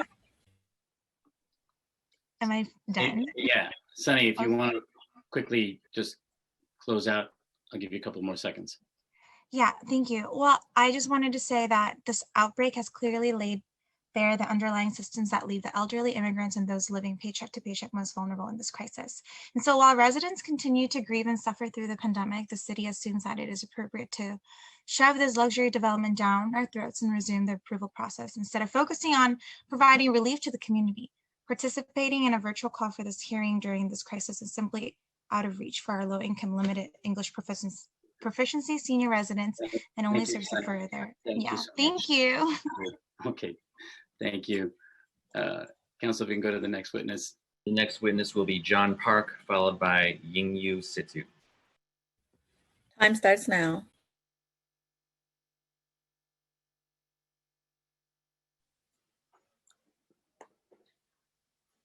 Hello. Thank you. I'm sorry, let me just set my light on this. Thank you. Sorry. There you go. My name is John Park. I'm the Executive Director of the Min Kwan Center for Community Action. Thank you to the Chair, Moya, and the rest of the committee. I know we don't have a lot of time, so I'll try to make this as quick as possible. So Min Kwan is a 36-year organization. We're based in downtown Flushing, and we provide millions in value of direct services to low-income, limited English proficient local Flushing residents. And we've seen this project being developed over, for more than a decade. And there's some serious concerns that we have on a lot of issues. But one of the issues in contention here is whether or not the local Flushing community supports this. And I'm going to say unequivocally, they do not. I think when we talk about the community, we just can't have an abstract like what it might look like or who might actually move in, who can actually afford this. Even in the EAS, the study area, the area median income for the immediate impact zone was $28,988. That was the area median income of the study area, and that is and even the 80% AMI for this location is 2.5 times the area median income. So this entire project is not for local Flushing residents or what local Flushing residents can afford. There's very much this approach of going into Flushing, having this massive development that is probably unprecedented. People know that Flushing has been the second highest, most developed place in New York City in terms of new units in the past 10 years. This one development is 50% of that entire total and is going to transform Flushing in terms of like a gentrification process. What we're asking is for communities where this is really going to impact us to have a voice, a real voice in how this is going to change our own neighbors and our own communities. And I know there's arguments out there that are saying that this is going to help and improve the economy. Over the past 10 years of this economic time expired. I'll just finish my point here. In the past 10 years, in this sort of hyper development in Flushing, what we have seen is as the housing prices have been skyrocketing, it's gone over $200,000 over the past even 5 years. During that same time, the area median income, not only of Flushing, but of the entire Queens Community Board District. Thank you so much for your testimony. We're keeping it to 2 minutes. We have a long line of people that want to testify. Thank you so much. The final speaker on this panel will be Yingyu Situ. Time starts now. Thank you, council members, for opening space for us to speak up today and for listening to us. My name is Yu Situ. I'm the youth organizer at the Minkwon Center. I'm speaking here on behalf of Flushing youth, tenants we door knocked and spoke to about the rezoning plan who couldn't be here today because Flushing residents have limited internet access, especially with the libraries closed from the pandemic, and they have to work at this hour. So I just want to preface that a lot of people are being excluded from this conversation right now. And those are the limited English proficient folks, the working class folks, the first generation of immigrants, students, and workers that we've talked to. I'm here to ask you to vote no on the special Waterfront rezoning and to make recommendations to the plan that are fair to the community by including 100% truly affordable housing with full priority given to residents of District 7. I also want to ask for meaningful investment in our residents. That means real jobs that match the skills of our community and guaranteed fair wages. So I want to start by saying that I'm tired and I'm grieving. I'm tired of attending hearing after hearing just to hear the same thing, that profit and developers' ambitions for transforming our neighborhood into glass towers is always going to win over the people in our livelihoods. Just 2 days ago, an unhoused Asian man was found dead in front of Prince Noodle on 40th Road in his makeshift home of 5 cardboard boxes. He is just one of the skyrocketing homeless population in Flushing over the past month that I've seen. 3 years ago on this same block, an immigrant sex worker named Yang Song was killed by police in a raid on 40th Road. Her family still mourns her today, and they regularly visit La Jornada Food Pantry in Flushing. This is another avoidable death that has come out of development because of over-policing to sanitize our neighborhoods and clean up our streets. I am scared for what's going to happen to all the unhoused people as we relentlessly march towards progress, as well as the street workers of Flushing. It is disrespectful to hear the developers pass around the hot potato of whose responsibility it is for affordable housing to be built in this neighborhood. Instead of giving us homes, they want to give us kayaks. They only want to give 50% of, at most, 90 units for affordable housing, which means we'll get somewhere between 35 units to 45 units. This is also in Site 4, which is one of the last projects that they're working on. Will they even build the housing by then? Are we ready to wait until then when people are dying each day? In Flushing, tenants spend over 60% of their salary on rent. They do not qualify for the AMI of this housing. I work with youth where in New York City, 1 in 10 public school students are homeless or living in shelters. My youth live in basements. They get evicted from those basements because they're illegal.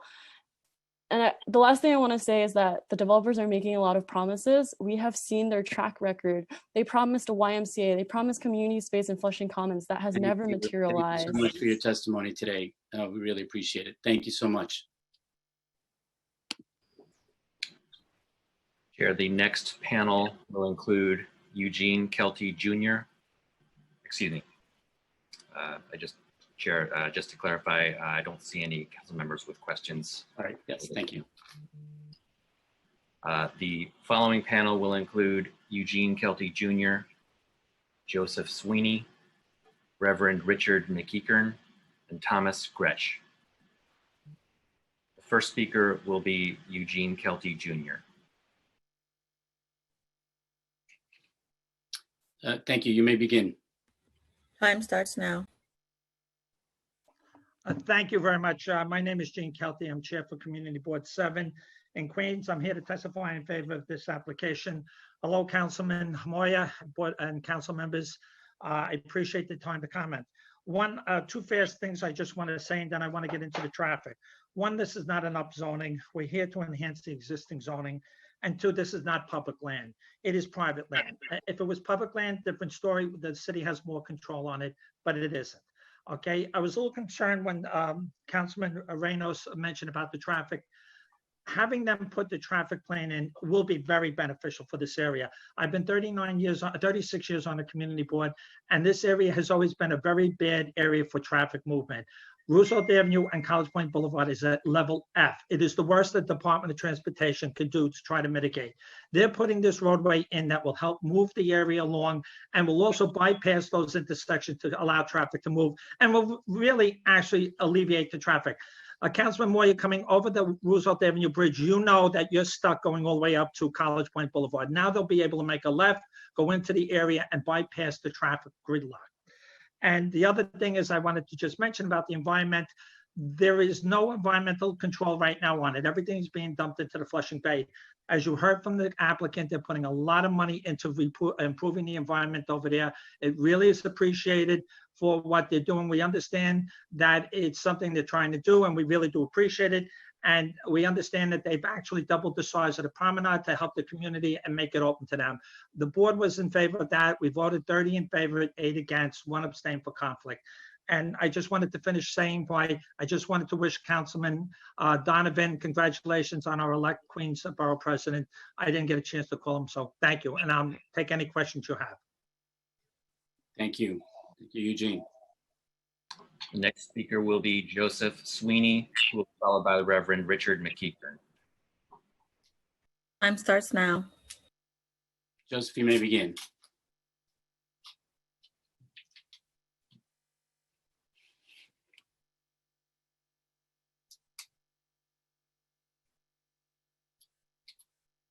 Joseph, whenever you're ready, we can start. Yes, can you hear me now? We can hear you. Okay, I'll begin again. Good afternoon, council members.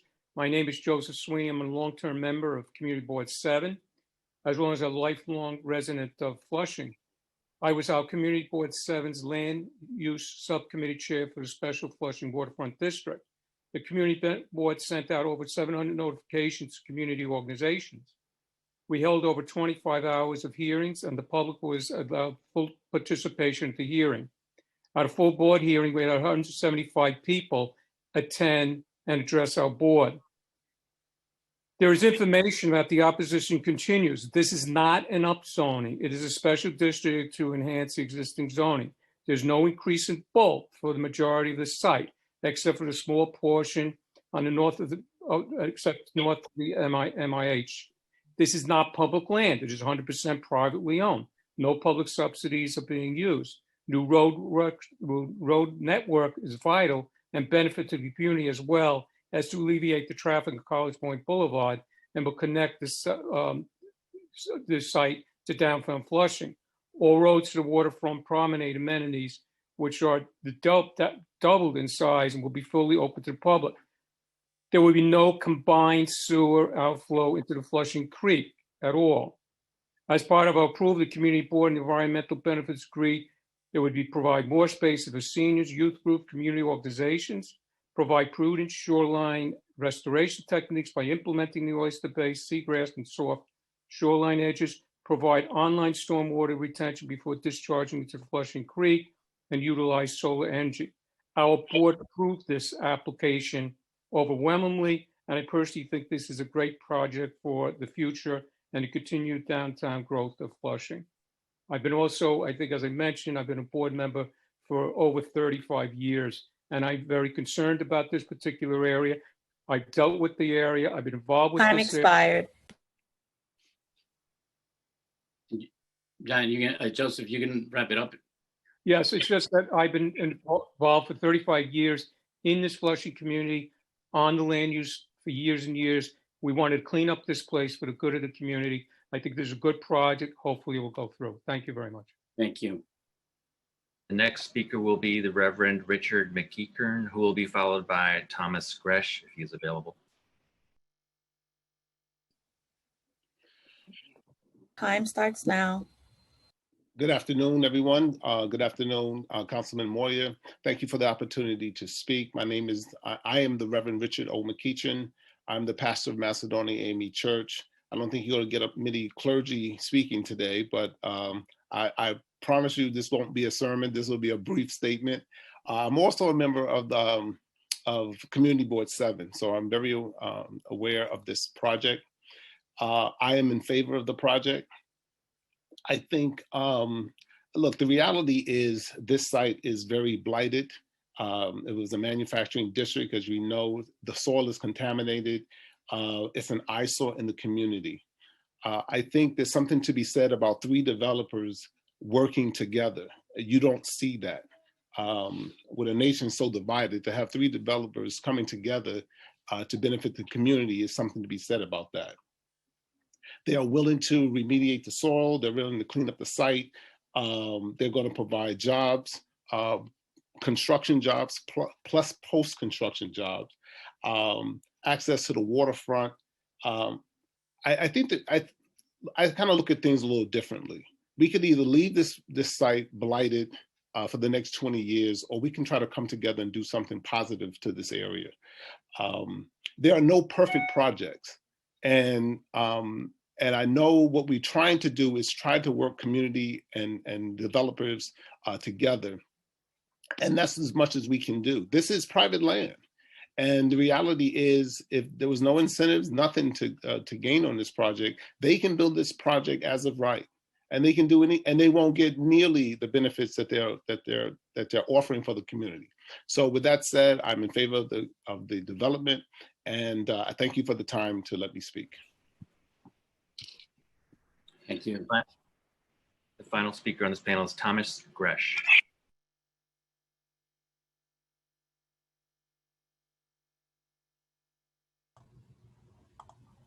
Time starts now. Good afternoon. Thank you, Chair Moya, for the opportunity to present. My name is Tom Gretsch. I'm the President and CEO of the Queens Chamber of Commerce. Thank you for the opportunity to testify on behalf of the Queens Chamber of Commerce in support of the Special Flushing Waterfront District. The Queens Chamber of Commerce is the oldest and largest business association in Queens County. Our mission is to foster economic development and prosperity throughout the borough, recognizing this is the most diverse place in the U.S. We represent over 1,200 member organizations with over 100,000 Queens-based employees. We are proud of our working relationships throughout Queens with business associations, communities, not-for-profit organizations, and others. We are particularly excited to use these relationships as we partner through our Queens Chamber of Commerce Foundation with the ownership to implement a Flushing-based workforce development program. This program will include free English language classes, promote the use of local MWBE and local subcontractors and suppliers, as well as provide local job recruitment, training, and job placement. We believe these efforts will make the special district even more impactful in helping Flushing recover from the effects of COVID by providing jobs, investments, and new business opportunities for local people and local businesses. This master plan and special district will result in substantial benefits for downtown Flushing, providing better planned development in the waterfront area while supporting a new internal road network, new public space, and expanded public waterfront. We are particularly enthusiastic about the creation of a projected 3,500 permanent jobs, many of which will be available to Flushing and Queens residents, as well as of close to 600 construction jobs per day during the project. These benefits, plus the addition of new residents, commercial space, and hotel accommodations, in our view, will strengthen the downtown Flushing economy and business. This is a culmination of stakeholders' efforts over the years. This proposed development completes a missing piece by connecting the downtown area to an improved and public waterfront. I particularly want to acknowledge the efforts of Claire Schulman, the late great Claire Schulman, who devoted the last few years of her life to shaping and making this project a reality. This, in a sense, is her final legacy. Please vote in support of this project. Thank you very much, all. Thank you. Thank you, Tom, for your testimony today. Thank you, sir. Okay. Chair Moya, Councilmember Koo has his hand raised for a question. Okay. Councilmember Koo.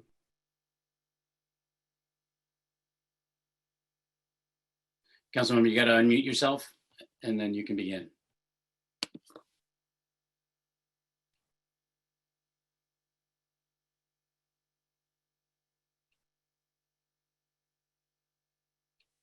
Can we unmute Councilmember Koo?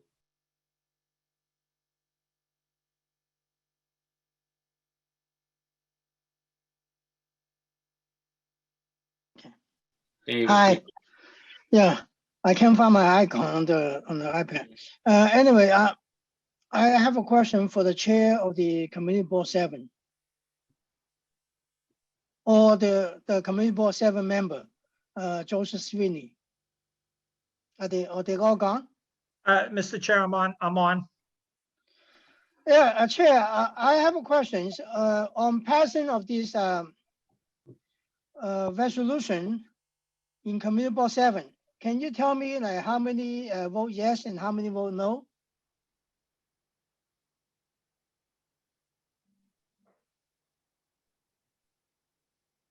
Can hear. Can I hear? Yeah, we got to mute Eugene. Okay. There we go. Okay, I'm sorry. Thank you. Yes, Councilman, it was 30 were in favor of the project, 8 were against the project, and 1 abstained for conflict of interest. So 30-8. Okay. That is correct. So that means Any other a questions? majority of the, yeah. That means a majority of the community board members agree that this is a good zoning, upzoning. Yes, it was, Councilman. And even in committee, I think the recommendation was 8-2, 8 in favor, 2 against, at the committee recommendation that came to the floor that night. Okay. Thank you very much. Yeah. Thank you, Councilman.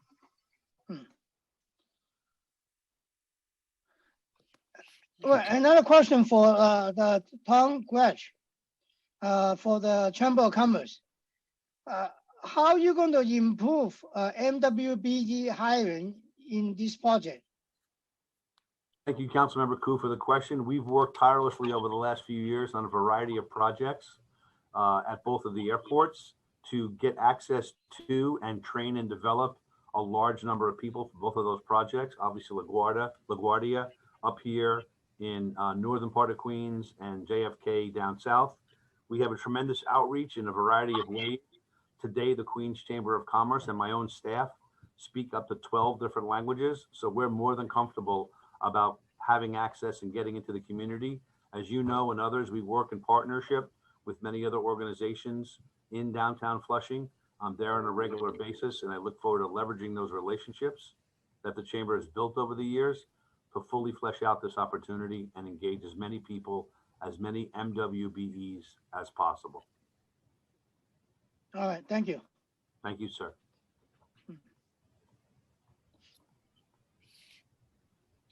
Okay, Council, do we have any other council members who'd like to ask this panel any questions? Garrett, I see no members with questions for this panel. Great. There being no more questions for this panel, the witness panel is now excused. And Council, if you can, please call up the next panel.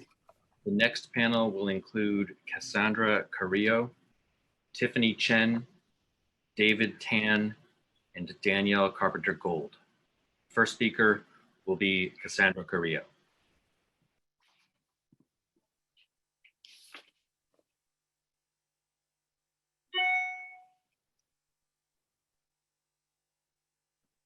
Time starts now. Hi, can you hear me? We can hear you. Go ahead, Cassandra. Hi, my name is Cassie Carrillo, and I'm a representative of 32 BJ and a resident of Queens. Before I read my testimony, I'd like to say that we've seen no indication from the development team that they're interested in committing to or making a credible commitment to the prevailing wage for building service workers. 32 BJ believes that the developers for this project have not put forth a rezoning plan that aligns with the needs and priorities of the Flushing community, including our roughly 1,000 members that live and work in the area. Working people in Flushing need good jobs and affordable housing where they can raise their families. Instead, these developers intend to build roughly 1,700 luxury condos, over 1 million square feet of commercial space, and as many as 2,000 hotel rooms in the projected area. As few as 75 of these residential units will be affordable, and there is no commitment to pay the prevailing wage for building service workers.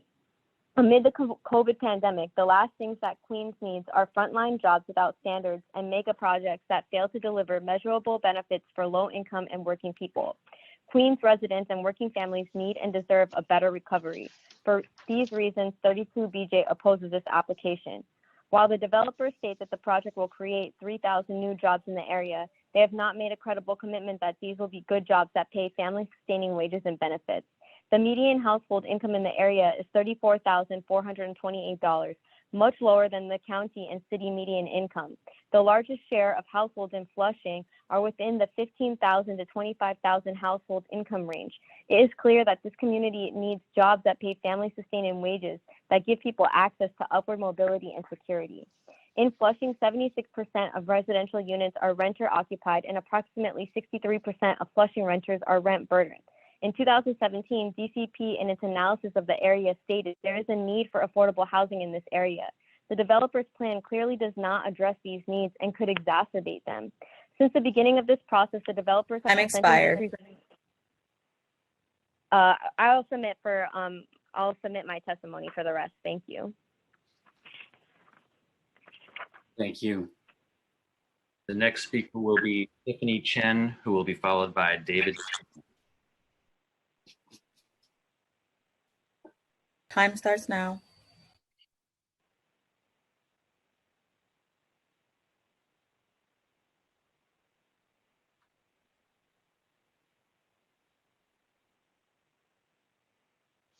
Tiffany?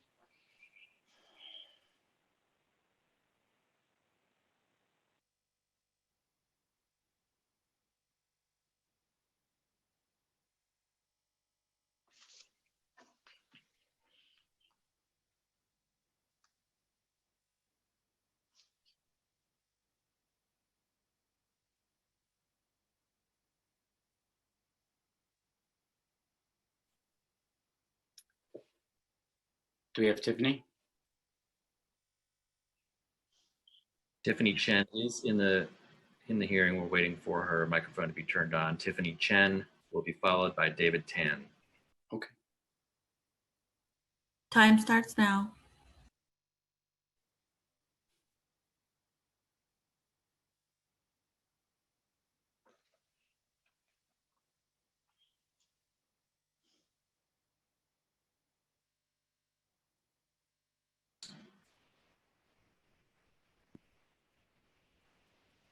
Okay, it appears we may have a issue with Tiffany Chen. We'll come back to her. Is David Tan available to testify? David Tan. Hello, how are you? I'm David Tan, and I'm the... David, hold on 1 second. Sure. It seems to be an echo. Yeah, hold on a minute.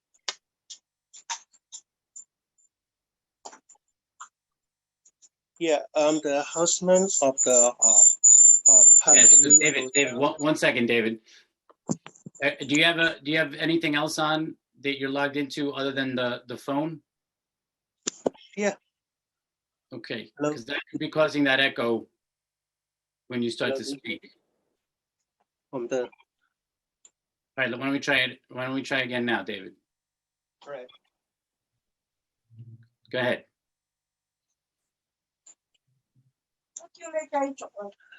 Hello. Yep. Do you hear me? We can hear you. Okay. I'm David Tan, and I'm the houseman of the Park New York Time Hotel. starts now. And also I'm the hotel council member, and I'm not really like this project, but if they prove, I hope they have the good job for our hotel workers, because right now on our city, because of coronavirus, they got thousands and thousands people got laid off, including myself. So if the project will prove, I hope they will be invite a good job for the people who lose the job or they need a job, and also they must be have the good salary and benefit to the people. And yeah, that's what I wanted to expect. And thank you. Thank you, David. Thank you for your testimony today.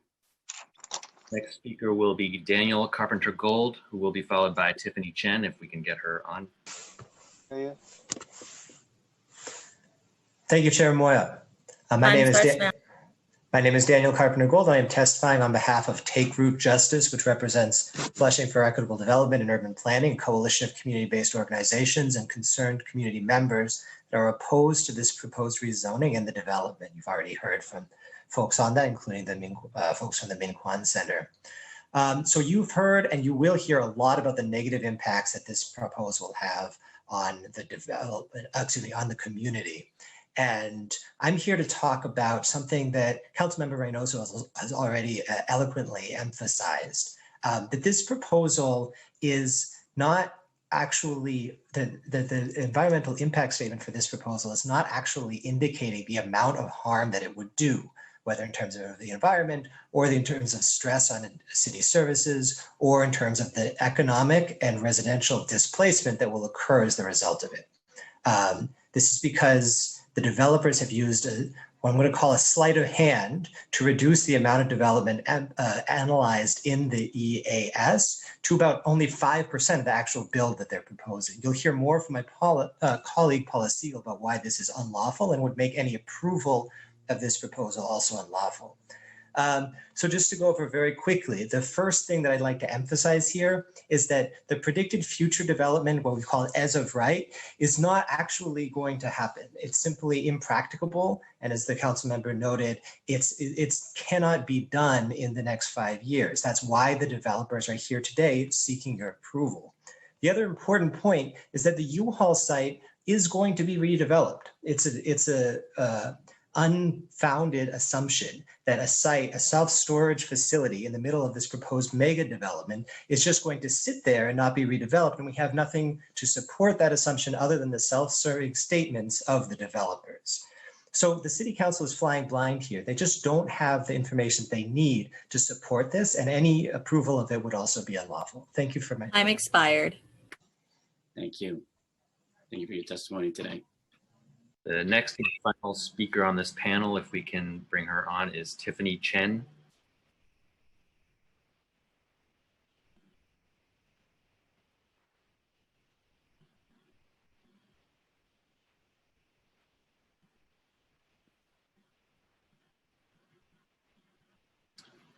Okay, I'm afraid we seem to be having some technical issues with Tiffany Chen and audio. We can attempt to come back to them later, and we will.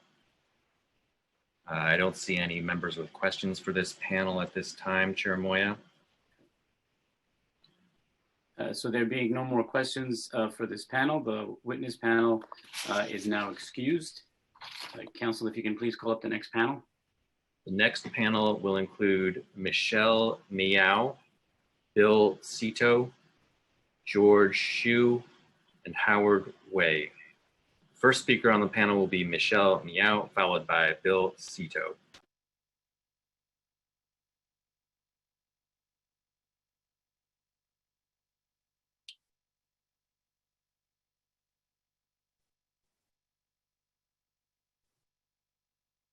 Michelle, whenever you're ready.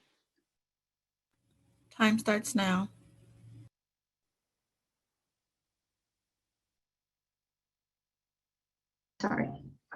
Sorry, I just unmuted. Do you hear me? Yep, we can hear you, Michelle. Okay. My name is Michelle Miao. I recently joined the Community Board 7 at the urging of late former Queensborough President Claire Shulman. I was heartbroken when Claire passed away over the summer. She was my mentor, my American mom, and my daughter Wendy's grandma. Claire changed my life forever. We first met in China in 1988 when I was just out of college.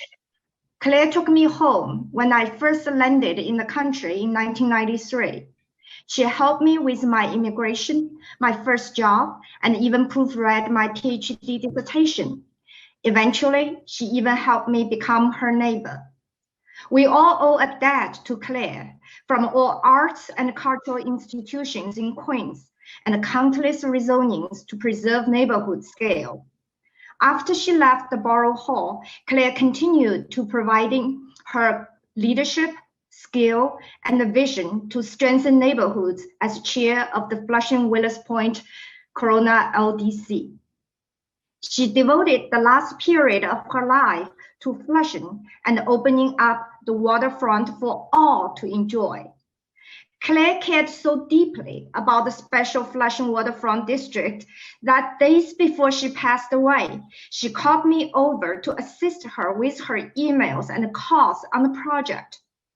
Her last will was to see the project put shovels in the ground. I'm here to honor Claire's legacy and urge all of you to do so as well by supporting it. As Claire also said, you have to focus. It's not magic. Thank you, Chairman. Thank you, council members. Great. Thank you so much for your testimony, Michelle. Next speaker will be Bill Cito, followed by George Hsu. Time starts now.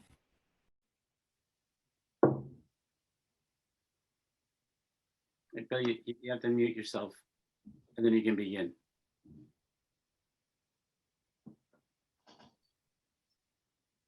There you go. Hello, can you hear me?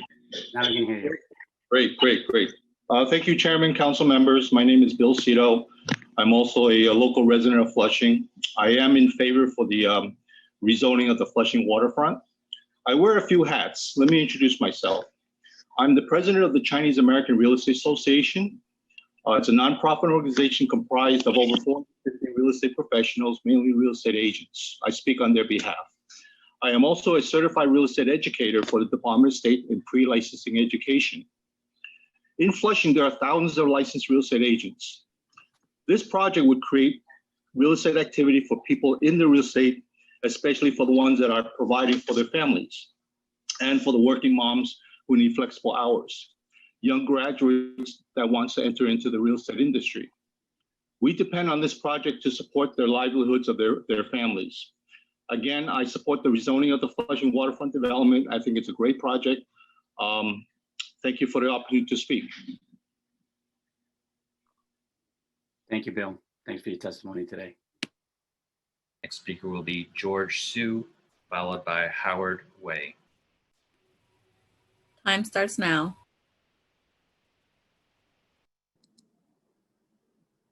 Can you hear me? We can hear you, George. Yes, hi. Good afternoon, Chairman Moya and Councilman Koo and the members of the City Council. My name is George Hsu. I'm the president of Chinese Business Association of New York, which consists of 70 local business owners.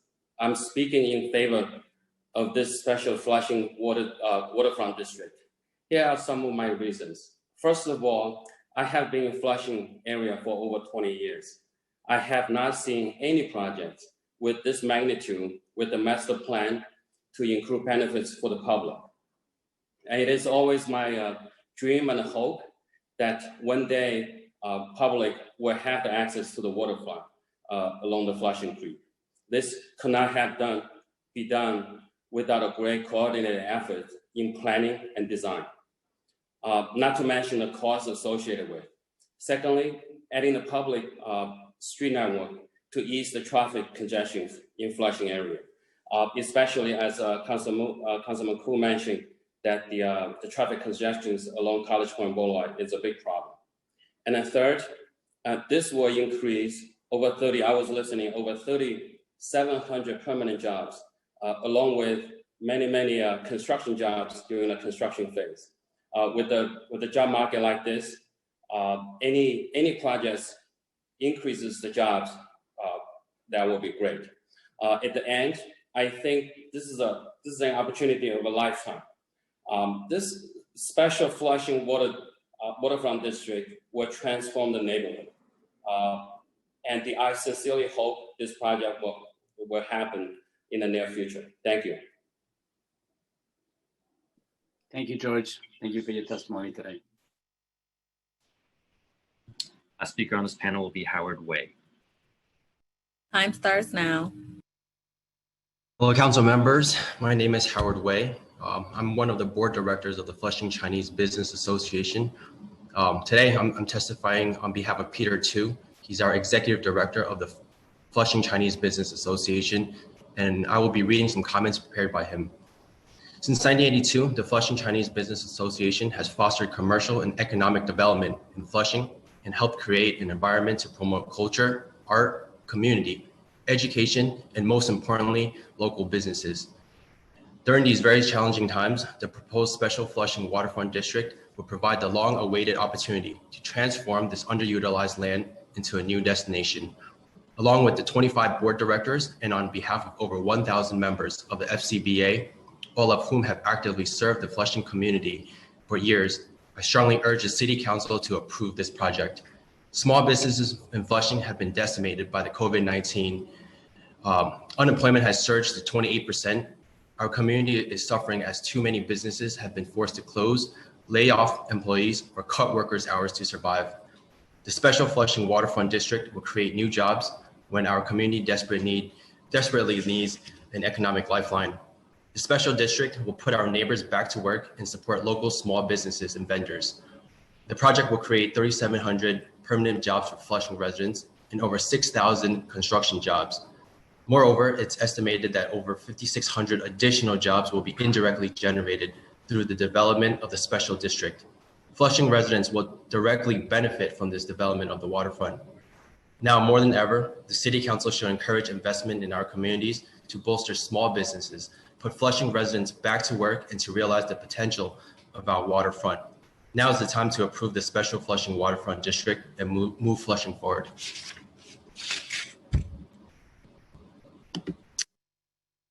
Thank you, Howard. Thank you for your testimony today. Chair Moya, Councilmember Koo has up for a question for the panel.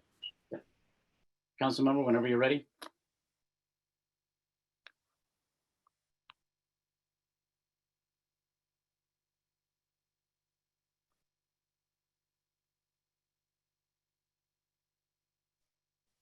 Okay. Thank you, Chair Moya. I have a question for Michelle. Is she on? Oh, yeah. On. Hi, Michelle. Yeah, I want to echo my sentiment to former borough person Claire Schumann.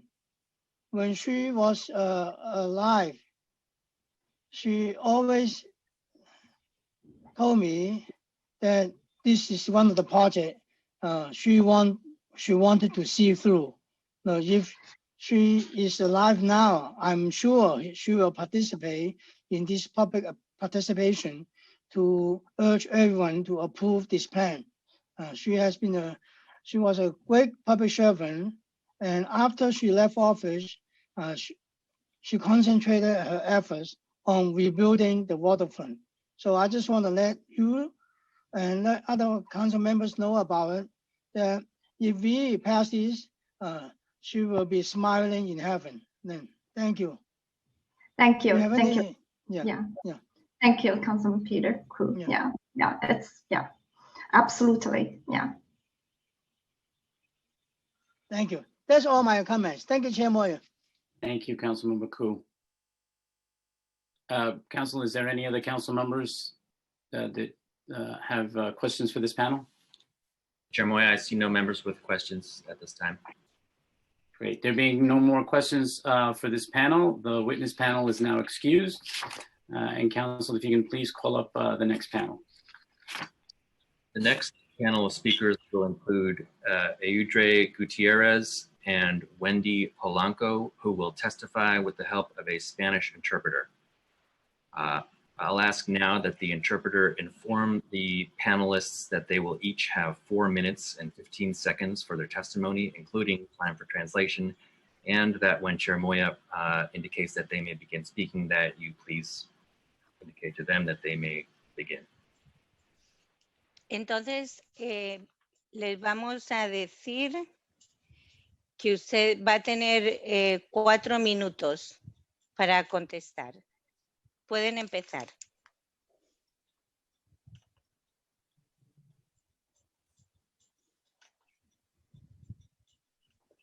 Audrey, cuando estés lista, ya puedes empezar. Puede empezar ahora, si quieren. Yeah.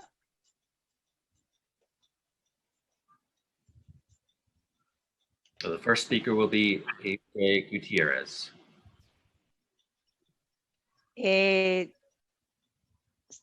Señor Gutiérrez, ¿está listo?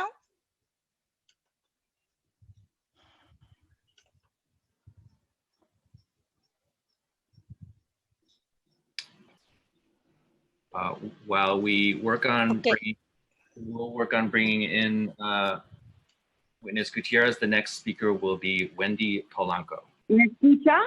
Sí. Aló. Sí, no, ¿me escucha usted a mí? Te escucho muy bien.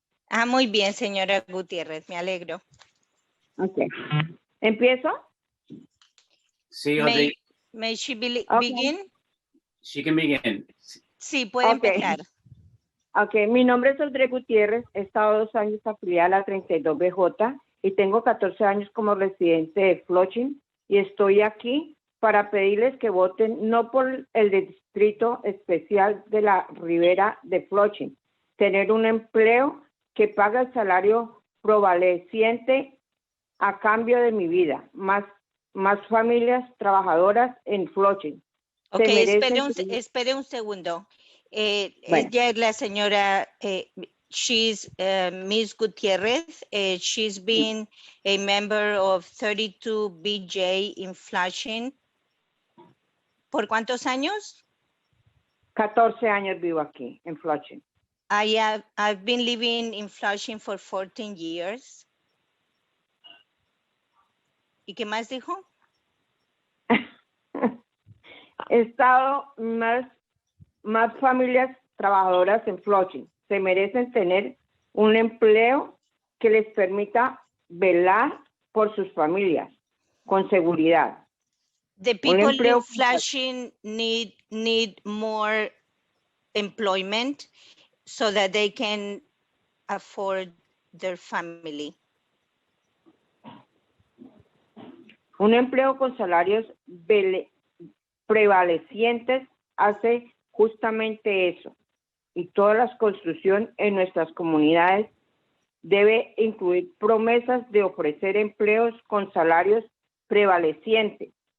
And all the families in Flushing need employment, permanent employment. Las familias trabajadoras de Flushing necesitan además viviendas económicas. No And the working families in Flushing need living expenses that are not too expensive. No más de 1,600 unidades de lujo. Me resulta difícil apoyar un proyecto que no brinda buenos empleos ni viviendas asequibles en Flushing. Les ruego que voten no por este proyecto. Gracias. And they are asking, she's asking people not to vote for this project. People cannot pay more than $1,600 for living expenses. So I want to just step in really quick because I just in the translation itself, I believe she was saying that she wants this project that would include commitments to paying a prevailing wage, and that the jobs that are getting there that are going to be constructed there are good paying jobs and local hires. Thank you, Audrey. And thank you. Okay, gracias. Okay, muchas gracias, señora. Okay, amor, que esté bien. Gracias por todo. Bye. Gracias. Okay, you can call the next witness. Next speaker will be Wendy Polanco.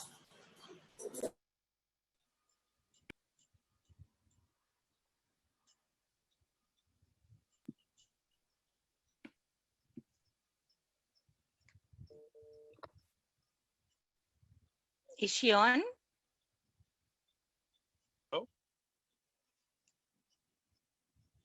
She should be on. I see her name in the list. Wendy Polanco. Señora Polanco, ¿nos escucha?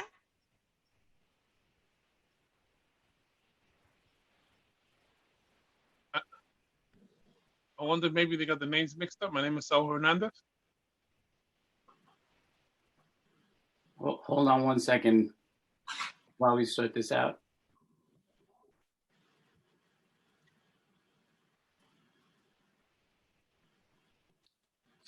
Sorry, Chair, we're going to just take a moment to sort this out. Please stand by.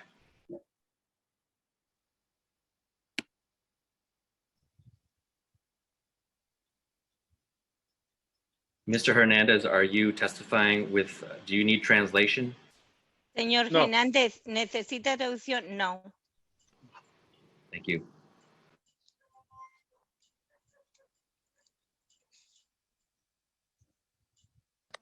Okay, we're gonna go ahead and take Mr. Hernandez's testimony at this time. Hello? Okay, I'm okay to go? Hold on one second. Yes, sir. Sorry about that. Mr. Hernandez is the next speaker. Okay, Mr. Hernandez, whenever you're ready, you may begin. Okay. Good afternoon, Chair Moya and members of the subcommittee. My name is Saul Hernandez. I am, and I have been a 32 BJ member for 12 years, and I have lived in Queens for 39 years. I am here to testify against the Flushing rezoning. I love Queens. It's such a diverse borough filled with warm and friendly people. Most of us are working people trying to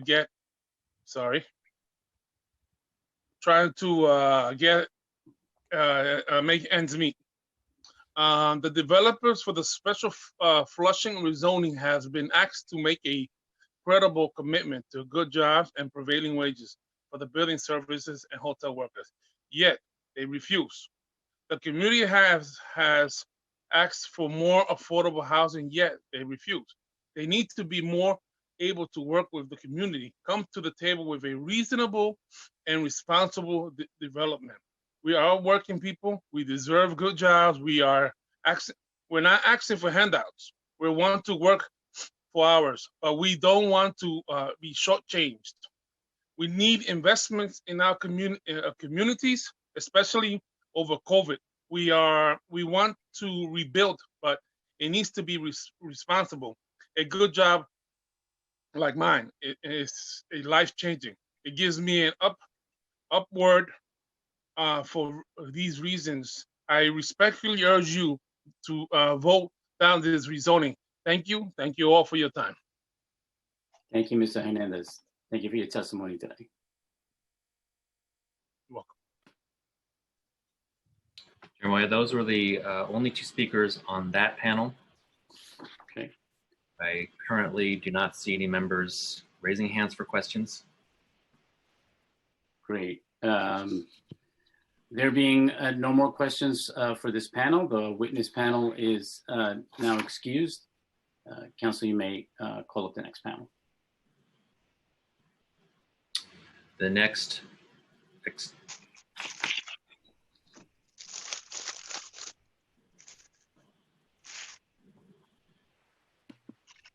sorry, Chair.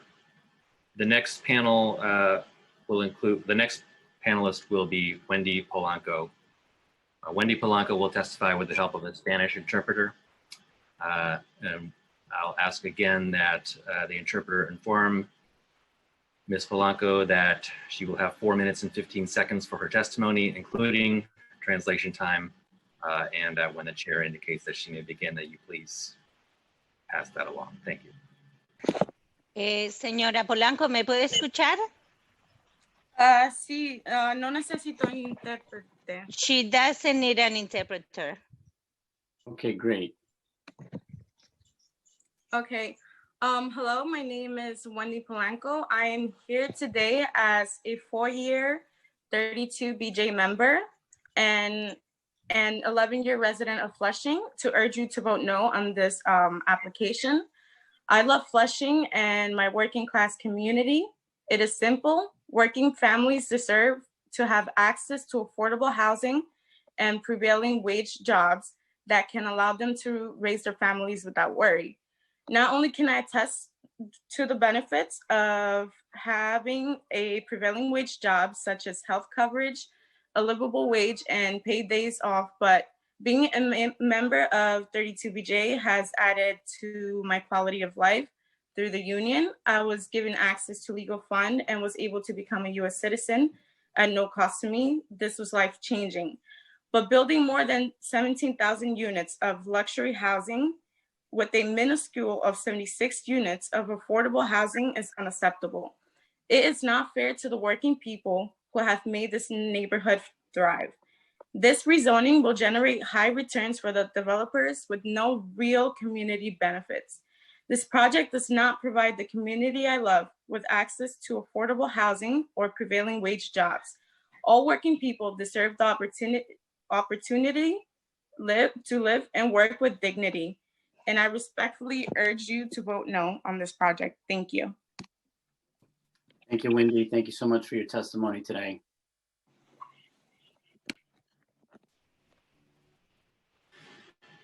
Chair Moya, that was the last speaker on this panel, and I currently see no members with hands raised. Great. There being no more questions for this panel, the witness panel is now excused. And Council, can you please call up the next panel? The next panel will include Steve Chen, Lance Freeman, Yi Kwang, Jesse Mazer, and Michael Wang. The first speaker will be Steve Chen, followed by Lance Freeman. Time starts now. Hello, my name is Steve Chen and I am president of Crystal Windows, Gamco, and Temco, which are all headquartered in Flushing. We are a minority company with over 700 employees nationally, and just in Flushing alone, over 350 employees. We are in full support of the new Flushing development, which will improve unused land and the downtown waterfront. Obviously, we are in the glass business, as any new buildings need glass and windows, which we are in favor of because it provides a steady stream of jobs. 90% of our employees live within 10 miles of the greater Flushing area. Please listen to the facts, not speculation. This project is an economic stimulus which is needed at this time. Over 350 good blue-collar jobs with benefits. Over 350 breakfast, lunches, and dinner boxes ordered from our local restaurants. Over 350 employees taking public transport. Over 350 people shopping locally, paying payroll and locals, and paying local payroll taxes. And over 350 families living locally and going to school locally. This is what a true economic stimulus is, especially when it is all kept within the community. Our entire team is in favor of the development, especially the public waterfront space that will be open to the community. Thank you. Thank you, Steve. Thank you for your testimony today. Thank you. Next speaker will be Lance Freeman, who will be followed by Yi Kwang. Time starts now.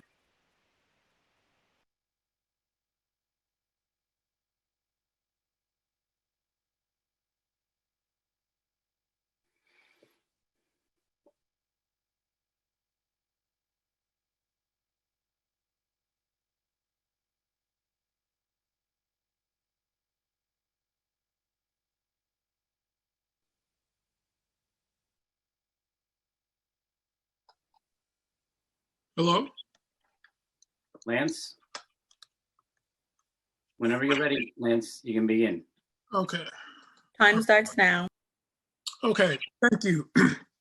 I am going to speak briefly about two issues I think are very germane to this hearing. One is the issue of how new development can impact surrounding neighborhoods. And two is the question of gentrification and how that impacts residents.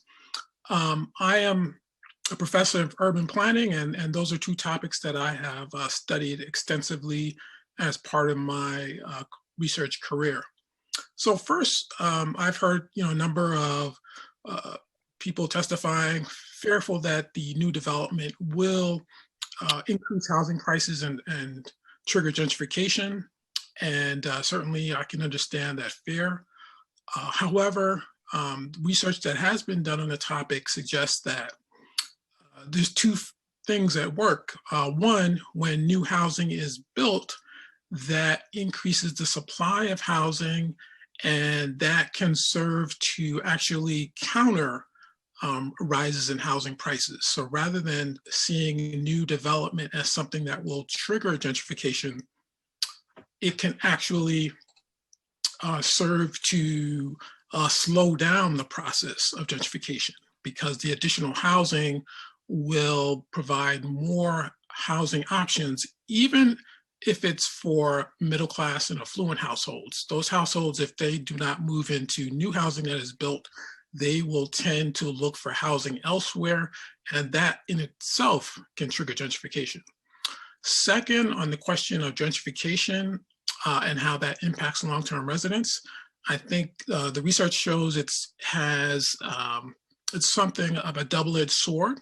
On the one hand, it can serve to make residents feel like they are being pushed out of a neighborhood. Yet at the same time, there can be benefits in the terms of increased employment opportunities. Time expired. And the like. And I'll just finish up by saying that gentrification does not always accompany or trigger widespread displacement. Thank you for giving me the opportunity to share my thoughts with you. Thank you, Lance. Thank you for your testimony today. Next speaker will be Yi Kwang, followed by Jesse Mazer. Time starts now. Hi, everyone. My name is Yi Kwang, and my family owns a mid-sized plumbing construction business in Flushing. We have over 25 dedicated women and men working at various job sites in New York City.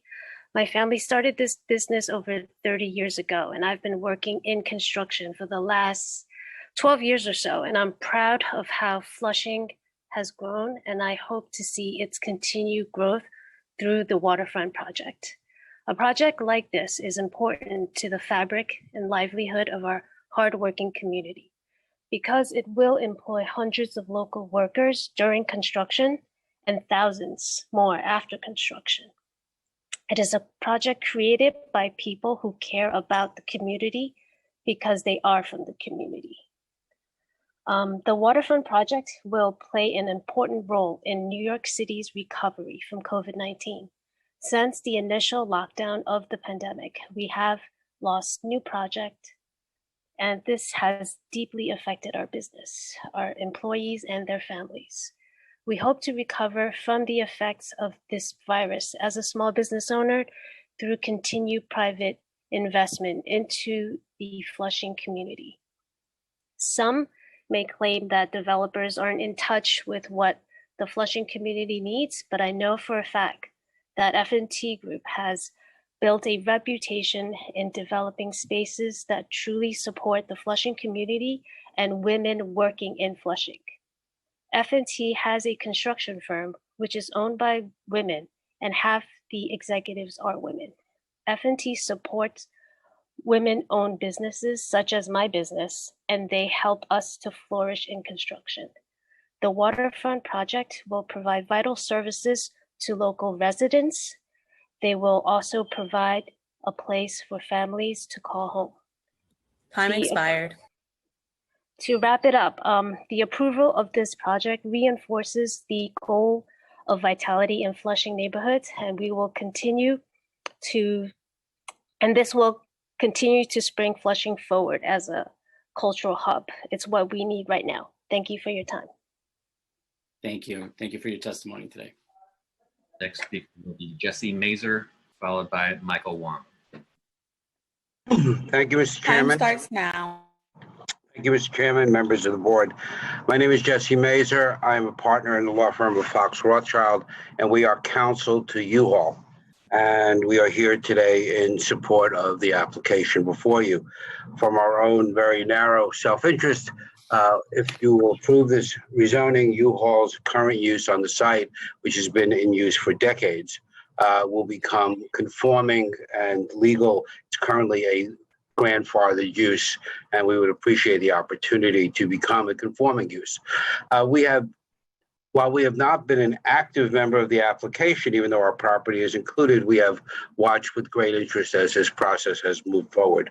And so I'd only like to speak to one issue of something that's been raised a number of times, even in today's hearings, as to what is U-Haul's intention for their property. And so to be very clear, U-Haul intends to continue its use on this property. It has no intent to redevelop the property with residential use. And we look forward to the opportunity of exploring, expanding our current use on the site, taking advantage of today's zoning application if approved. I thought I would like to make that clear on behalf of my client, and thank you for the opportunity to allow me to voice my support for this application. Thank you. Thank you, Jesse. Thanks for your testimony today. The final speaker on this panel will be Michael Wong. Hello, can everyone hear me? We can hear you, Michael. Hi. Okay, so My name is Michael Wang. I was born in Flushing in 1983. As a child, I would go grocery shopping with my mother. And in high school, I used a 7 train to commute. In my 20s, I worked at Chase Bank as a personal banker, opening checking accounts. And I'm 36 now. I'm married with 2 kids. I met my wife in New World Mall, which is in Flushing. I also opened a company this year called Project Queens. We're a commercial real estate brokerage. We focus solely on Queens, so we really know Queens. And we're located in downtown Flushing. I served as treasurer and head of member services for the Greater Flushing Chamber of Commerce. I'm the co-chair of the real estate committee for the Queens Chamber of Commerce currently. So I know this neighborhood like super intimately, like on every level. And Flushing has transformed into a place that people in Queens in the 90s wouldn't even go to because it was dirty, it was dangerous. And now it's like one of those most modern cultural destinations in New York City. People coming to watch the US Open actually stay in Flushing now. People from all over the tri-state come to eat food, take selfies and stuff. And developments have played a huge part of this. They made cleaner storefronts, new restaurants, bars, making more room to live and to work. If I asked 100 people, would they want this to go back to the 90s? I don't think anyone would say yes. And today, because of Flushing so popular, we're so densely packed that all the little spaces that we have to sit, they're like used 24/7 by people sitting and eating lunch. We have so little room to sit. We need that huge green space open to the public by the water. And we need the boardwalk where I could take my family. It's been a dream forever to do this. We need to transform the piece of land. And finally, because this is my profession, to the professor's point, this is an easily researched piece of information. The pricing of the newly built condos has decreased 30% from like peak pricing in 2017 already. And that was prior to COVID. So things are asking $1,400 in 2017. You look on the market right now, they're asking $950. I'm expired. Okay. Michael, you can wrap it up right now if you like. Yeah, that's all. You could easily research that stat. Those numbers are not because of COVID. That was like January. Thank you very much for the time. I appreciate it. Great, thank you. Thank you for your testimony. If any council members have any questions for this panel, please indicate by raising the hand button. Council, do we have any council members who have any questions? Chair, I see no members with hands raised at this time. There being no more questions for this panel, the witness panel is now excused. And council, if you can please call up the next panel. The next panel will include Paula Siegel, William Spizak, John Cho, and Thomas Devaney. First speaker will be Paula Siegel. Time starts now.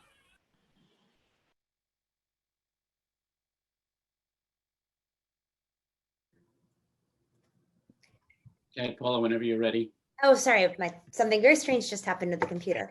My name is Paula Siegel. I am senior staff attorney at Take Root Justice. We are counsel to Flushing for Equitable Development and Urban Planning, a coalition of resident-led groups, many of whom you've heard from already this morning, including Chaya CDC, the Meek-Wong Center for Community Action, and the Greater Flushing Chamber of Commerce.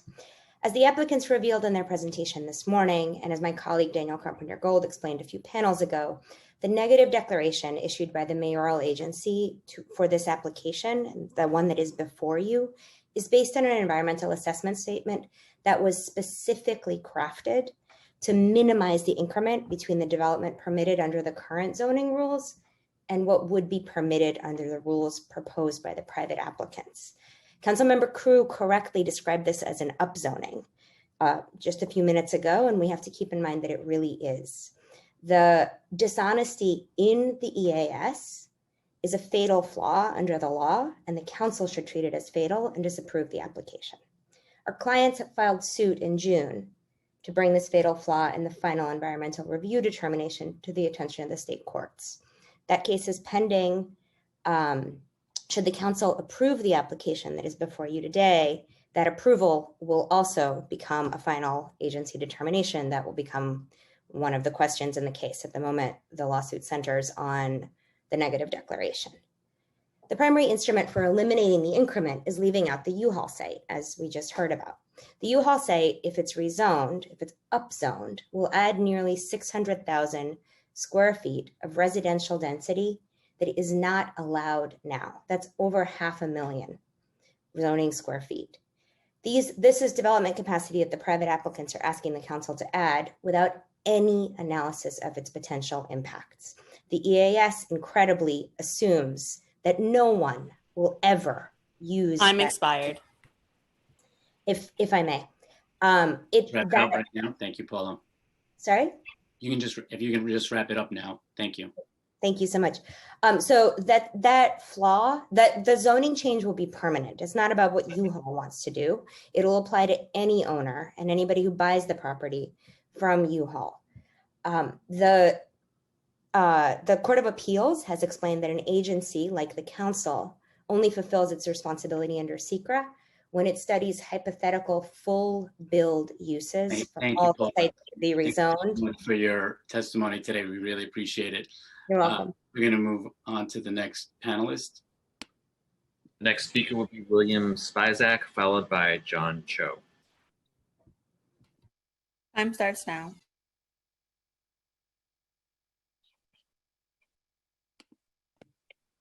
Hi. Yes, my name is Will Spizak. I'm the director at Chaya CDC and a longtime Flushing resident. Chaya CDC is a HUD-approved housing counseling agency and HPD housing ambassador serving thousands of Queens households each year. We unequivocally oppose this rezoning and request the City Council vote no. Professor Freeman and Mr. Wong said that building luxury housing will somehow ease the affordable housing crisis. However, this project will increase the displacement of working class communities in Flushing. We know through recent research, and I'm happy to share my citations, that an increase in housing supply does not lower rents or have filtering effects on existing units in amenities-rich urban neighborhoods. Over the last decade, Flushing has added 3,000 new luxury condos. During that time, the price of condos has more than doubled according to the Case-Shiller Index, not sure what Mr. Wong is referring to, and rents continue to rise unsustainably. This has resulted in 1 in 5 households living in severe overcrowding conditions as families need to double up or triple up in single apartments just to make rent. And this is not because there is a lack of supply. The project census tract has a rental vacancy rate of 21%. The solution is not more luxury housing, but affordable housing, which this project fails. The second thing I want to mention is that Flushing schools are all overcrowded, which has always been an issue, but now in the time of social distancing has proven to be an insurmountable obstacle. All our schools in Flushing are operating at 150% capacity or more. Do we really believe adding 4,000 new residents to downtown Flushing and not a single new classroom seat makes for good planning? Do we think that in light of the current pandemic, where our hospital system was on the brink of collapse, that what Flushing needs right now is 4,000 more residents and luxury condos instead of maybe a public hospital, healthcare facilities to serve the working class community? I implore you, particularly Councilmember Koo, as my representative, as my city council member, as a Flushing resident, I implore you to use some common sense, end this dangerous and misguided project from moving forward, and vote no. Thank you so much. Thank you, William. Next speaker will be John Cho, who will be followed by Thomas Devaney. Time starts now.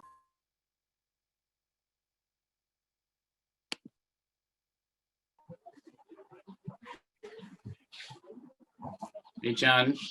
Yes, I'm here. Dear Chair Moya, I am testifying today as an active and long-standing resident of the Flushing community, an appointed member of Community Board 7, and a board member of the Flushing Interfaith Council, executive director of the Greater Flushing Chamber of Commerce. The Chamber is a nonprofit membership association of small business owners, immigrants, entrepreneurs, and civic leaders representing the most diverse and dynamic community in the United States. We join with other members of the Flushing for Equitable Development and Urban Planning Federation, FedUp, to express our concerns about the special Flushing Waterfront District, which would add massive burdens to our neighborhood, including traffic congestion, escalating rents, and crowded classrooms, without adequately addressing the many needs of the surrounding residents and local businesses. The proposal's failure to meaningfully address the lack of affordability is especially troubling. Councilmember Peter Koo and I met with the principal of Junior High School 189, who sees a direct link to the continued displacement of residents and businesses with the emotional health of her students, often left to fend for themselves when their parents are forced to find work or move their business elsewhere. She reported 60 cases of suicide ideation within her population of 10 to 13-year-old students last year. I recently witnessed a fellow New Yorker who had been forced to live on the streets pass away this past Friday on Prince Street and 40th Road in downtown Flushing. He died alone and his body was frozen in place inside the cardboard box in which he had been forced to sleep. The impact of displacement is real, and we need to envision a plan that prioritizes people over profits. The developers claim they are community-based stewards of the waterfront, yet have consistently used their power to deny our community meaningful input into the planning of this site. Why would a steward with so much community support need to spend millions of dollars, the most spent by any... Hey, John, if you want to wrap it up real quick, I'll give you a couple of minutes, please. Chair Moya, Chair Salamanca, Council members Rivera, Godenchik, Richards, Levin, and Rosa, you are our community's last line of defense. Having worked at the council, I know how important member deference is when reviewing land use issues. However, these are extraordinary times, and with term limits, you have the opportunity to do the right thing without allowing politics to overwhelm the questions and concerns raised by our community. The status quo is killing our community. Please do the right thing. Thank you. Thank you. Thank you for your testimony. Council, we can call up the next panelist. The next and last panelist on this panel will be Thomas Devaney. Time starts now. Thank you. Thomas Devaney, Municipal Art Society of New York. We urge the City Council to vote no on the proposal for many critical reasons. The most important are the lack of true community-based planning given the magnitude of the development and potential impact on the area, the absurdly low number of affordable units being offered at income levels grossly out of touch with those of area residents, no new school being offered, the paltry amount of open space provided by the developers, and the faulty secret open space evaluation. Proposal also lacks a true waterfront vision to take advantage of this once-in-a-generation opportunity to do something special along the Flushing Creek, and exert forward thinking on resiliency measures. Furthermore, there are many unanswered questions about the potential development of the U-Haul site. It could greatly increase the overall development and impede the waterfront access and connectivity. The magnitude of the development cannot be understated. The 1.5 million square feet of residential development amounts to 77% of all residential area constructed in Flushing in the last 10 years. The 1.4 million square feet of commercial space is equivalent to 53% of total commercial growth in the same 10 years. This will radically change Flushing. Out of the 1725 dwelling units, only 75 to 90 will be affordable. To afford to live in one of the affordable units, households would have to earn over $85,000 per year. That is nearly 3 times the average household income of the area. Although schools in the district are operating at 131% capacity, the project will bring almost 5,000 new residents, yet no new schools are planned.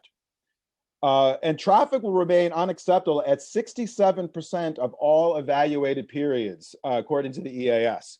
Developers have not been forthcoming on the potential redevelopment of the U-Haul site. This also puts the completion of the Shore Public Walkway into question. We urge the council to take a hard look at the open space analysis in the EAS. It takes great liberties with secret methodology and misrepresents the amount of existing open space in the project area and leads to a faulty conclusion that the project would not result in open space impacts.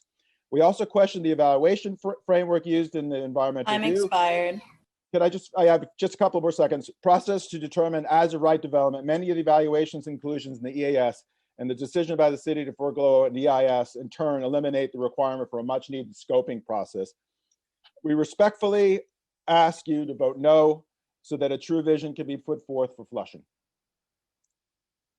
Thank you. Thank you, Thomas, for your testimony. If any council members have questions for this panel, please indicate by raising the hand button. Council, do we have any council members who wish to ask any questions to this panel? No members with questions at this time. There being no questions for this panel, the witness panel is now excused. Council, can you please call up the next panel? The next panel will include Howard Freilich, Karen Imus, Susan Lacerte, and Robert Young. First speaker on this panel will be Howard Freilich, followed by Karen Imus. Time starts now.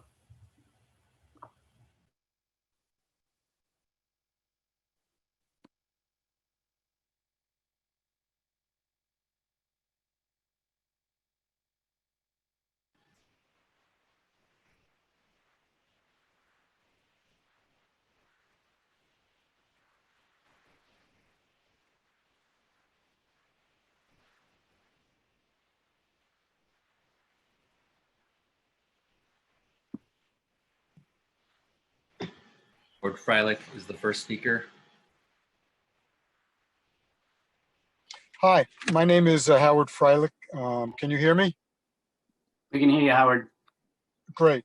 I'm the owner and president of a company called Blondie's Treehouse, Inc. We're an interior and exterior landscaping company. And I've been part of the Flushing community for over 50 years.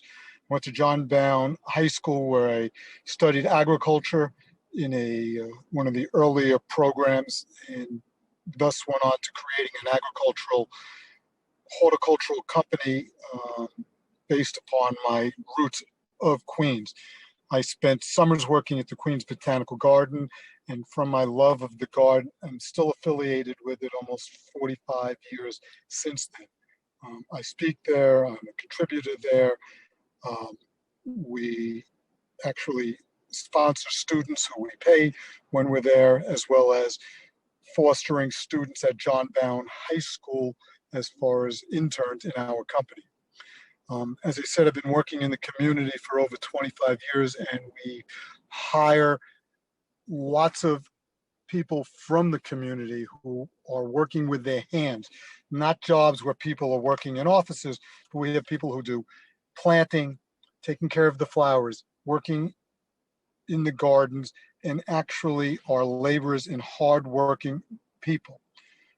I'm in favor of this project 100%, and I think it would add a lot of jobs and a lot of help to the community. As a owner and operator of a company, a lot of the smaller companies who work with us are MBE organizations as well as WB companies, so that we are helping and doing everything that you're asking of us in the community. Our company has approximately 25 people who actually live in the borough of Queens, and that again is something to show our belief in the community. I'm I expired. appreciate you giving me the opportunity to testify, and look forward to being part of the community. Thank you.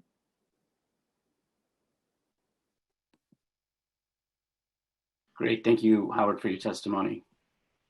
Next speaker will be Karen Imus, followed by Susan Lessert. Time starts now. Thank you, council members. Waterfront Alliance is a nonprofit civic organization and coalition of more than 1,100 alliance partners, ranging from environmental advocates to educational institutions to businesses and corporations. Our mission is to inspire and enable resilient, revitalized, and accessible coastlines for all communities. The Special Flushing Waterfront District proposal has a unique and viable potential to revitalize the Flushing Creek waterfront and open a new chapter for community access, and thus we are supportive. But we do encourage that several opportunities should be further explored and prioritized in these plans. Through our Waterfront Edge design guidelines, called WEDGE, Waterfront Alliance has highlighted many of the priorities that would strengthen and make the revitalization plan more resilient, ecological, and open to community access. 30 New York City community boards across all 5 boroughs have adopted resolutions encouraging Waterfront Edge design guideline standards for their ULURP applicants. These take into account a number of factors, including a higher standard for ecology, such as wetland restoration and living shorelines, also planning for the future when it comes to direct access to the water. The decommissioning of the channel, along with various cleanup efforts, provide an opening for more in-water recreation and community education opportunities. And Waterfront Alliance has shared a report on best practices and designs for kayak launches, ranging from natural shorelines and get-downs to floating docks and kayak storage with the development team. We look forward to continued discussion around these efforts and seeing some proposed sites for boating. Residents in the community should have opportunities to explore the water's edge, not only from an esplanade. For 5 years, Waterfront Alliance has focused on this by operating the Estuary Explorers Waterfront Field Lab program with public middle schools across New York City and at community pop-ups at different waterfront sites across the 5 boroughs. We would be eager to partner with the council, the development team, local public schools in Flushing, and the community to activate an Estuary Explorers program at the new Flushing waterfront. With these parameters, we feel there's a lot of optimism and hope for this project. And I thank you for your time today. Thank you, Karen.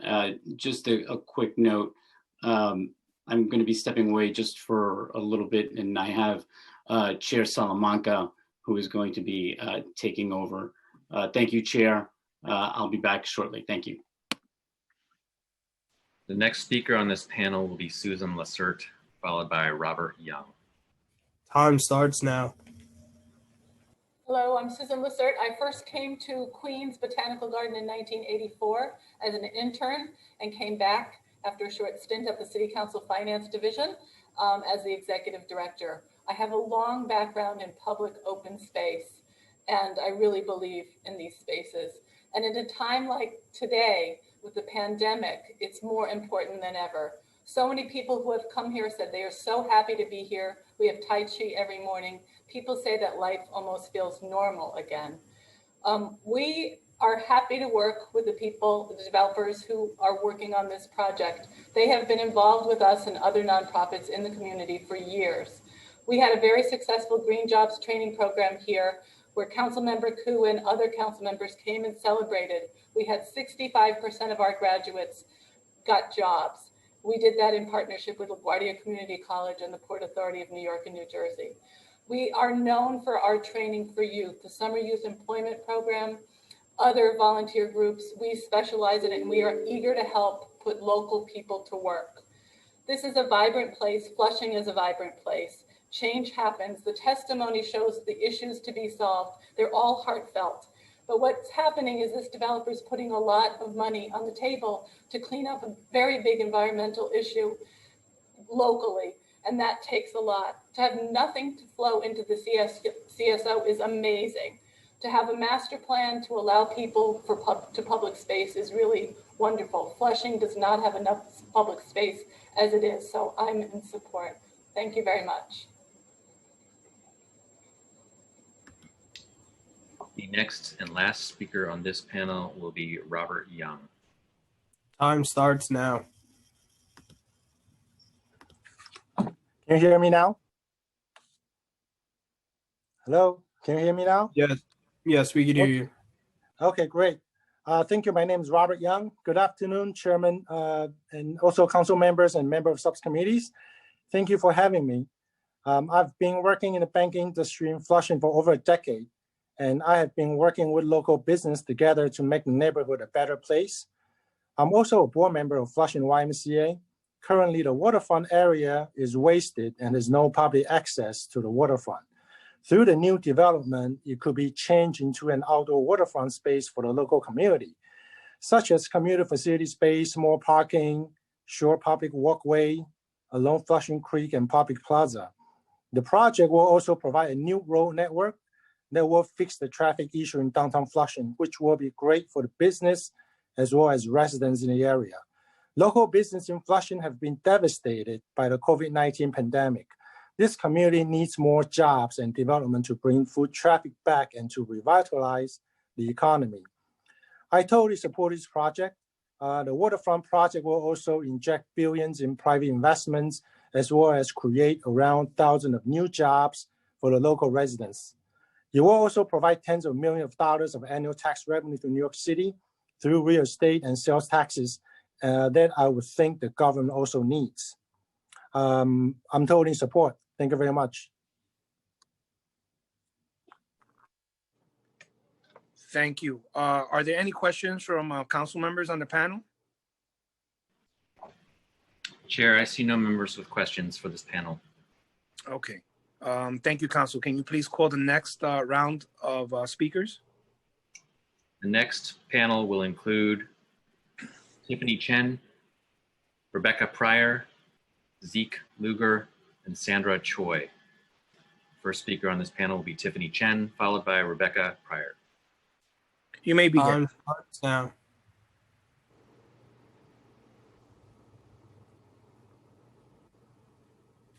Is the panelist there?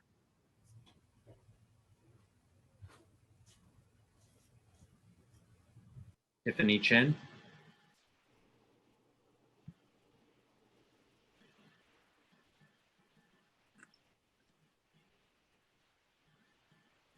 Council, let's move on to the next speaker. Okay, we'll go ahead and take Rebecca Pryor. We'll come back to Tiffany Chen. Rebecca Pryor will be the first speaker. Time starts now. I'm the program coordinator of Guardians of Flushing Bay. We're a coalition of residents, human human-powered voters and park users advocating for a healthy and equitably accessible Flushing Bay and Flushing Creek. We're also a member of the Fed Up Coalition. Thank you to the City Council. I'm sorry, Rebecca. Can you get closer to the mic? It's hard to hear you.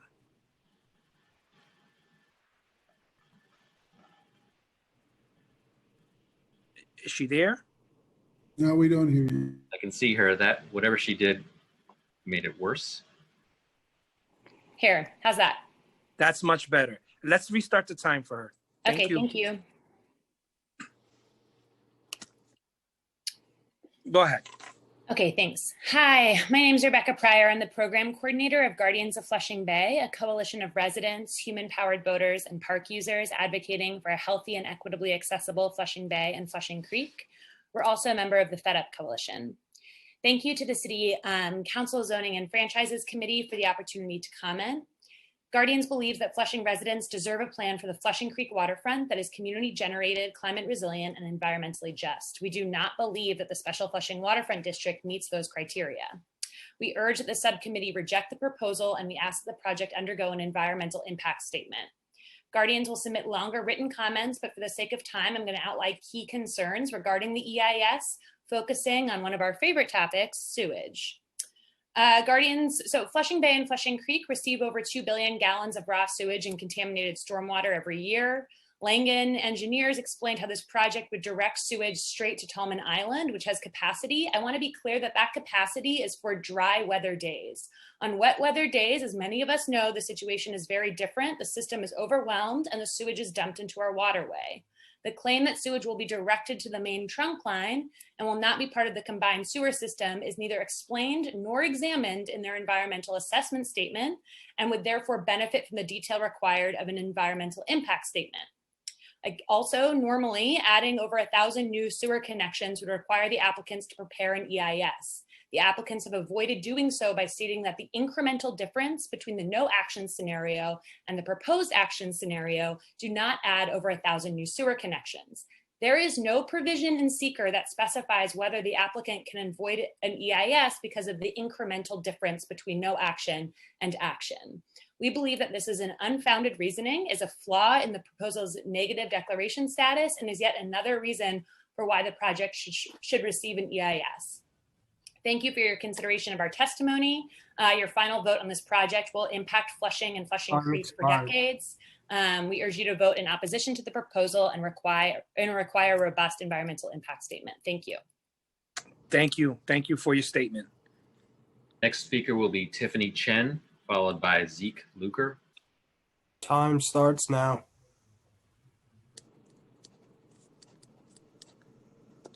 Is Tiffany there? Tiffany, are you there? I see Tiffany Hello? Chen. Yes. My English is not so good. May I change to Chinese? Yes, you may. Oh, thank you so much. Because before I listen somebody talk to the Spanish, is changed too, right?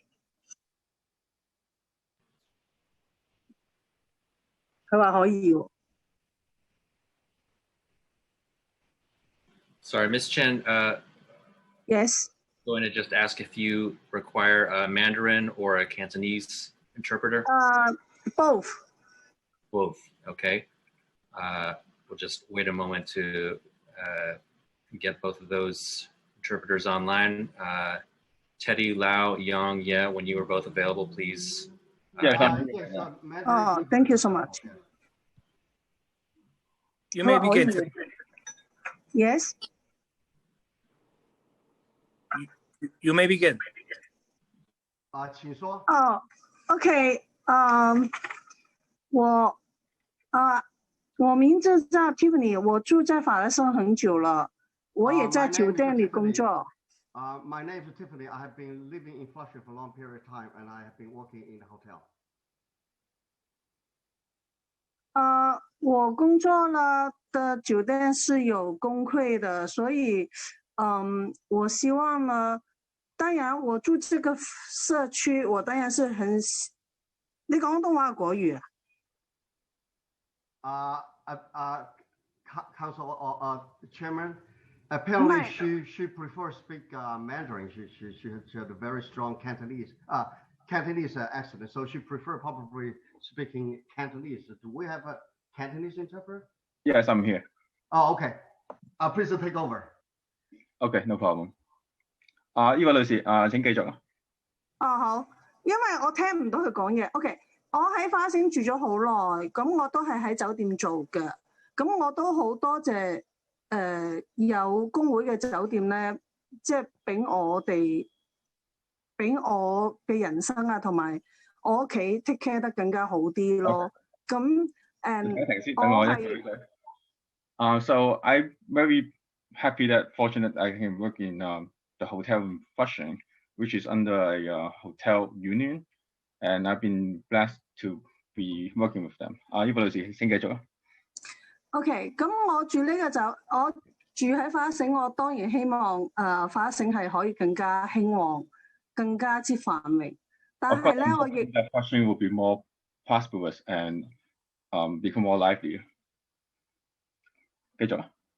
但係我希望咧就可以造福到我哋呢個社區咯，咁令到好多即使係喺翻附近工作嘅同埋住嘅人都可以有翻好好嘅福利啊，同埋工資啊，咁樣帶旺我哋呢個社區咯，使我哋呢個社區起碼喺即係有翻啲尊嚴啊，受到更加外來嘅主流社會尊重啊咯。I'm hoping this project can greatly benefit the communities around the area, especially involving the pay, and also to gain more recognition from outside this community. 繼續。我最重要都係希望我哋呢個社區，當然社區發展係需要好多人嘅工作。但係咧，我就希望可以帶動到呢個社區更加好嘅發展，同埋有系統嘅發展。Of course, I understand that it's like developing these communities require a lot of people, but I do hope that this will foster more development for this project. 所以我希望啲開發商咧，保持翻呢個社區嘅繁榮，賺到錢之外，希望佢回贈翻呢個社區同埋呢度啲人嘅居住環境啊、生態啊，同埋嗰啲福利啊，都希望佢跟翻上咯。I hope this developer can do something that benefit the communities and especially the environment that can benefit everyone's around the area. 唔該晒你先生，多謝你幫我翻譯。Thank you to everyone who listened to me. 多謝你哋俾我喺呢度發言，多謝晒。Thank you for letting me speak. Thank you. Thank you for your statement. Next speaker will be Zeke Luger, followed by Sandra Choi. Time starts now. Hello. Hey, my name is Zeke Luger. I'm a student at Queens College, just south of Flushing, and I'm involved in organizing around local bus transit issues my classmates and I face. Congestion is a very serious issue in Flushing that makes the neighborhood's only public space, for the most part, its streets, dangerous, stressful, and a risk to residents' health. According to the city's Vision Zero plan, Flushing is the most dangerous place in Queens to be a pedestrian, with about 18 pedestrians killed or severely injured every year. The congestion also makes the neighborhood's extensive bus transit network slow, unreliable, and overcrowded as it travels across the region. And further, it makes deliveries to local businesses expensive and unreliable.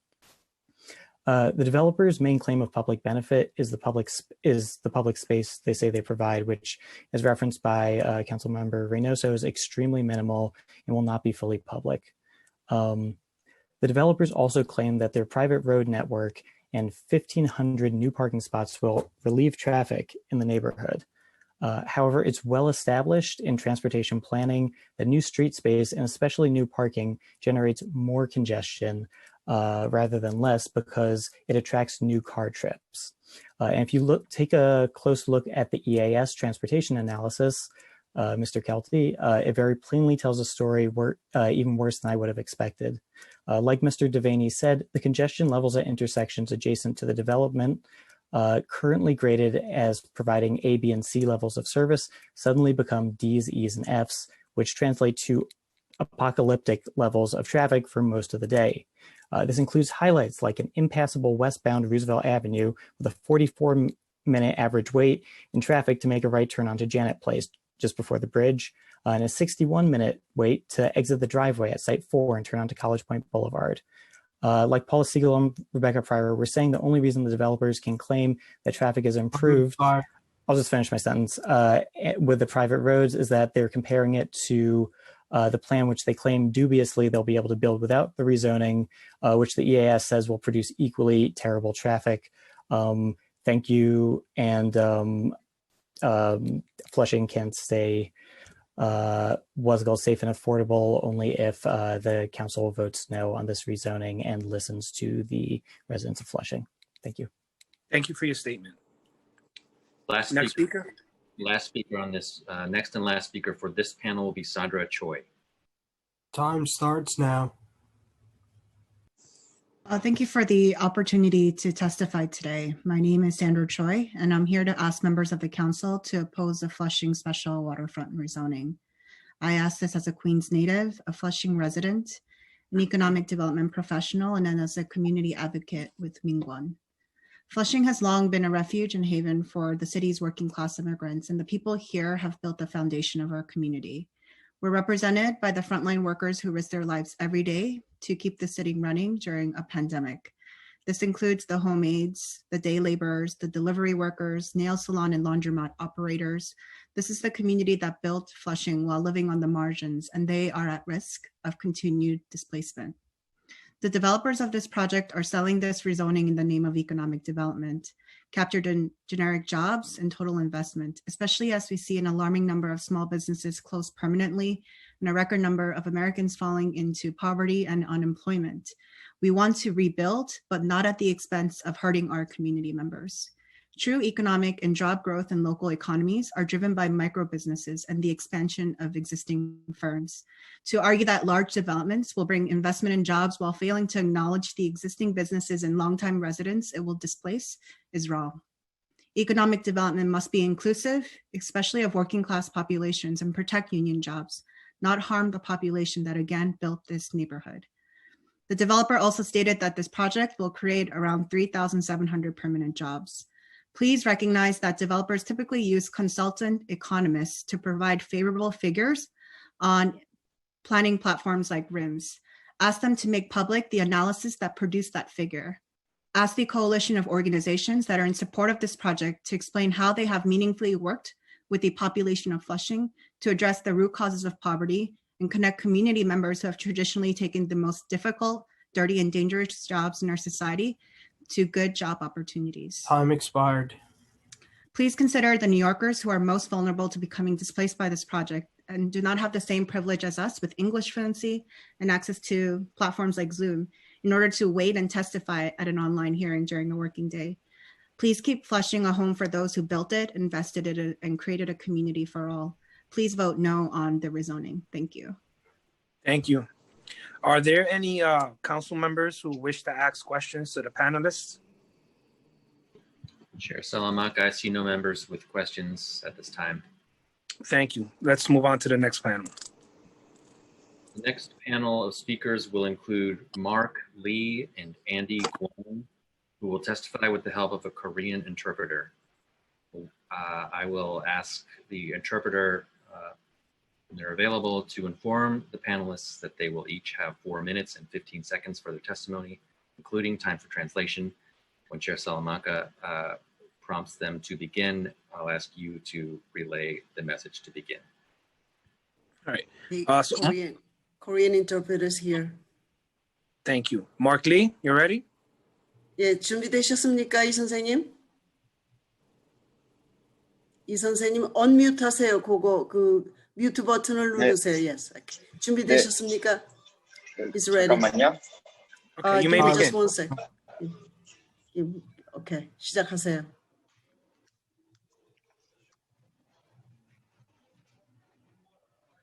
Mark, you may begin. 시작하십시오. 네, 이 선생님. 특별 플러싱 워터프런트 지구를 지원하기 위해 지원할 기회에 감사드립니다. Oh, thank you for giving me the opportunity for this Waterfront Creek development case. 우리는 텅빈 플러싱 워터프런트의 활성화를 너무 기다렸습니다. We have been waiting for waterfront, Flushing Waterfront Creek's development very long time. 접근할 수 없고 너무 오랫동안 오염됐습니다. It was very hard to reach that place, and it has been dirty for very, very long time. 제한된 특별 지구는 29회 에이커에 있는 그 활용도가 낮은 해안가의 소지를 인프라 환경 개선 및 새로운 개방에 대한 상당한 민간 투자주, 플러싱 거주자, 방문자 및 사업자는 공공 장소를 즐길 수 있습니다. So we were proposed about all of this development that coordinated with the civil organization people with help of the professional people to develop this 29 acres of this the area for a very long time. 접근 가능한 해안가, 열린 공원과 교통 혼잡을 감소시킬 새로운 도로 네트워크, 처음으로 시내가 플러싱 워터프런트로 연결됩니다. This will have more accessible path to the Water Creek area, and also looks like we are going to have more open space, and also it looks like it'll mitigate the traffic problems. 중요한 거는 건설 일자리와 3,000개 이상의 영구적인 새 일자리가 창출되어 지역 주민을 위한 기회와 지역의 새로운 사업을 가져옵니다. I think the most important thing is that they will increase the permanent working position. I understand that it's more than $3,000 working position, and I hope that that will give more opportunity for those Flushing residents. 지역 주민을 위한 기회와 지역의 새로운 사업을 가져옵니다. 이것은 모두에게 이익이 될 것입니다. 지역의 비즈니스와 플러싱을 더욱 활기찬 다운타운으로 만듭니다. I believe this development will bring more opportunity to people and the local people in Flushing, and it will revitalize the area. 코로나 바이러스의 영향과 심각한 경제 침체가 플러싱을 강타했습니다. 특히 어렵습니다. 사업 폐쇄와 실직은 전체적으로 파급 효과를 가져왔습니다. Because of the coronavirus, it hit the terrible problem economically in Flushing area, and we have a lot of increased unemployment situation. 거주자, 근로자 및 사업주에게 영향을 미치는 지역, 많은 플러싱이 소기업과 주민들은 코로나 바이러스와 경제 다운타운 특별 플러싱 워터프런트 디스트릭트 경제 부양책을 제공할 것입니다. For those the resident in Flushing and also those the people who has a small business, all these people will be greatly benefited by this the Flushing Creek development. 우리 지역 사회가 절실히 필요하는 물리적 개선과 이 계획에 동행하십시오. 지역 사업주 거주자 그리고 플러싱에 관심이 있는 뉴욕거에서 특별 플러싱 워터프런트 지구를 지원해 주시기 바랍니다. 감사합니다. I wish all the people who watch this will support this program because it will bring more benefit to Flushing residents. Thank you. 네, 감사합니다. Thank you. Thank you very much for your statement. 네, 감사합니다. 말씀해 주셔서. Chair, the second witness for this panel is not available at this time, so that concludes this panel. Okay. Are there any council members who wish to ask questions to the panel? I see no members with hands for this for questions at this time. All right, let's move on to the next panel. The next panel will include Cody Herman, Ivan Lin, Audrey Chu, and Ji Keng Hee. The first speaker on the panel will be Cody Herman, followed by Ivan Lin. Time starts now. Hey, can you hear me? Yes. Awesome. Hi, my name is Cody Herman. I'm a lifelong resident of Flushing, a volunteer with Citizens Water Quality Testing Program, and a member of Guardians of Flushing Bay. And through all this, I've started kayaking and canoeing in Flushing Creek, which has really given me a pretty unique perspective on this whole thing. But yeah, this plan benefits the developers, not everyday people of New York City and Flushing. As members of the city council, I have to ask, who do you serve? Is it large development corporations? Is it like Claire Schulman's ghost? Or is it everyday New Yorkers? And I strongly encourage you to vote no on the special Flushing Waterfront District. I want to talk about waterfront access. Today is the first time I've heard that there is any potential for kayak launches along the waterfront. And I want to say that we've seen no renderings and there are no diagrams or any plans for boat storage or anything like that. So really, these are just words right now and it doesn't seem real.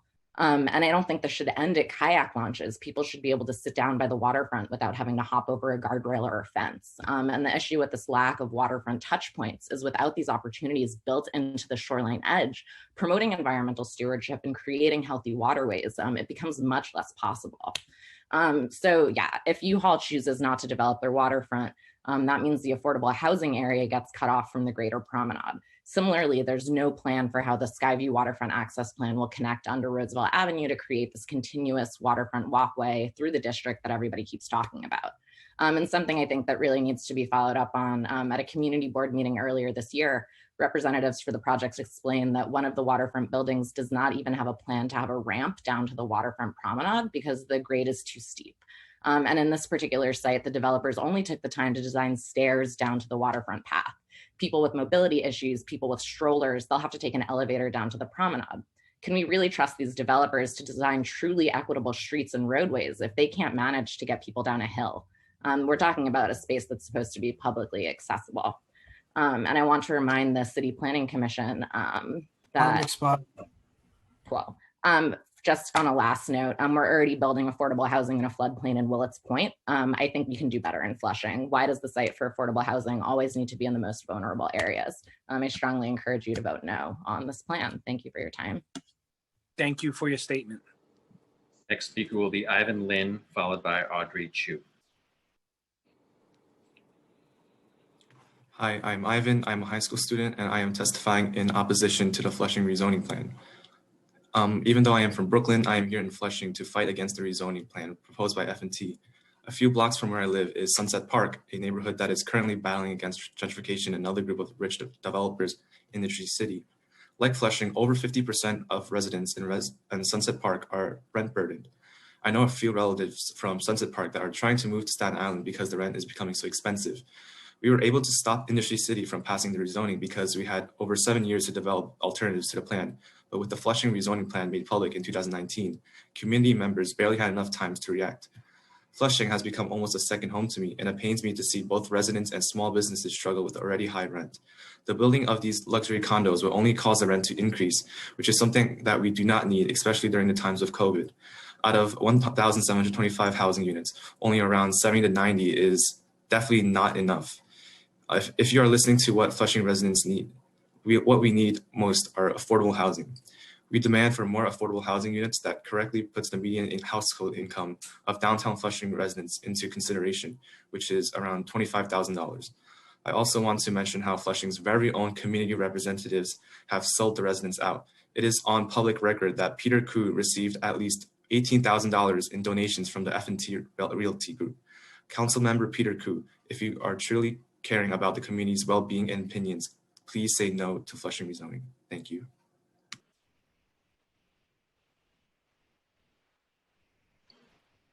Next speaker will be Audrey Chu, followed by Ji King Hee. Time starts now. My name is Audrey. I'm 16. I was born and raised in Flushing. I attend high school right here in Townsend Harris, and I'm testifying today in opposition because Flushing is my home. What makes Flushing feel like home to me is walking down Main Street with my family and stopping at our favorite street vendor to share kebabs, saying hi to the lady with the rhinestone denim jacket and her Bible whenever we cross paths, and laughing at my poor Mandarin as I fail to describe the haircut I want at the local salon. My friends jump at the chance to come to Flushing, and no, not for Flushing Commons or Queens Crossing, but to grab hand-pulled noodles on College Point, to simply hang out at the Bland playground.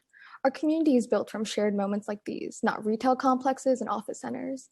The proposed special Flushing Waterfront District developments are designed for wealthy families and commercial businesses, not the average working class family and mom and pop shop that you would find here in Flushing, and these developers know that.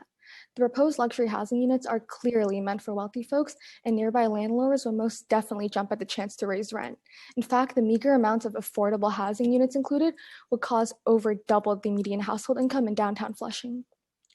How could one expect luxury developments to benefit a community where 60% of residents are rent burdened? How will commercial properties serve a town where countless are waiting for food each week, businesses are shutting down, and families are facing eviction? My parents and neighbors are struggling to pay rent this month. Will these developments do anything about that? You cannot rewrite our narrative. Today, you've heard a group of voices that are actually representative of Flushing. The special Flushing Waterfront project will hurt us.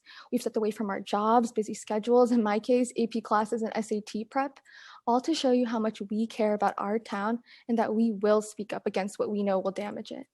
I implore you to listen to our voices and recognize that the Flushing Waterfront needs community-focused developments by and for the people of Flushing. What Flushing doesn't need is luxury developments to become a beacon for Queens at large. Flushing already is that beacon, and these developments would dampen that light. Thank you. Thank you. The next and last speaker on this panel will be Ji King Hee. Time start now. Hello, I've been a Flushing resident most of my life, and I'm testifying today to oppose this plan as it does little to benefit the community and will greatly hurt it. We need to address the lack of housing for residents and seniors and the growing number of active luxury developments. Between 2014 and 2018, the Flushing neighborhood has had 68.6% or 11,000 households being rent burdened.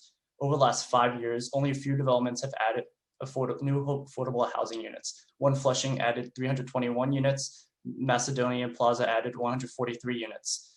This plan only adds 75 or 90 affordable units that will be constructed in the most northern part of the site 4, which is closest to Northern Boulevard and where all the active asphalt and concrete plants are. These plants have trucks going back and forth, which release particulates and harmful odors and gases that will cause long-term health issues to future renters if that housing gets built. Flushing has many real estate developments in the works and are adding more luxury hotel rooms, commercial spaces, and condos that ignores the needs for the community in favor of increasing corporate profits. These are tiny handouts that are done and not in good faith for such a large plan and ignoring the existing luxury developments. Just across the street, 10 Grams adding 300 luxury apartments, a hotel, a commercial space. In the south, Skyview Phase 2 and Sky Park have newly built hotels, and the proposed Flushing Point Plaza is adding 386 luxury apartments. Close by, developments of Flushing Commons, West End Hotel, CA Plaza, RKO, and 35th Avenue are adding many more. While residents live homeless or close to the possibility of being evicted, we need a plan that addresses the needs of residents and the community instead of ignoring and harming them. We should not give developers rezoning or upzoning rights if they don't intend to help out or only intend to help out in such small, disingenuous Time expired. ways. Thank you. Thank you very much. I see Councilmember Koo. You have your hand up.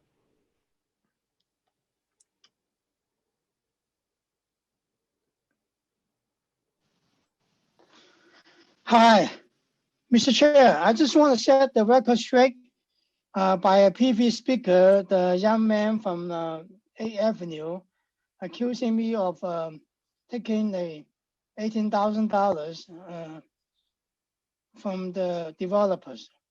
No, he is wrong. No, those $18,000 are political campaign contributions since 2009 from my 3 previous campaigns combined together. So just want to set the record straight that he didn't say it right because it might cause confusion to other people. Thank you. I got it. Thank you, Councilmember Koo. Council, let's move on to the next panel. The next panel will include Ann Au, who will testify with the help of the Cantonese interpreter. I'll ask our interpreter, Mr. Lau, to inform the witness that she will have 4 minutes and 15 seconds to testify, including translation time.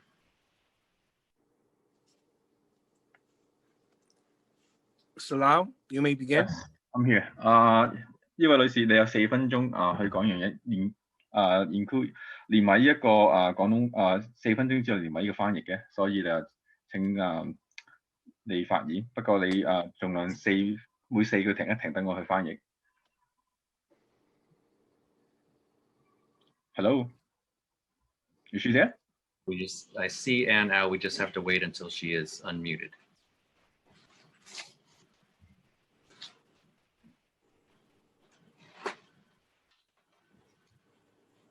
Ann Au, A-U.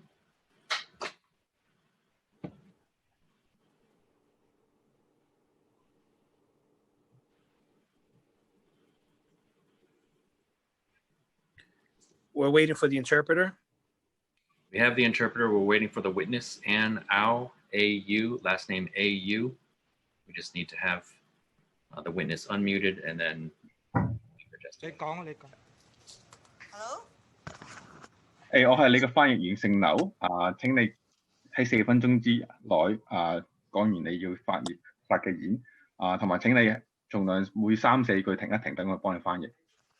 你請開始。OK， 朱敬實。你好，各位好，我叫阿 Ann， 我喺1985年咧就喺香港咧移民嚟美國，一直喺30幾年嚟咧我都住喺忽省。Okay, my name is Ann. I immigrated here from Hong Kong in the 1980s, so I've been living in Flushing for 30 years. 繼續啊。我有個女，我女咧都係忽省長大嘅。I also have a daughter who's also grew up in Flushing. 佢係喺呢個聖 John Pharmacist 畢業。She graduated from St. John Pharmacist College.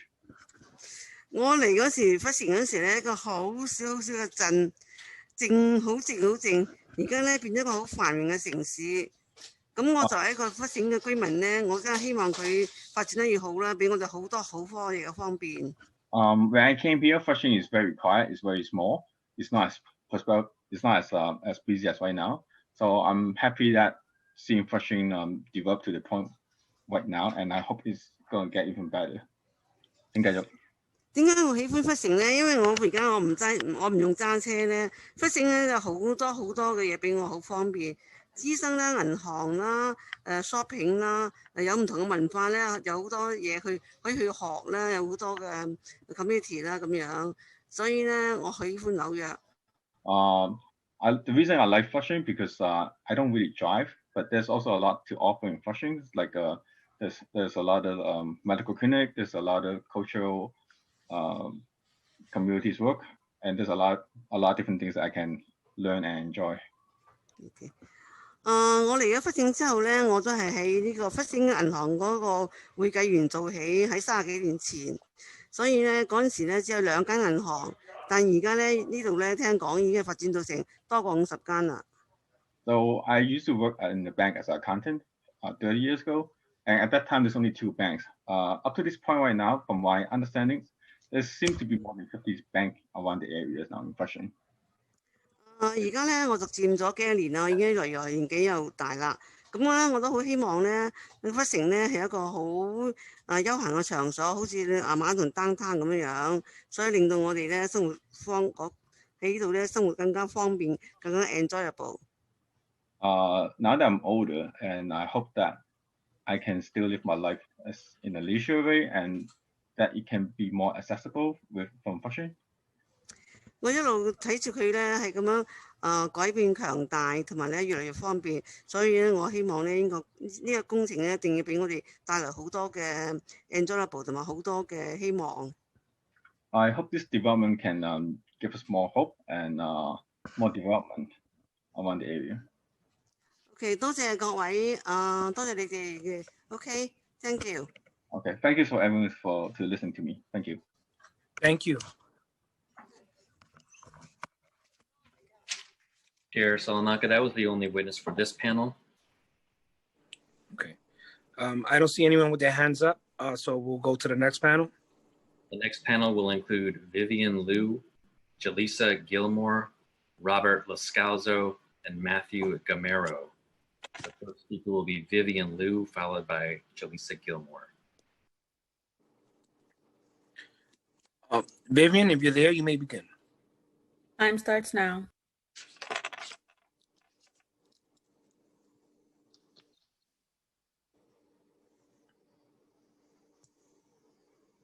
So, Vivian there?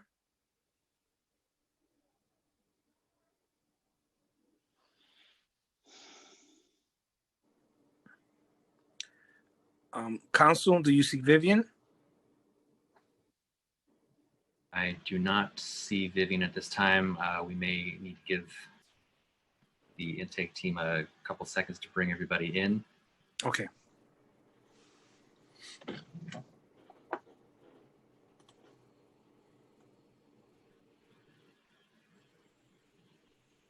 Once again, the next panel that we're calling is Vivian Liu, Jaleesa Gilmore, panel 13, Robert Lascalzo, and Matthew Gamero.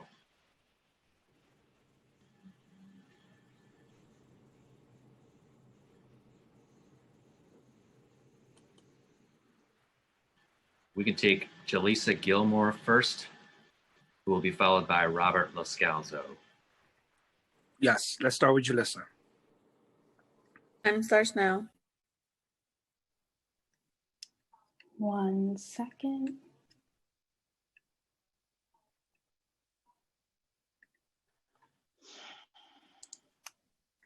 I'm Jaleesa Gilmore, and on behalf of the New York City Environmental Justice Alliance, I stand in solidarity with our member organization, CHIA CDC, in opposing the proposed special Flushing Waterfront District.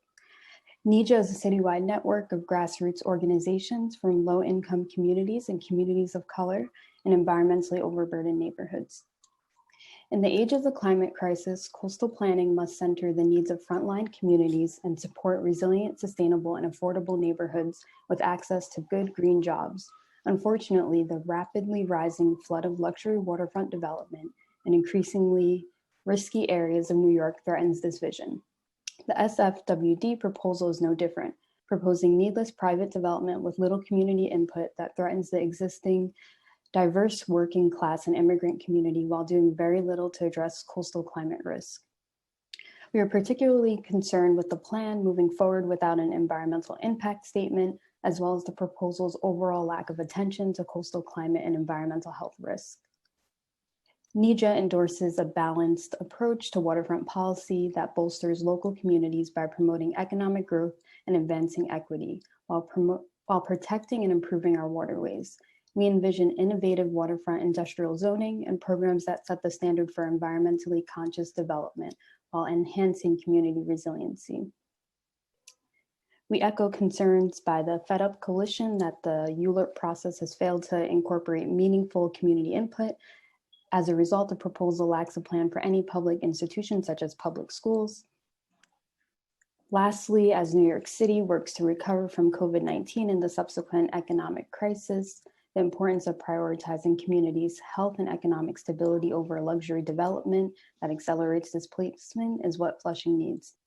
We must completely reimagine our urban coastlines as a critical resource in the fight for climate resiliency, not Time as expired. areas for potential luxury developments, but as sites for ecologically sound climate solutions that protect our society's most vulnerable. Thank you. Thank you, Jaleesa. Next speaker. Next speaker will be Robert Lascalzo, who will be followed by Vivian Liu.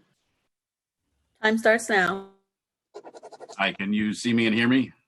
Yes. Awesome, thank you. I am Robert Lascalzo. This proposal will ruin the reliability of Roosevelt Avenue as a westbound access road from Flushing to City Field, to Willets Point, to an air train parking garage, and to Corona generally. There has been zero consideration of that. The project is directly adjacent to Roosevelt Avenue, which is the major east-west thoroughfare between Flushing and Corona. Just west on Roosevelt Avenue is Citi Field Stadium, also Willets Point, where the city intends to redevelop 62 acres, and the number 7 subway station, where the Port Authority intends to construct an air train terminal and parking garage. Obviously, it's important to maintain a smooth flow of traffic here on Roosevelt Avenue. However, the proposal before you includes a street network inside the development that connects to Roosevelt Avenue. That street network is allegedly to alleviate traffic, but to the extent that traffic trying to turn into the development can't do so, it will grind to a halt Roosevelt Avenue traffic. The applicant says that one vehicle will attempt to turn from westbound Roosevelt Avenue onto this new transverse road every 16.8 seconds. But they also say that further down Transverse Road, vehicles would experience a delay of 33 seconds. So we have vehicles attempting to turn into Transverse Road at twice the rate they're able to proceed once they're inside the development. If they cannot turn in, traffic spills back on Roosevelt Avenue. Through traffic that wants to avoid this can't use the left lane to do it, because that's a left turn only lane dedicated to traffic turning into Skyview Mall. So to Peter Koo especially, I say, scrutinize the Roosevelt Avenue impacts and all impacts before making a decision. Your approval will ruin the reliability of Roosevelt Avenue. Follow the good example of the Queensborough Time president. expired. Disapprove this application. Thank you. Thank you. The next speaker. Last speaker on this panel, Vivian Liu. Time starts now. Members of the City Council, no more empty condos. My name is Vivian Liu, and I have lived in Flushing for 18 years. Empty high-rise condos are no new sight. Over 65 condo and hotel buildings already exist in Flushing, from Skyview to Park Hotel to Tangram condos. Yet, many of these buildings are empty. So why are we trying to build more condos? Earlier today, Ross Moskowitz said we need to look at this project holistically, and that access to this waterfront outweighs the lack of affordable housing. He says Flushing residents have been asking for this for years. But what have Flushing residents actually been asking for? You've heard Flushing is a community of Asian, Black, and Hispanic immigrants, and that our income is low. We're not asking for a kayak or some bathrooms near the creek. We're asking for lowered rents. We're asking for homeless people to stop freezing in cardboard boxes.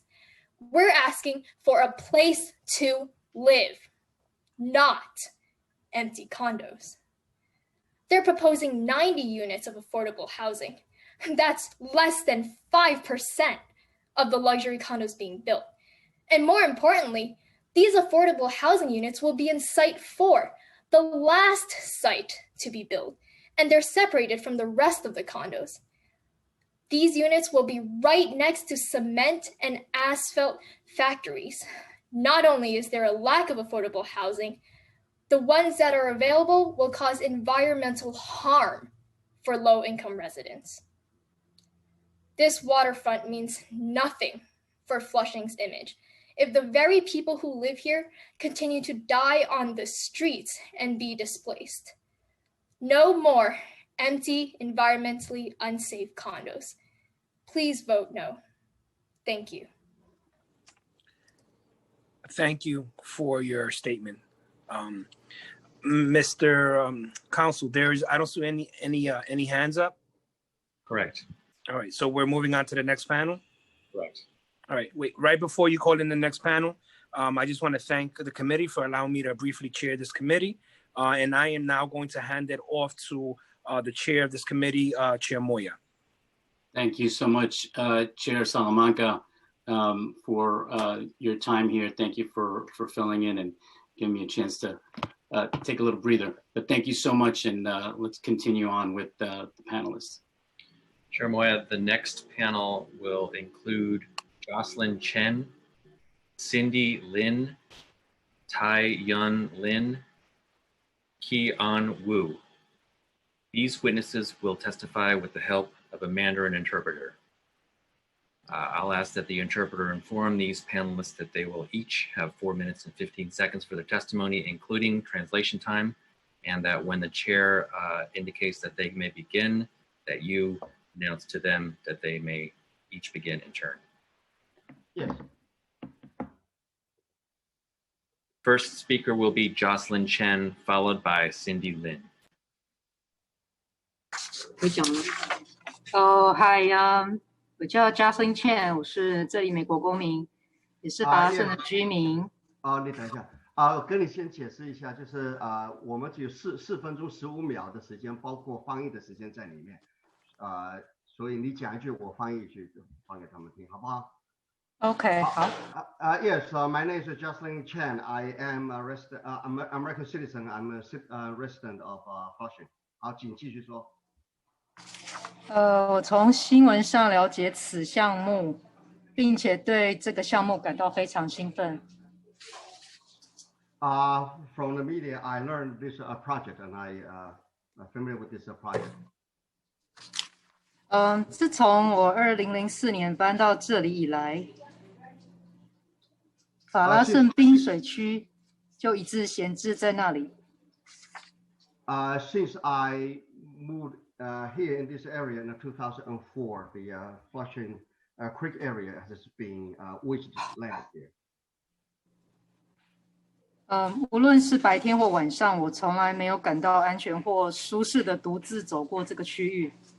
No matter it's daytime or nighttime, and never feel safe in this area, and never been spend time alone in this area.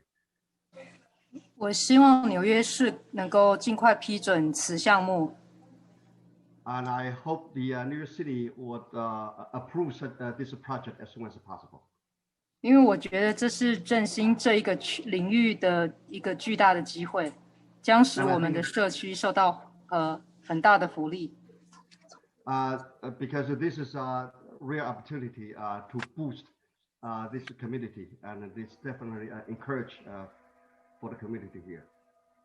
我很期待与我的朋友还有家人一起享受这个新的开放空间。I'm hoping, I'm also wishing that me and my family and friends will be able to have opportunity to enjoy this new community. 滨水区将由业主而不是通过纳税人的钱来建造以及维护的事实，是一个额外的好处。The Waterfront project is not spent on the tax dollar money. It's a private project, it's a private owner. So this is a good benefit. 我支持法拉盛特别滨水区，并且鼓励您也支持该项目。谢谢 ，Thank you. I supported the Flushing Waterfront project, and I also hoping that everyone support this project too. Thank you very much. Thank you. The next speaker will be Cindy Lin, who will be followed by Tai Yun Lin. Mr. Ye, I'm just going to ask you to see if you can move your microphone a little bit closer.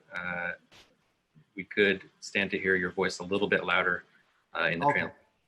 Okay, thank you. Thank you. Cindy Lin. Hello, 你好。你好，我是你的翻译，我们总共有4分钟15秒的时间，包括翻译的时间，好吧？好，你好，我叫 Cindy， 对，你好，大家好，对，我叫 Cindy。Yes, good afternoon. My name is Cindy. 对，我是法拉盛居民。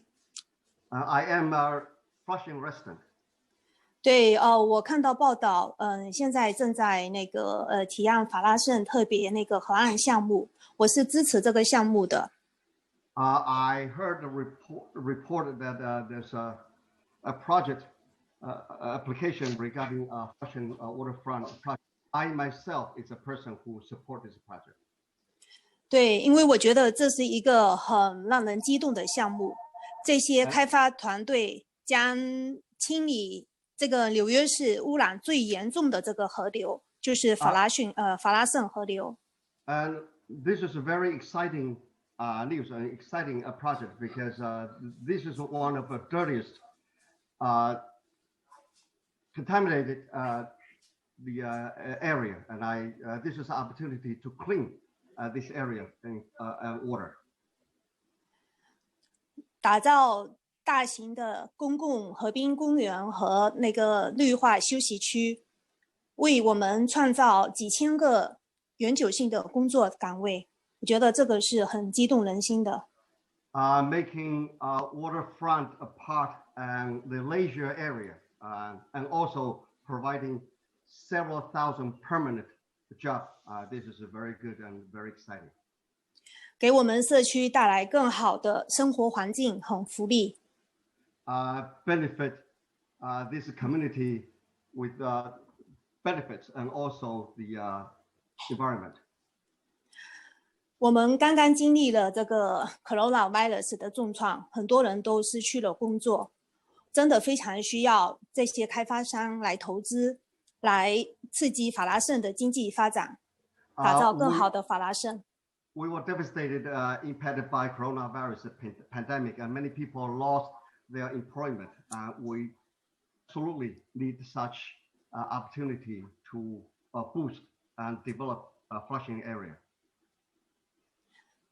所以我希望大家都支持这个法拉盛特别河岸项目，谢谢。So I wish everyone support this Flushing Waterfront special project. Thank you very much.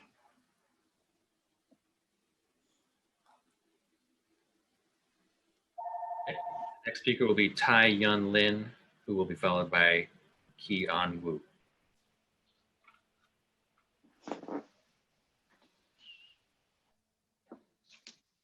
你好，Tai Yun Lin。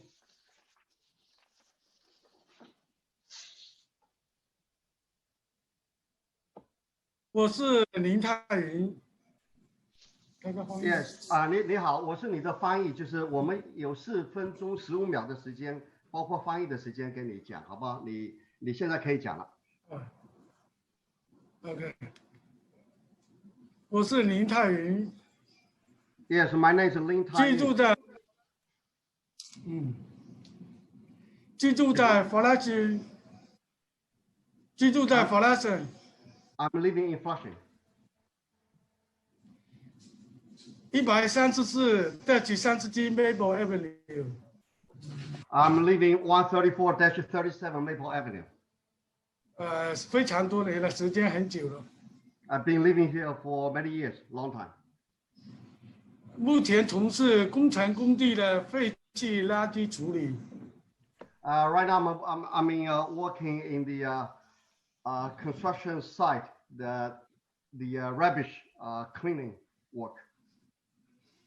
我支持法拉盛河滨开发案。I support the Flushing Waterfront project. 我是来自中国的移民。I am an immigrant, came from China. 在美国落地生根已经超过30年。I've been living here in America for more than 30 years. 我没有在美国上学读书。I did not attend school here in America. 但是因为我有一技之长。Because I have one special skill. 所以在工地的工作让我有稳定的收入。So I working in the construction site will provide me a stable income. 能够照顾我的全家人。So can support my whole family. 我的儿子现在已经有30岁了。My son already 30 years old. 在纽约接受完整的教育。Received comprehensive education here in New York. 现在也有稳定的工作。Now also have a stable job. 之前因为新冠肺炎的关系。Because the coronavirus pandemic. 我和其他一同在工地上班的和伙伴们都停工了一段时间。Me along with the other co-workers working in the construction site stop working for a period of time. 在这段期间，我们体会到工作的重要性。During this period of time, we realize the importance of working. 很多同行们也都来自中国的移民。Many co-workers also immigrant came from China. 大家都需要稳定的工作。Everyone need a stable job. 来照顾全家人。In order to support whole family. 我听说这个开发项目 I heard of this project. 将会带来超过3000个工作机会。Will bring 3,000 job opportunities. 这对我们来说可是个大好消息。To us, this is a very, very big good news. 在疫情之后 ，After this pandemic, 我们绝对需要这些工作机会来复苏经济。We absolutely need such job opportunity to Time expired. recover or reboost the economy. 时间到了。对我一个法拉逊居民来说 ，To me as a Flushing resident. 大修点附近现在真的是脏乱不堪。In the College Point Boulevard area, it's really disorganized and very dirty. 疫情之后还有许多流浪汉。Even after the pandemic, will be a lot of homeless people. 所以这个计划正好能够整顿一下这个区域。And so this project definitely it's an opportunity and chance to put things in order. 让法拉逊的大家会感到更安全。That the residents in Flushing feel more safer. 那个鉴于以上原因 ，Shall I stop him? He keep on talking. 你说。我支持法拉逊河滨开发案。To me, I supported Flushing Waterfront project. OK， 谢谢。And if you can just thank you. Tell him that that his time's expired and. Yeah, I told him. Thank you so much. 谢谢你。The next and final speaker on this panel will be Ki-an Wu. Time starts now. Hello， 大家好。齐安武你好，我是你的翻译，我们有4分钟15秒的时间翻译的时间，现在开始说好吗 ？OK， 我叫做吴启安，今年62岁。今年62岁了，我从事木工工作已经20年了。你做什么工啊？木工。I have been working as a carpenter for 20 years. 主要从事法拉县的开发项目。我的专业是高级的木工。So regarding the Flushing Waterfront project, I am experienced carpenter. 我很喜欢这个工作，我感到这个工作很自豪。我的故事很简单。I like this job, and I'm very proud of this job. This job is easy. 我是1988年来美国，从日母什么都没有，达到美国的梦。I came to America in 1988, and when I came, I had nothing, and I am in realization of American dreams. 我10年前我的美国公民，我非常高兴，我自豪。10 years ago, I became American citizen. I was very happy and I was very proud. 我有2个小孩，这是我的骄傲，我很高兴。I have 2 children, and I'm proud. I'm very happy. 我往我太太从小就入我们的小孩有勤读书，努力工作。I have my wife taking care of my kids and then working very hard. 他们最后2个都读到 college， 所以在哈佛大学。Eventually, they all entered college, both in Harvard University. 我女儿现在是儿科医生，儿子是肿瘤医生。Now my daughter is a pediatrician and my son is a cardiologist. I'm sorry, the oncologist. 由于我的工作，才能提供他们可以有这么好的教育和这经济的资源。Because of my job, so I was able to provide them such opportunity. So they enable for them to get such good professional income. 我的工作都是在发现，我已经在20年在发现做工的为我们自己参加这么多项目感到很高兴。So I'm working in the flushing area for 20 years, so very happy for provide such a job. 我支持法拉盛这个水湾开发，我期望看到法拉盛的发展。I support Flushing Waterfront project, and I am hoping personally witness the development of Flushing community. 这是我们在这里的工作需要依靠它。Our job depend on it. 我看到这个项目是很好的，可以把海岸那个脏的地方搞得更美好。When I saw this job, this project, I think it is very good. Can make Waterfront a better place. 我希望大家都支持这个项目，做得更好。谢谢。I'm hoping everyone would support this project. Thank you.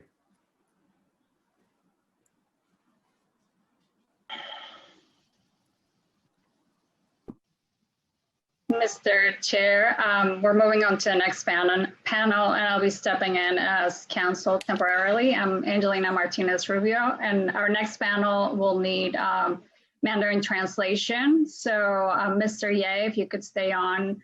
We're going to be calling Grace Shi, Ri Heng Wang, Xu Wang, and Mingwei Wang. And if Mr. Ye, if you could remind them that, again, they have 4 minutes and 15 seconds, and they can start once the chair gives them the go-ahead.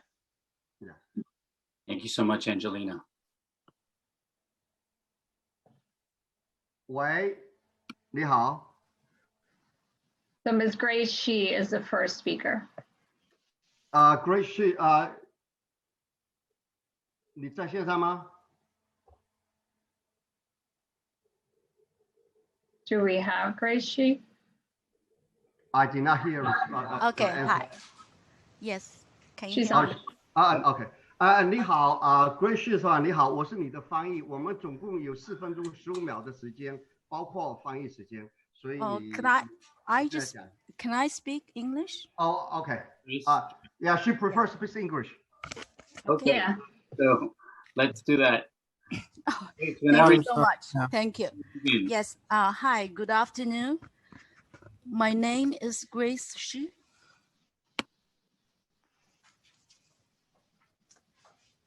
A 20-year resident of Flushing. Love and enjoy living in Flushing deeply. I love to see the Flushing improvement getting better every single day. This is my home. The Special Flushing Waterfront District is a win-win project. It's a win-win plan. It's our community's dream, hope, and also it's the community's future. I strongly and fully support it and will fight for it. Over the last 2 decades, We have heard about the potential to transform the Flushing waterfront. Now, with this proposal, we finally have an opportunity to achieve the goals that the community has demanded for years. Waterfront access, public space, good jobs, less traffic congestion, and other needed amenities. The proposed special Flushing waterfront district will transform the area from the polluted, contaminated, and toxic piece of land to a publicly accessible waterfront park with affordable housing, retail, and other amenities for the communities. As a result, about 3,000 jobs are expected to be created for local residents, providing Time good expired. jobs. Okay, so for all the benefits to our community, and to our city, more tax revenues. So I fully and strongly support the Flushing Water Development Project and hope you will do the same. The whole community is counting on you. Great. Thank you so much. Thank you for your testimony. One second while we unmute. Yeah, I'm muted now. Our next speaker is Ri Hang Wang. And Mr. Ye, it's my understanding that we need interpretation services again, Mandarin. 喂，你好，我是你的翻译。好，你好，我是王立航。对，你好，我们有4分钟15秒的时间，包括翻译的时间，所以你有这样一个时间范围内讲，好吗？好，谢谢。请说。大家好，我是王立航，我今年51岁，我和我太太有一个儿子，是Hi, everyone. My name is Wang Biham, living on 5114. 然后呢？然后我和我太太有一个儿子，是1998年定居华盛顿。Me and my wife, we had a son. We settled here in Flushing, 1998. 算有22年了。According to my calculations, are already been 22 years here. 华盛顿一草一木我都熟悉。Flushing, every single inches of Flushing, I am familiar with.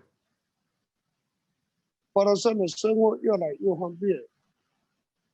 Living in Flushing, getting convenient and convenient. 环境越来越好。Environment getting better and better. 我的职业是内装师。My occupation is construction, interior construction. 我有一家建筑公司。I run a construction company. 专制宅办公室、店铺、餐厅，我们都会做。The project including the office, including the restaurant or other interior construction. 我的团队中很多人是华盛顿定居。Many people that are living in Flushing. 我的客户有大一半华盛顿定居的老板。All my customers, half and half, living in Flushing. 如果说华盛顿这个社区是我的父母。If I treated the Flushing as my parents. 一点也不为过。I won't say it's exaggerated. 我非常支持华盛顿特别水岸发展。I am strongly support Flushing waterfront project. 法拉盛的市区很小， Flushing area is limited. 目前我看到法拉盛是餐厅和超市，市区只看见餐厅和超市。 Right now, only see the Flushing, the restaurant and supermarket.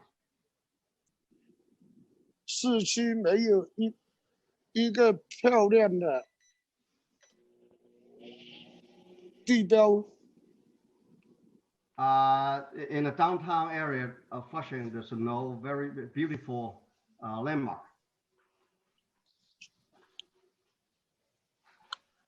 和社区的景观。 And also the community appearance. 我个人是建筑职业。 Because my occupation is involved construction field. Time expired. 有新的时间到了。哦。 Our next speaker is Shu Wang, followed by Mingwei Wang. Mr. Ye, they also need interpreting services. Time starts now. 你好，王叔是吧？对，你好。你好，我是你的翻译。我们总共有4分钟15秒的时间，你现在可以开始讲了，好吗？包括翻译时间。OK， 请说。OK。好，我叫王树。Yes, my name is Wang Shu. OK， 我是一名法兰盛本地居民，也是工作在法拉盛的专业电工。Yes, I am a local Flushing resident, and I also am an electrician working in Flushing. 我不明白为什么其他区域的人反对这个项目。I do not understand why the other people from a different area, they oppose this project. 我今天想要表达我对这法拉盛河岸计划的强烈支持。Today, I just want to express my strong support of the Flushing Waterfront project. 我17岁的时候和父母一起从中国到美国。I came to America when I was 17 years old, along with my parents. 我在Bayside High School 毕业以后就一直在法拉盛工作。Since I graduated from Bayside High School, I have been working in Flushing since. 因为这个社区里像我这样的新移民不仅找到了包容感，同时还有稳定并且收入不错的工作。Because in this area, the new immigrant like me, not only being accepted in this area and also be able to find a decent job with a stable and decent income. COVID-19 对我法拉盛华人社区造成了重大的伤害，我们需要更多的工作。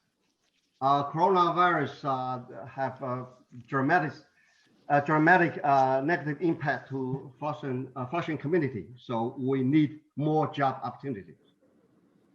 法拉盛河岸计划会带来许多的永久工作岗位，这是我们社区真正需要的。Flushing Waterfront project would bring many permanent jobs. This is what this community needs. 我希望为了我们社区的未来，法拉盛河岸计划可以顺利通过。谢谢。I hope for the future of Flushing community, this Flushing Waterfront project will be granted. 好，谢谢，拜拜。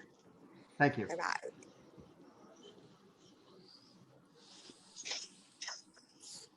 And then the last speaker for this panel is Mingwei Wang.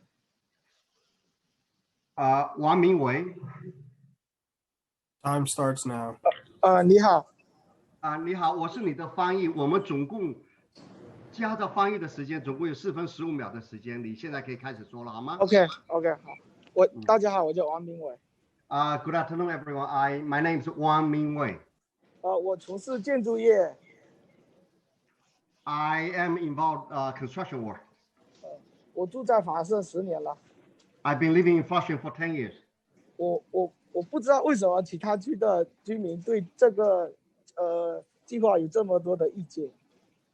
I do not understand why the residents from other area have so many objection toward this project. 我支持法拉盛特别垂岸区的开发。I support Flushing Waterfront project development. 因为这个项目可以好好的整顿现在法拉盛的荒废的土地。再说一遍。因为这个项目可以好好的整顿现在法拉盛荒废的土地。Because this project will have a good opportunity to organize or utilize this wasted land in Flushing. 以及那个法拉盛河。And also Flushing Creek or Flushing River. 我和我的家人目前都就住在法拉盛 Sanford 以及那个 College Point 附近。Me and my family are living in Flushing area in the Sanford and also College Point area. 目前这个区没有住人。目前这个区什么？没有住人。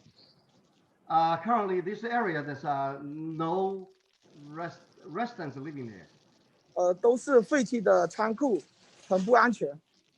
All those abandoned warehouse, very unsafe. 再加上法拉盛河川的污染。And also Flushing Creek pollution. 夏天就开车过去的时候，开窗还可以闻到很臭的味道。In the summer, when you drive by, when you open the window, you smell very bad, smelly air. 我觉得这社区需要处理掉这个问题。And I think this need to be corrected. 我很期待水岸赶快开发。I am hoping that this project will be started very soon. 这样我们就有更多的户外公共空间。So we will have a better or more outdoor activity space. 我跟我的父亲是从福建移民过来美国的。My father and I, we immigrate from Fujian province of China.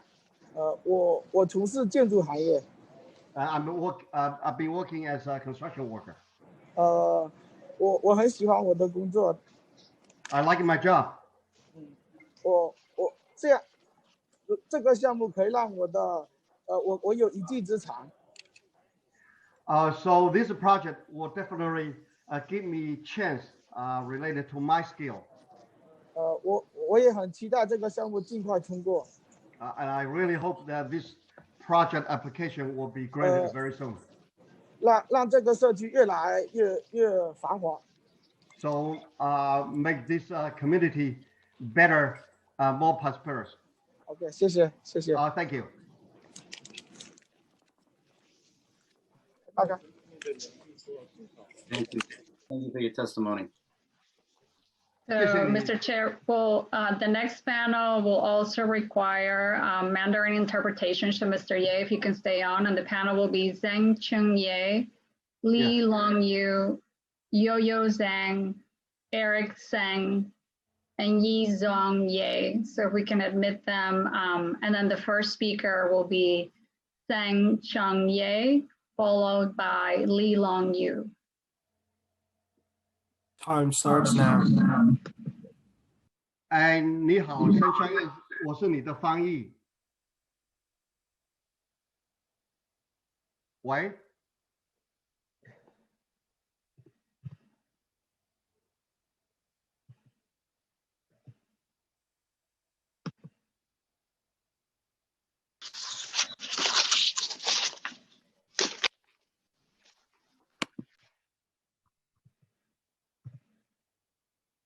So we have Zhang Chengye. 你好，沈全业是吗？你好，喂。I don't hear response back. We move to the next panelist. Yeah, we'll move to the next one. Lee Long Yu. 李龙友，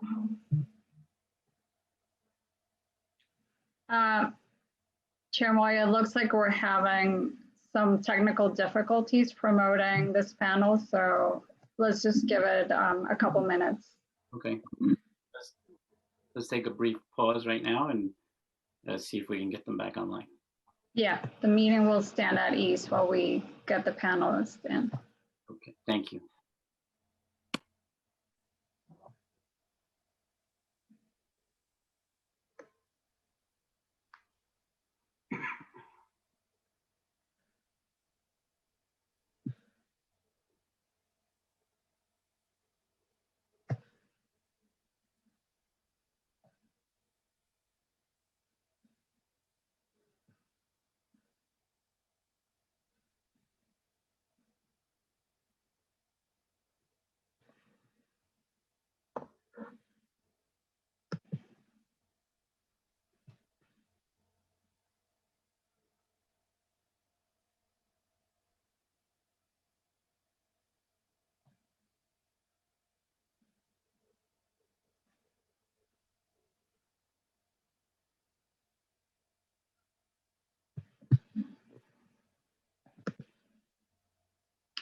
Chair Moya, it looks like we're ready. The first panelist is Zhang Chengye. Time starts now. 喂，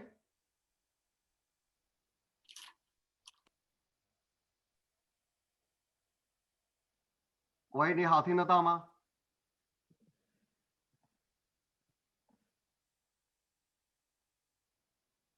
Can we unmute Ms. Zhang Chengye? 啊，你好，听得到我说话吗？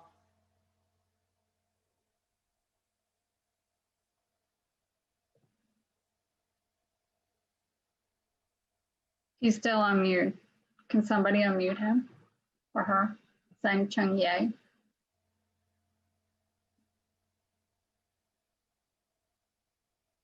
喂，你能不能把？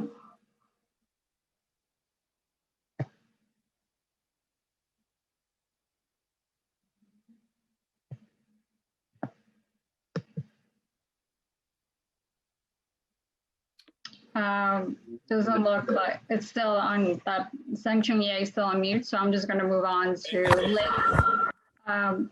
we have the person. Go ahead. 喂，你好，你听得到我说话吗？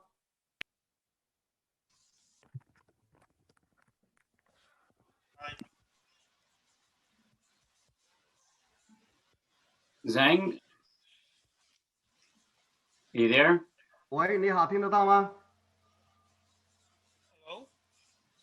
你听得到我说话吗？ 你是叶真琛吗？对的。对啊，是。啊，你好，叶真琛对不对？我 Zhang, can you hear us? 真琛能听得到我说话吗？ Okay, why don't we move to the next panelist? Okay, so the next panelist will be Lee Long Yu, and we will return to Zhang Chengye if we can. Lee Long Yu. Time starts now. 喂，李荣友。你好。你好，我是你的翻译。你现在可以说话，有4分15秒的时间，包括翻译的时间都在里面，4分15秒，好吧？你现在可以开始了，好吗 Okay. 好，請說。So I actually can speak English. I'm an Asian American. Okay. So my name is Lee Long Yu. I'm 23 years old. I'm currently living in Flushing, Queens. My address is 147-42 27th Avenue. I've been living in Flushing for about 10 years. And today I actually want to show my support for the Waterfall project. And I'm very happy to hear that it is taking place. Currently, I've heard that people in other boroughs are opposing the project, and I don't really understand why. My parents and I moved to America for over 30 years already, and currently I'm in the construction field, and I feel like the Waterfront project will actually be very beneficial to the Flushing area. Yeah, that's about it. And currently, due to COVID, the Asian population is facing a hard time, and I believe if the waterfall project were to take place, it will actually bring more jobs and opportunity to the community, and that's about it. Thank you. Thank you. Thank you for your testimony today. The next speaker is Yo-Yo Zhang. And Mr. Ye, I understand they need interpretation as well. Right. Okay. 郑友友对吗？郑友友。Hello. 喂，你好。你好。我是你的翻译，我们总共有4。没声音了。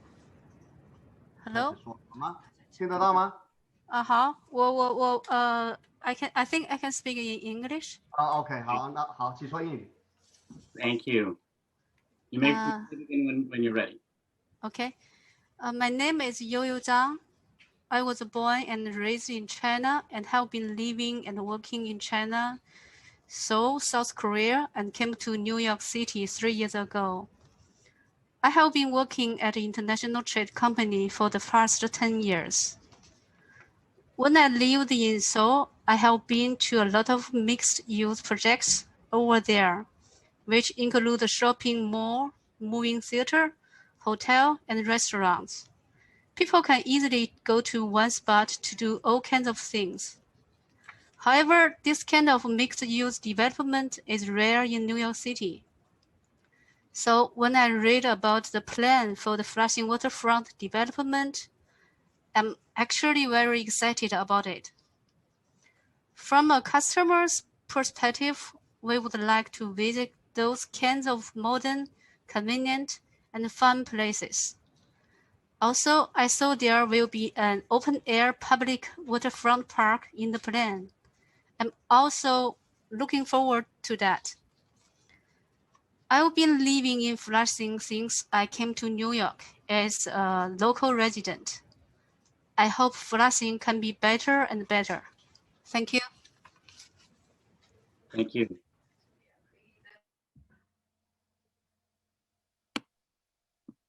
Great. You gotta unmute our council. Thank you. Sorry. The next speaker is Eric Zen, who I believe Mr. Ye may need interpretation, but we'll double check. OK。你好 ，Eric 真是你吗？对。你好。我是你的翻译。我可以 I can speak in English. It's fine. OK。Eric, whenever you're ready. All right. So my name is Eric, and right now I'm currently 31, and I've been living in Flushing for about like 21 years. And I think the Special Waterfall Project is like a very good opportunity for the Flushing area. It actually helps, I believe it actually helps the area to get more diversified, as well as get more job opportunity for more people, because as you guys know, due to COVID, a lot of people lost a job. By doing this, they'll have a stable job for the many years that's to come. So I just believe that, this is a very good opportunity for the district in Flushing. Thank you, Eric. Yep. All right. The next speaker on this panel is Yizong Ye. 喂，你好，李川爷是吗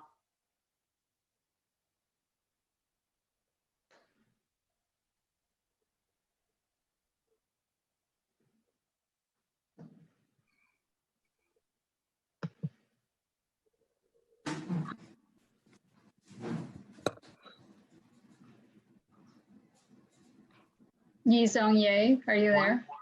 喂，听到我说话吗 ？Hello， 啊，你好，您是于中爷是吗？Hello， 啊，听得到吗？听得到。啊 ，OK， 我是你的翻译啊，我们总共有4分15秒的时间，包括你现在翻译的时间是找哪一个名字？你是于中玉是你吗？于中业，李宗义，Yeah， 是你是吧？啊，是我，你好。啊，你好，我是你你好，的翻译。大家好。啊，我是你的翻译，我们总共只有我叫岳一中。我1965年出生。Okay. My name is Yue Yizheng. I was born 1965. 我从室内装修，目前是一个建筑商的经理。I am involved in interior construction work. 我从95年开始住在法拉盛，我和我太太还有4个小孩。I have been living in Flushing since 1995. Me, along with my wife and 4 children. 我的小孩已经差不多成年了，都开始工作了。我们家呢 My children are grown up and already start working. 我们家投票有6票，加上我的工作团队，我这里大概有几百票投票。如果这个呢，对于你们议员们的关心是一个重点。My family, we have 6 votes, including all my employees. We have several hundreds of votes. So, for the local representatives, this is a very big, decent amount of votes. 我个人也是那个皮特顾的支持者。I personally, I was a supporter of Peter Koo. Yeah, 我也很感谢皮特顾这几年在法拉盛社区做出了努力，经济和福利。我支持法拉盛这个水岸开发区。我认为这个项目呢，可以创造生机，改善社区环境，更可以提升法拉盛在纽约市的地位。你等一下。I really appreciate Peter Koo, who have been making a great effort to help Flushing economically and also community benefits. And I personally support the Flushing Waterfront project because I think this is a project going to improve the community and also will be strengthen the Flushing position in the city of New York. 因为呢，我在法拉盛工作有10几年来，因此在费用豪华开始凯悦大酒店，以及那些天馆那些新天地，以及法拉盛那些超市，我都有做过工程，我也带来那个我感觉到法拉盛这几年的发展很不错。I have been involved in many projects, the construction project in Flushing area, including the hotels, the restaurant, and the market. And I think in the last several years, Flushing has been developed a very good the situation and pace. 实际上呢，我也发现。今天呢，很多呢公听会上的发言人呢，听起来呢好像不是法拉盛的居民，他也不懂我们住在法拉盛的需求。Today I heard many people express their opinions, and it feel like that they are now living in Flushing area and they do not understand the local residents' needs. 我相信法拉盛很多人都跟我一样，热爱这个社区，希望更多的建设，因为我们这 Time 个 expired. 时间到了I hope everyone just like me to hope the love this community and also hope this community getting better. Thank you so much. Thank you for your 谢谢 time. 你。因为这是生活中公主家庭是法拉盛一定要更好向前进，大家生活更好。Well, because you're living in Flushing, so you definitely want the Flushing community getting better and better. Great. Thank you so much. Thank you. 谢谢你说完了。谢谢大家。Thank you very much. Yep. Thank you. Thank you very much. Okay. Move on to the next panelist. Yes, Mr. Ye, can we check on Zhang Chung Ye, who was our first panelist, to see if they're there, please? 你好，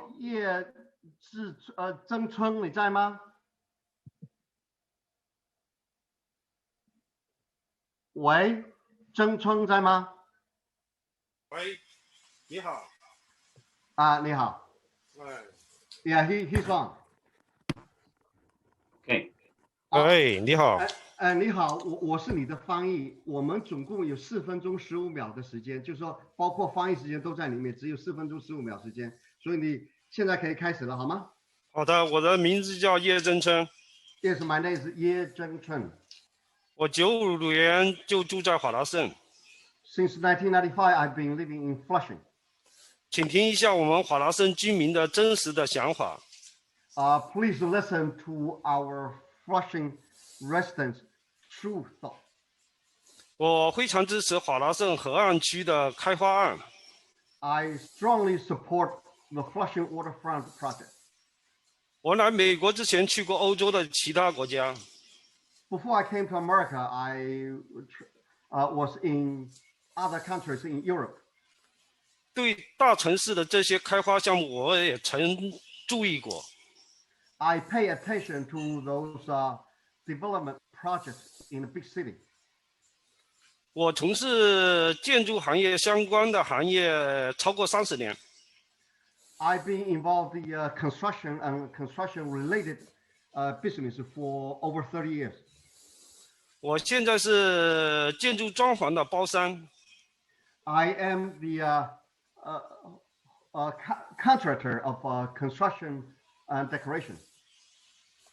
当我看到华达盛河岸开发案报道以后， after I learned the report regarding Flushing Waterfront project, 我觉得这项的建案规划的非常完整。I feel that this waterfront project planning was very comprehensive. 尤其河边公园这一部分， especially waterfront park. 华达盛目前缺少的就是这样一个公共的空间。In Flushing, what we lack is such a public space. 像我这样年纪大以后，我就很希望有这样的公园可以运动休闲。People like me, when I getting aged, we really needed to have such a space that you can spend leisure time and do exercise. Such a space. 我有3个女儿都已经结婚了。I have 3 daughters, they all married. 如果这个计划能够真的实现 ，if this plan indeed being accomplished, 以后我的子孙都有地方可以去玩乐。And then my children, grandchildren, they have a space to play. 对华达盛来说，这个是非常好的一个项目规划。To Flushing, this is a very good project planning. 对我而言，这个项目开发以后 ，To me personally, after this project developed, 相信会非常多的工作机会给我的员工。I believe will have a lot of opportunities or provided for my employees. 大家都知道，因为新冠病毒的关系，很多工地都停摆了。Well, as many people know that because coronavirus pandemic, that many construction sites stopped. 我的员工也少了很多的工作机会。My employee also lost many job opportunities. 在这种情况下，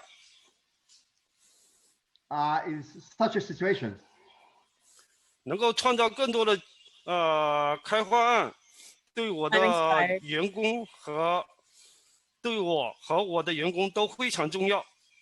我们时间到了so 好，谢谢。Such a project definitely will provide me and also my employee very good opportunity. Thank you. 好，谢谢。Thank you. Thank you.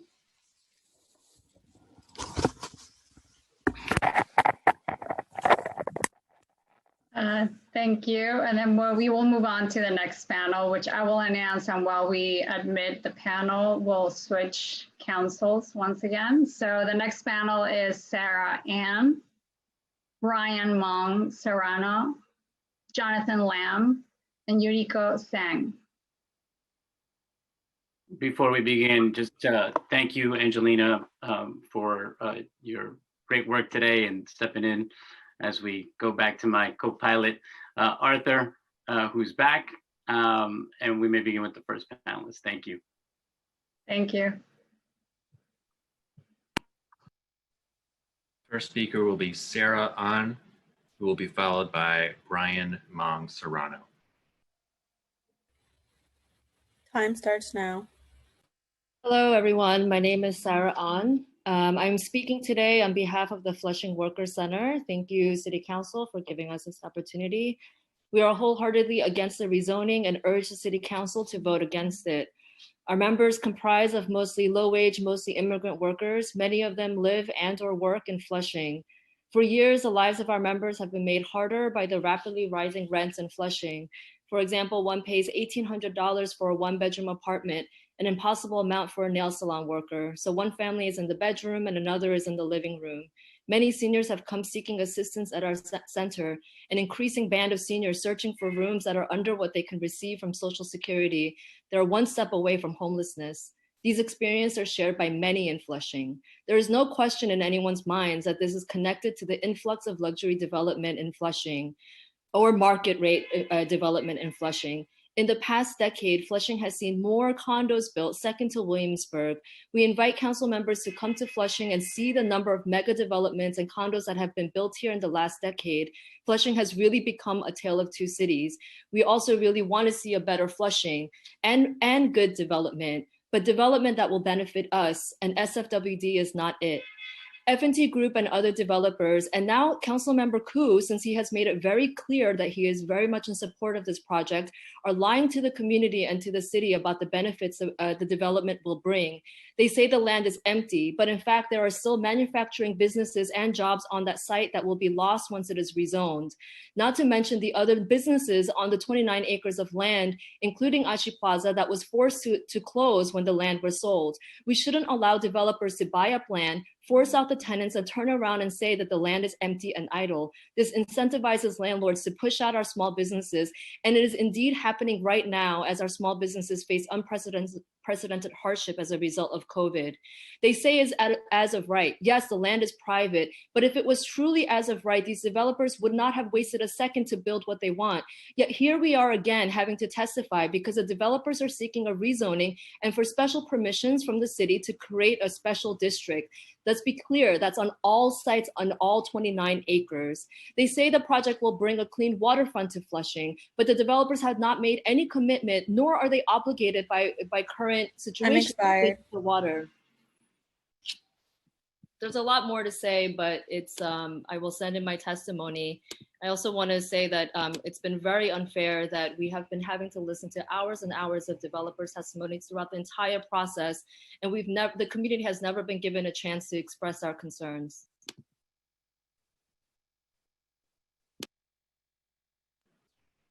Next speaker will be Brian Mong Serrano, who will be followed by Jonathan Lamb.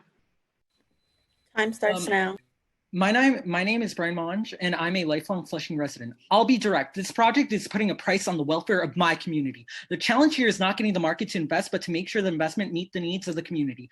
There is something wrong here, as these are Ku's words in 2015, yet here's his community rejecting the proposal. We can see what the community wants in a recent Queens College study. Over 20% said they want affordable housing, and over 30% see that Flushing's overtaken by luxury buildings. Apartments are no longer affordable and everyday goods are more expensive. Looking at MIH, capping it at 60 or 80% AMI is well above the median income in Flushing, which is $54,000. Tell me what my neighbors should choose as their rent increases, but wages don't. Food or a home. These are the facts. MIH is required by zoning, but that does not preclude developers from taking city subsidy. What developers can do with that subsidy is double dip. Another flaw in MIH is that its income levels are mismatched to the needs of city residents. And so the displacement effects are likely to outweigh any of the benefits of any affordable housing that MIH brings, especially for long-term residents. All this according to Chris Walters, the rezoning technical assistance coordinator for the Association for Neighborhood and Housing Development. So I dare these developers to say that they bring jobs as they reap rewards from our city's money. There are no legal measures to make sure that developers follow up on all their promises. Luxury apartments won't solve my community's problems and stop the mass displacement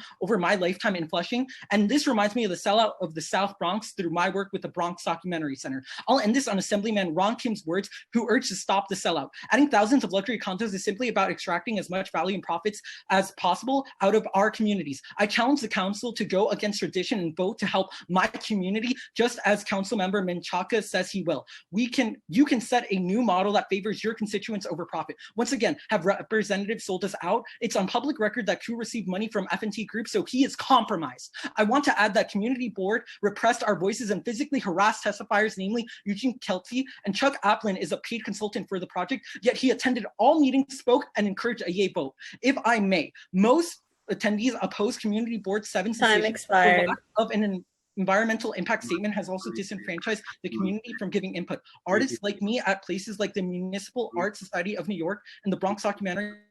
Thank you. Thank you for your testimony. We can proceed to the next panelist, please. The next panelist is Jonathan Lamb, who will be followed by Yoriko Zhang. Hi, my name is Jonathan, and I'm currently a sophomore in high school, and I'm here to discuss the unethical Waterfront Flushing rezoning project. My father works in Flushing, and I grew up with having Flushing as my home. I enjoyed going to bakeries, getting bubble tea, and overall having a great time. The hardworking immigrants and the working families is what makes Flushing so beautiful. We don't need unnecessary luxury development, nor do we care about the public access that these selfish developers constantly use in order to make a narrative that they care about us. Fun fact, they actually don't care about us. They constantly use this false narrative that they collaborated with the community, while there's lines that are stretching for blocks of people who just want access to food. By the way, one last minute donation to a food pantry before this hearing was held does not help. And by the way, the community board 7 that overwhelmingly supported this does not truly reflect the demographic of Flushing. Right now, people in Flushing could care less about what these ignorant developers want to call a rare opportunity. People in Flushing are struggling to pay off the rent, to put food on the table, and overall, people are struggling to survive during this pandemic. Through phone banking, I heard from a lot of these people who are struggling during this time. It's a shame that their own city council representative who should be supporting them and is going against them by being in favor of this greedy development that won't benefit hardworking families. While I should be studying, I'm here to represent families like mine who are unfortunately unaware that this unethical project is being discussed during a pandemic that goes against hardworking families. A vote to approve this disgusting luxury development project just displays how ignorant you are to the public. During a pandemic, we should be discussing possible ways to help the community and not go against the community, and this selfish project goes against the Flushing community. Lastly, you were all elected here because you breathe our air and you drink our water. Peter Ku is not a good example.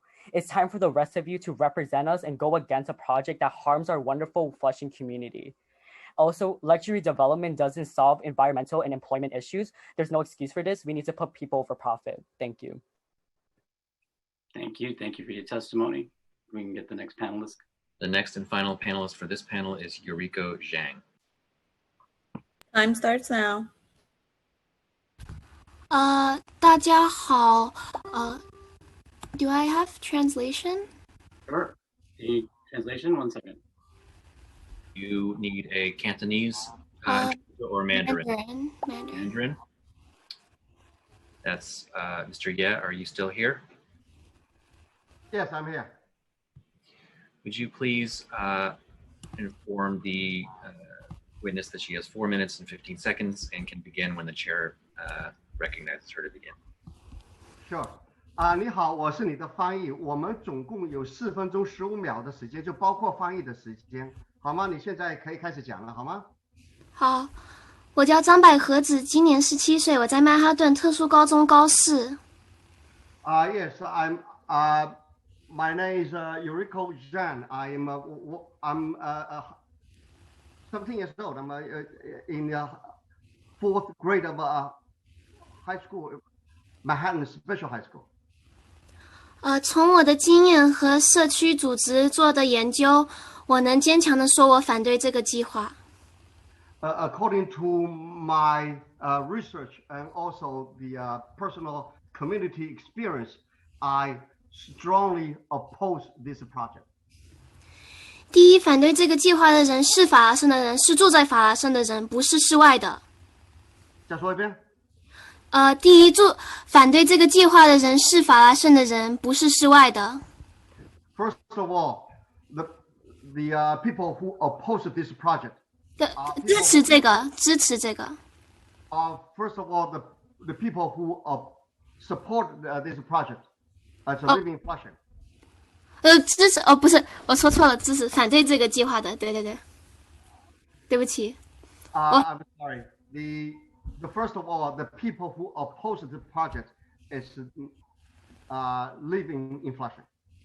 我从法拉盛出生的，从一个非常努力的工人阶级移民家庭出生的。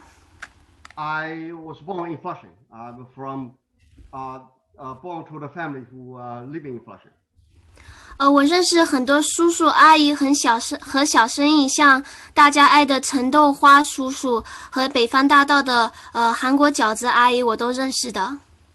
I know many uncles, aunts who are living here and also were small business owners, such as owns a dumpling house in Northern Boulevard.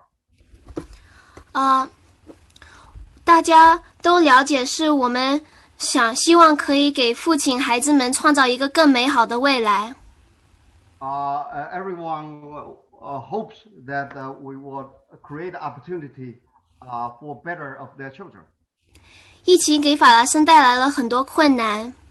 However, the pandemic brought many difficulties for the community of Flushing.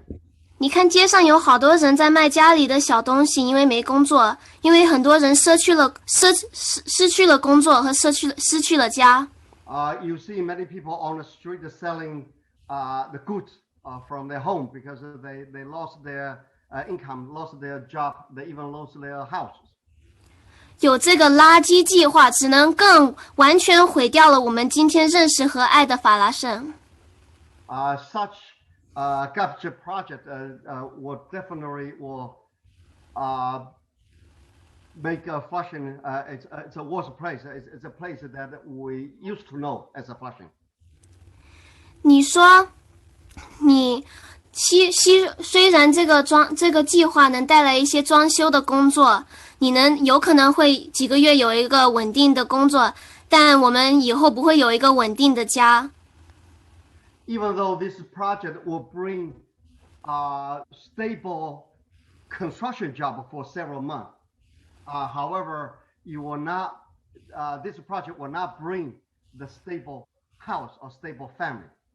这个计划只能把现在稳定的工作灭掉，然后也把现在小生意灭掉，然后带来低薪零售和服务工作。This project will eliminate the stable jobs and also eliminate stable small business, even though it will bring some low tech or low income job opportunities. 如果你想帮助法拉盛流浪汉的人，不应该把他们踢出去，不应该把他们赶走。我们时间到了。If you want to help the homeless people in Flushing, you should not just kick those people out or move them out. Okay, even though I speak English, I wanted to speak in Chinese because there's a lot of lies being fed to the Chinese immigrant community about this development. A lot of the Chinese people who are trying to testify on behalf of this project, they all have connections to Peter Koo or TNT who are going to benefit from this project. Overall,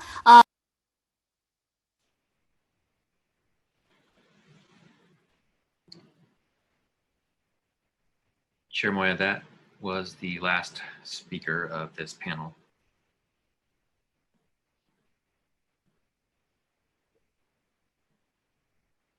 We don't hear you, Mr. Chair.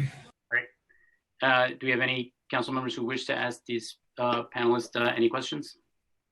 I see no members with hands for questions. Okay, there being no more questions for the panel, the witness panel is now excused. Council, if you can please call up the next panel.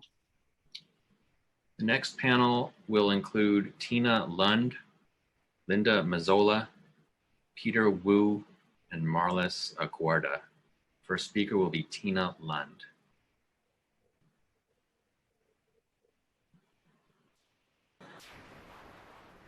Time begin.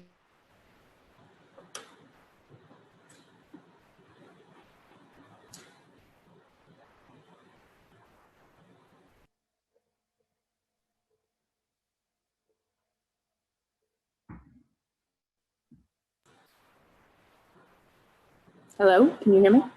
Tina, whenever you're ready, you can begin. Okay, thank you.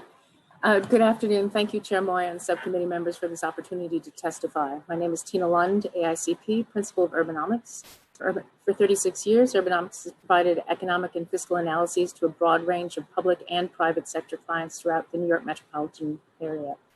I'm here today to speak in support of the Special Flushing Waterfront District.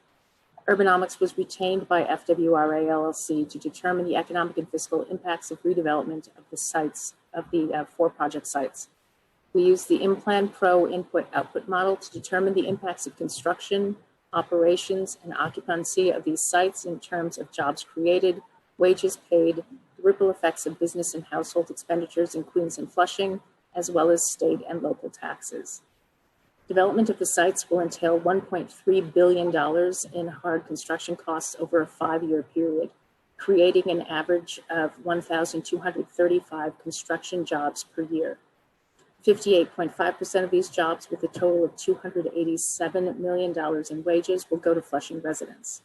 The ripple effects of the activity will provide an additional $648 million in revenues for Queens businesses supporting the construction and workers. Flushing's share of this will be $379 million. Once occupied, the sites will directly contribute $509 million to the local economy each year, creating 3,700 on-site permanent jobs. In addition, the expenditures of these on-site businesses and workers, along with the household expenditures of new residents, will contribute another $588 million to Queens' economy. Flushing's share will be $64 million, supporting 421 jobs. These sites alone will provide $179 million in taxes to the city and state each year. This includes $116 million in property taxes, $35 million in household income taxes, and $28 million in business taxes. In economic and fiscal terms, the Special Flushing Waterfront District would be a benefit to Flushing and Queens. Thank you very much. Thank you. Next speaker will be Linda Mazzola, who will be followed by Peter Wu. Time starts now.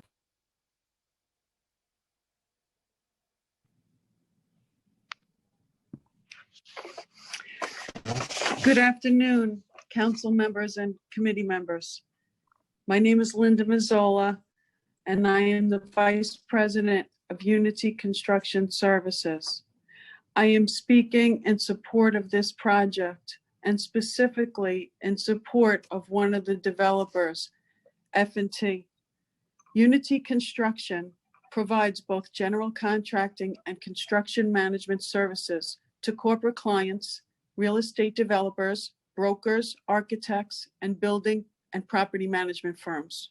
We are a longstanding member of the Eastern Atlantic States Regional Council of Carpenters. by self-performing all the carpentry work on many of our projects with an in-house staff of over 50 carpenters, tapers, and laborers. Unity became acquainted with F&T and its outstanding management and staff while completing projects for Regal Cinemas in Lynbrook, New York, and the Market Line at Essex Crossing. Since that time, Unity is working with them to complete Regal Tangram, which includes the build-out of a 7-screen state-of-the-art movie theater in Flushing, New York.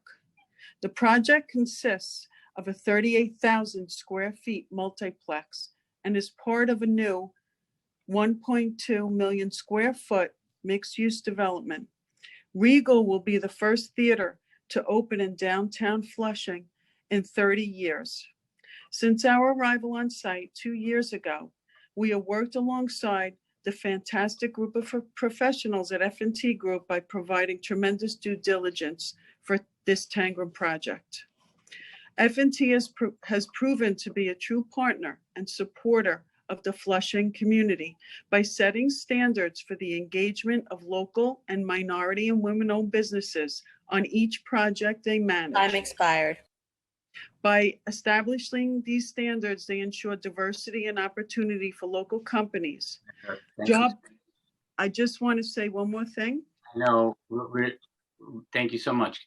We really Thank you. Thank you. The next speaker will be Peter Wu, who will be followed by Marlis Aguarda. Time begins now. Hello, my name is Peter Wu. I am for approval of the Waterfront District. I have been actively involved in the Flushing business community for over 20 years. We have been trying to clean up the polluted Flushing Creek and provide public access to the waterfront for at least that long. Approval of the Waterfront District will accomplish that and much, much more. It will create thousands of much needed jobs for the Flushing community, especially now after the devastation caused by the COVID-19 pandemic. There will be over $2 billion in private investment, generating about $180 million in annual tax revenue for the city. There will be better pedestrian and vehicular circulation with new roads leading to the new waterfront walkway and shopping. And there will be more affordable housing units near the waterfront. The Flushing Creek project is overwhelmingly supported by the Flushing business community and residents of Flushing.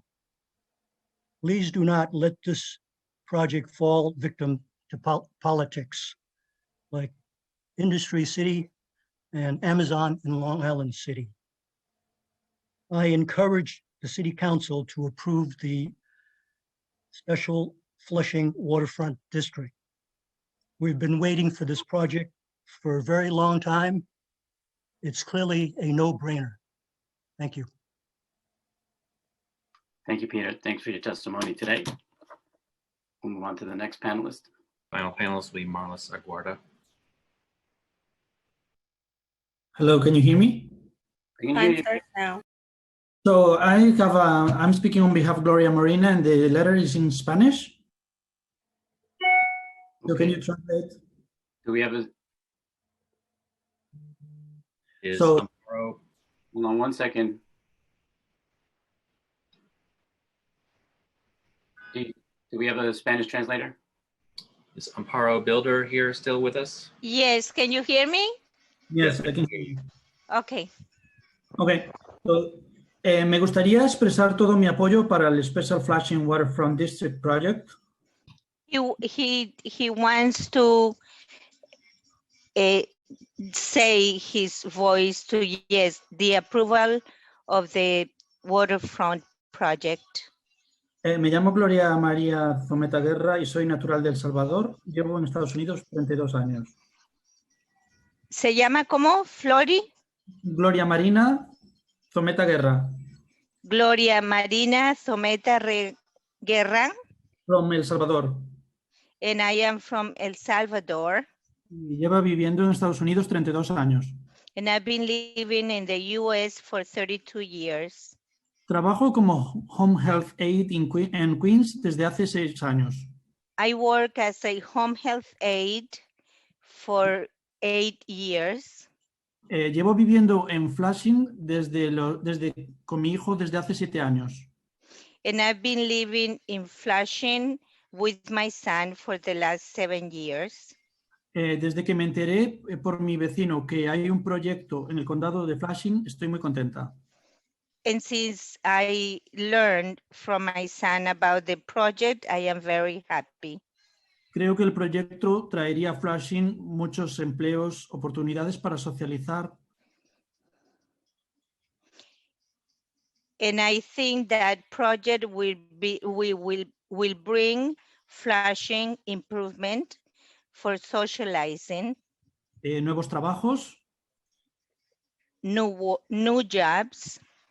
Y traería comercio para diferentes culturas. And it will bring commerce to the different cultures. Yo estoy encantada con Flushing, su gente, sus calles y su diversidad cultural. And I am very happy living in Flushing and the cultural diversion. Para personas de mi edad se beneficiarían del Waterfront porque nos daría la oportunidad de pasear con nuestras familias y amigos. And people living at the waterfront will be very happy because it will bring happiness and socialization with our friends. En el Waterfront. At the waterfront. Nuestros familiares están ilusionados con que se lleve el plan en Flushing.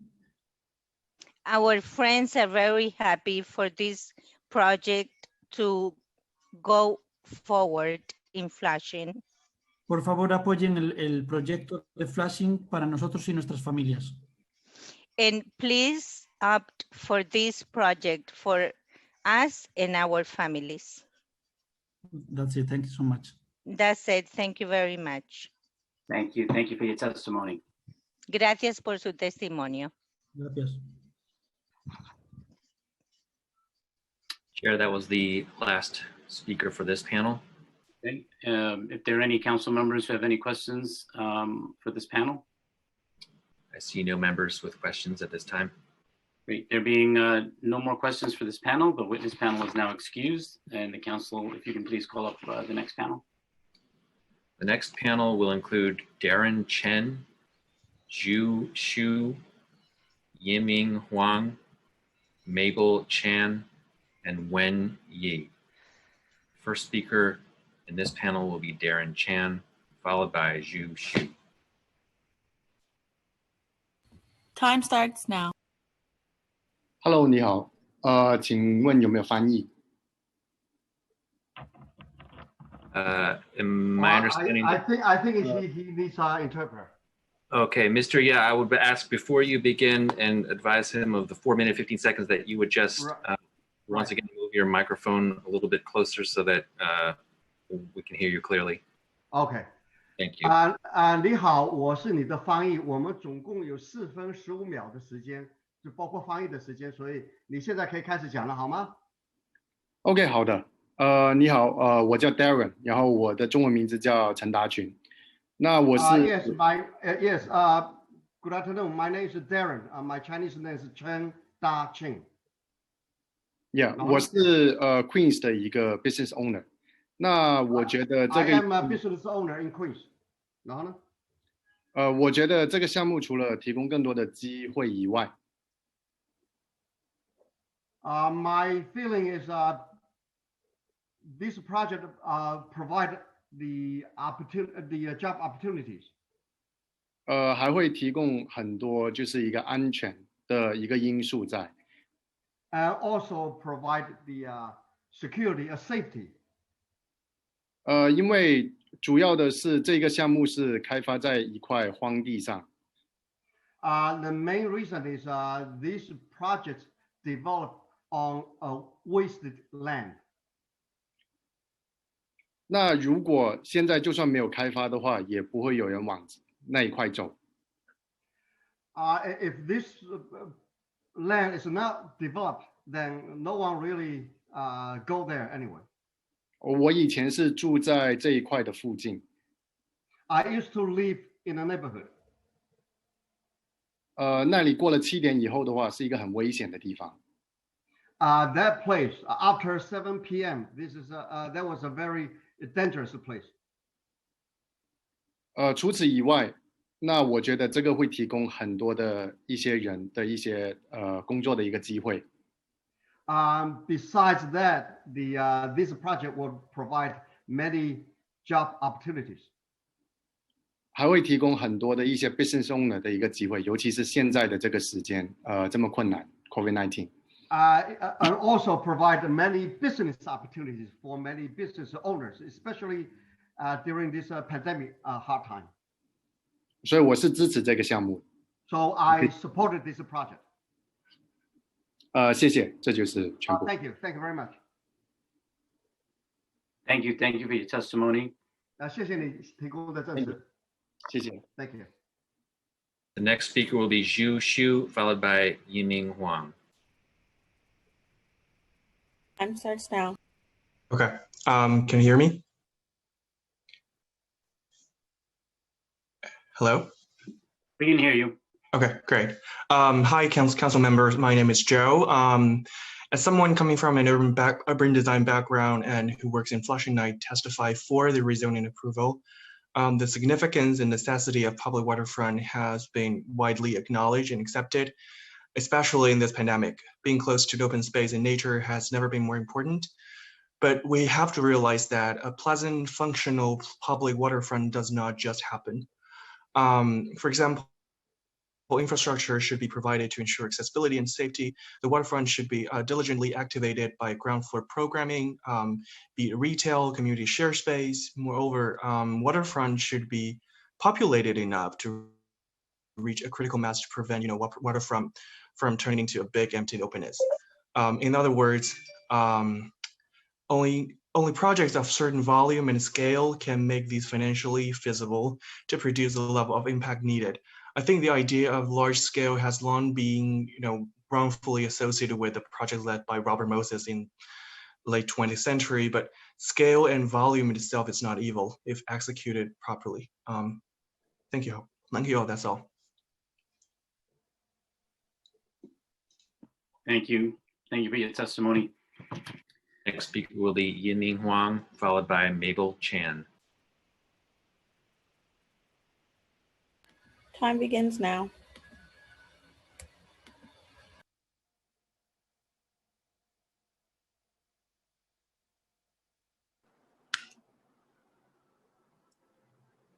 Hello. How are you? We can hear you, so whenever you're ready, you can begin. Hello. Yeah, my name is Yiming Huang. Can you give me language change? Hello. Yep. 1 second while we get Thanks. When we get an interpreter for you. Thanks. You need a Cantonese interpreter or a Mandarin interpreter? Yeah, I need a Mandarin. Thanks. Okay, I'm ready. Let me give him instruction. 你好，我是你的翻译。我们总共有4分15秒的时间，包括翻译的时间都在里面。所以你现在可以开始了，好吗？好，谢谢。我叫王一鸣。Yes. My name is Huang Yiming. Yes. 我非常支持法拉盛特别河岸区这个项目。I strongly support the Flushing waterfront project. 我从05年移民到美国以后，一直居住和工作在法拉盛。Since I immigrated to America in year 2005, I have been living and working in Flushing. 至今15年。It's been 15 years. 我是一名大楼管理员，我持有消防安全执照。I was official in China, and I do have a license of fire safety license. 我专门负责大楼的那个冷暖通风系统的工作。I being in charge of the big building, those heating and air conditioning and the ventilation work. Yes, 确保那个住户以及人员的安全。And also to secure those people living in the building, the security. 我非常热爱我的工作。 I love my job. 我的女儿也是在法拉盛健康成长的。 My daughter also was grown up in Flushing. 也，她已完成了常青藤大学的学业。 She already finished her Ivy League university curriculum. 也，她现在有一份很好的工作。 She already got a very good job. 我们全家都非常喜欢法拉盛。 My whole family like Flushing very much. 因为这边生活便利，而且有比较纯正的美食。 Because living here is very convenient, and also they have very diversified, delicious foods. 也，我真心的希望法拉盛可以变为更加繁荣昌盛。谢谢。 I really want Flushing to be a more prosperous and advanced community. Thank you very much.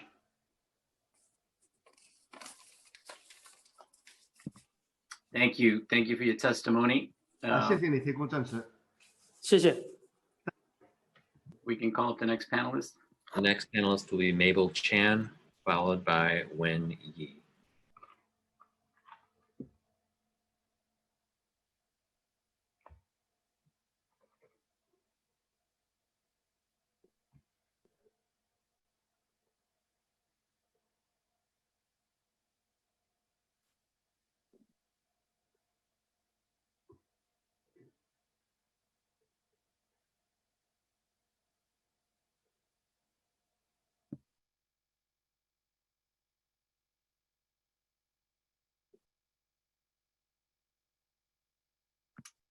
Okay. Do we have the next panelist up? Mabel Chan is the next speaker.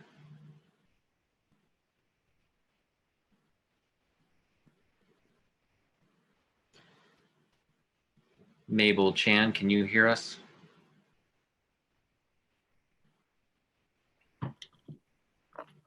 All right. Why don't we skip to the next panelist? Pick Wen Yi and come back. Wen Yi will be the next speaker, who will be followed by Mabel Chan. Time starts now. Hello, can you hear me? Hello? Hi, we can hear you. You can begin. Okay. Okay, thank you. Hi, my name is Wen Ye, and I'm an investment analysis work at Flushing, and I support the project Flushing Waterfront. And the reason is that I believe the project will improve our living environment for our community, as I know the developer will upgrade the existing sewer and drainage systems. So I think a good project for a city is not only building beautiful things we can see, such as buildings, park, road, but also take care of the parts we can't see. And moreover, for me, a good living environment is not only for human, but also for all of the lives, animals. So very happy to heard about this project. Will do some job to help clean the Flushing Creek. So that's all. I finished. Thank you. Thank you. Thank you for your testimony. And now we will hear from Mabel Chan. Mabel Chan will be the next speaker. See that Mabel Chan is now unmuted.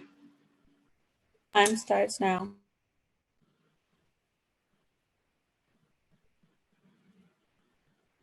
Mabel, are you there? Mr. Yep, perhaps you could inquire whether Mabel Chan needs assistance with an interpreter. OK， Mabel Chan 是你听到我说话吗？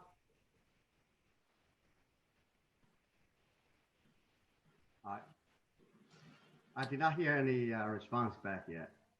Okay. All right. I do see her in the list, Mabel Chan, but evidently we're having some technical issues with the audio. So let's move on, and if we get her back, we'll bring her back up. That was accepting Mabel Chan. That was the last speaker of this panel. And I do not see any members with questions for this panel. Great. There being no more questions for this panel, the witness panel is now excused. And Council, if you can please call up the next panel.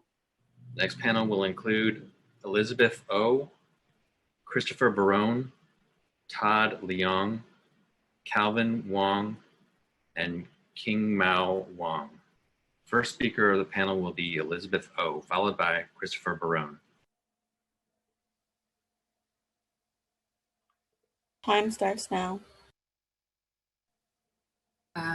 Thank you, Councilmember Moya and the Land Use Committee for your time. My name is Elizabeth O, and I work at the Legal Aid Society, and I've been organizing with the Flushing Anti-Displacement Alliance. For months, we've been organizing and doing research to fight against this rezoning. It's okay. Huh? Doesn't Hello? matter? Yep. You can continue. How do I change this? When you turn your camera. Hello? May I ask that I get a few more seconds? Okay. So for months, we've been doing research to fight against this rezoning, and we urge the City Council to vote no.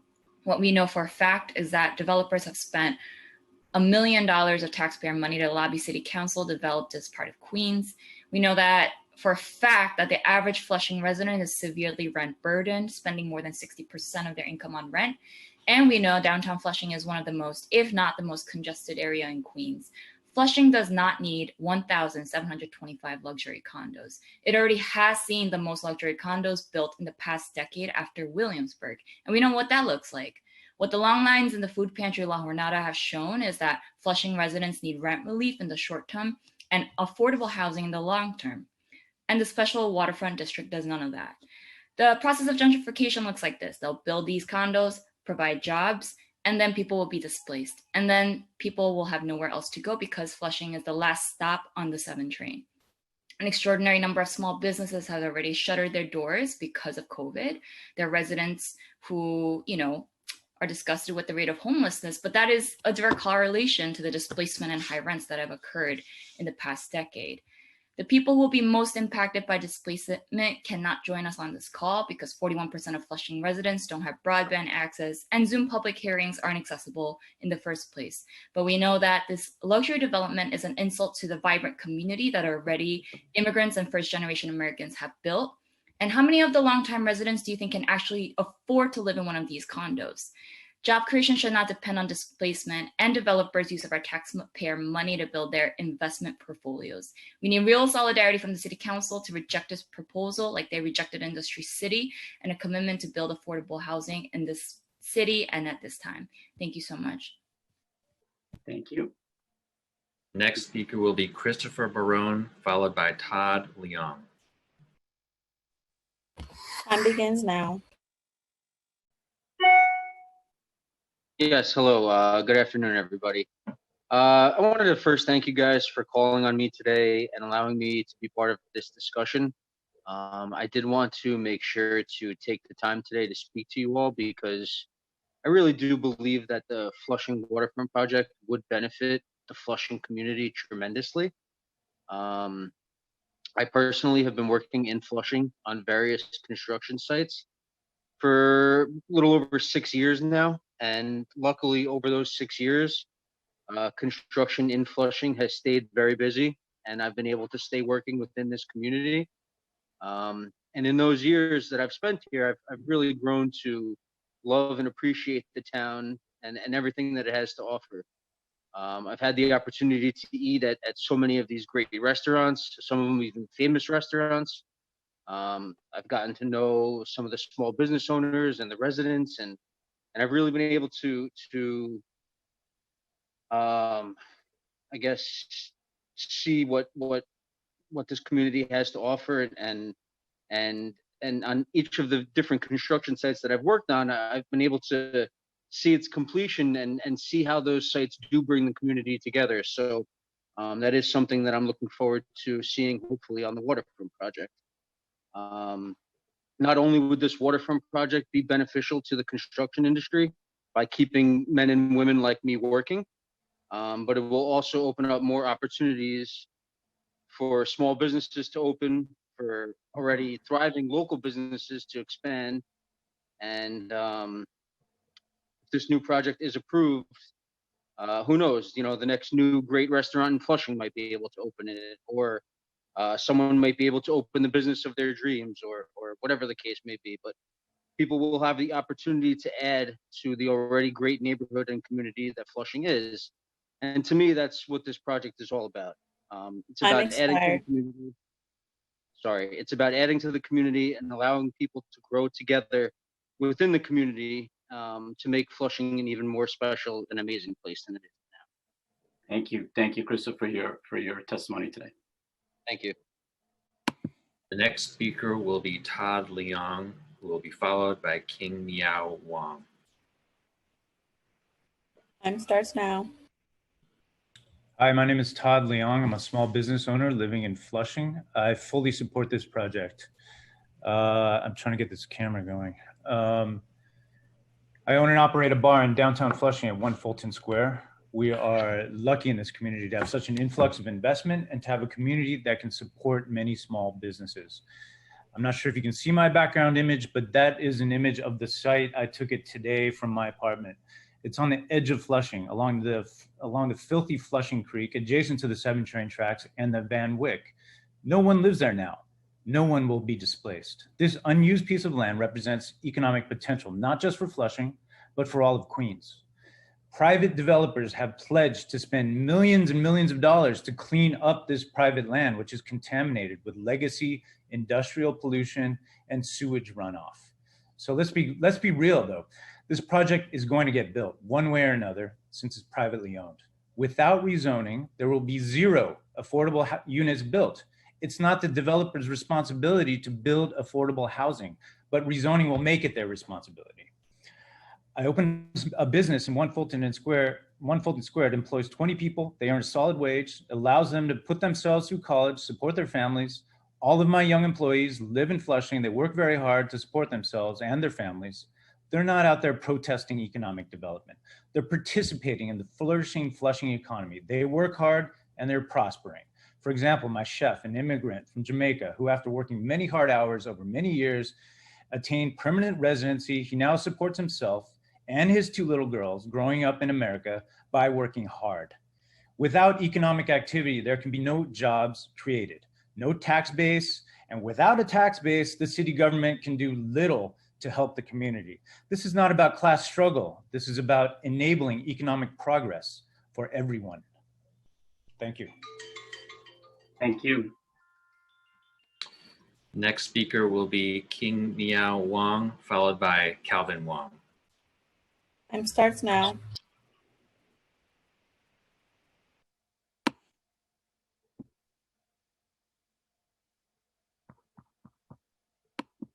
Hello, can you hear me? We can hear you. Okay. So first of all, I stand the point of view that I strongly support the project, and I moved to Flushing a few years ago, and I feel like I grew up with Flushing, so I have a very deep affection with that city. Since the day one I heard about the project, I feel very glad that we're gonna have that, and it's gonna be a very good process for the infrastructure for the Flushing city, and the people will have more space, more choice to spend with family or with friends. And the second one, I think, especially when the COVID-19 hits, the unemployment rate increased crazily, and it's a good opportunity to stimulate the job, especially for the local small business, and people will have the chance to open their store to do business with local people. And the thirdly is the environment and the neighborhood. It's good to have the community, better than nothing, and also it's good for the neighborhood that it's more lively than before. And as someone mentioned, that it can be the new landmark for the Flushing, as it's a brand new architecture in the Flushing city. And I hope to see this soon. That's it. Thank you. Thank you. Thank you for your testimony. Call up the next panelist. The next and last panelist speaker on this panel will be Calvin Wong. Time starts now.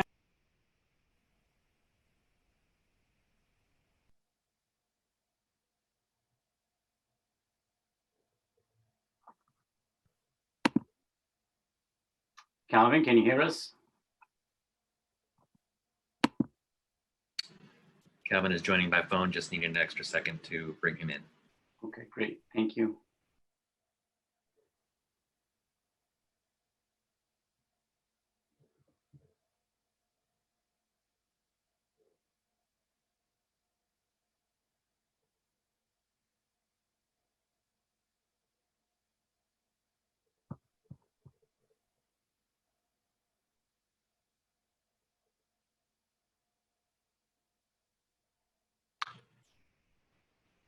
Do we have Calvin Wong? Calvin?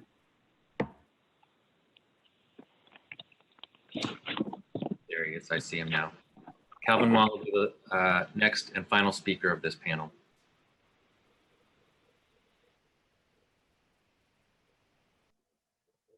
Calvin, can you hear us?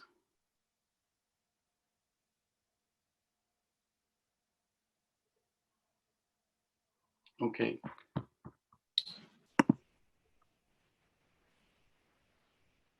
Let's give it a few more seconds. If not, we'll have Calvin come back on later.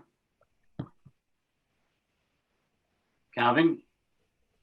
Hi. Hi, how are you? Are you ready? Hi, how are you? Are you hear me? Yep, we can hear you. As soon as you're ready. Okay. Can I start now? Yep, you can start now. Okay, hi everyone. My name is Calvin Wong, and I live in Flushing over 13 years. I work for a property manager company in Flushing. As a real estate professional, I am here to explain why you should support the special Flushing waterfront the project. As we know, the Flushing waterfront has been sitting idea for over 20 years, and I believe now is a great opportunity to redevelop this area. First of all, the developer are bringing a comprehensive environment cleanup plan that will change this area significant from a polluted, unusable area to be a public accessible and active waterfront open space. Secondly, all the developers will be financed privately, even for the construction and maintenance of the greatly need new public road network. I believe that the new road network will greatly reduce traffic congestion in downtown Flushing. I strongly support the special Flushing waterfront district and encounter you to support the project because of the community benefits, including the significant environment cleanup, large waterfront open space, large number of the permanent job will be created, and the public accessible new road network. Thank you. Thank you, Calvin. Thank you. You're welcome. Council, do we have any questions from? Chair, I see no members with questions for the panel. Okay, there being no more questions for this panel, the witness panel is now excused, and if the council can please call up the next panel. Next panel will include Eric Bename, Peter Byrne, Eric Byrne, and Victor Chow. First speaker will be Eric Bename.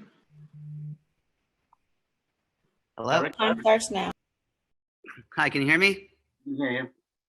Hi, my name is Eric Benime. I'm the CEO of Modern Spaces. We're a real estate brokerage based in Queens. I'm here to speak in support of the Waterfront Flushing development and also in support of United Construction.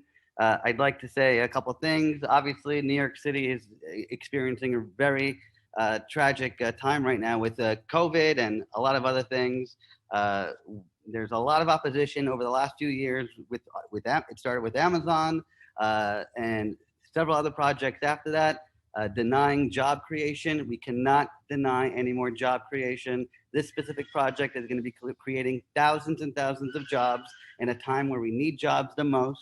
It's also going to be generating tens and tens of millions of dollars a year in a time where the city is absolutely broke and needs all that money.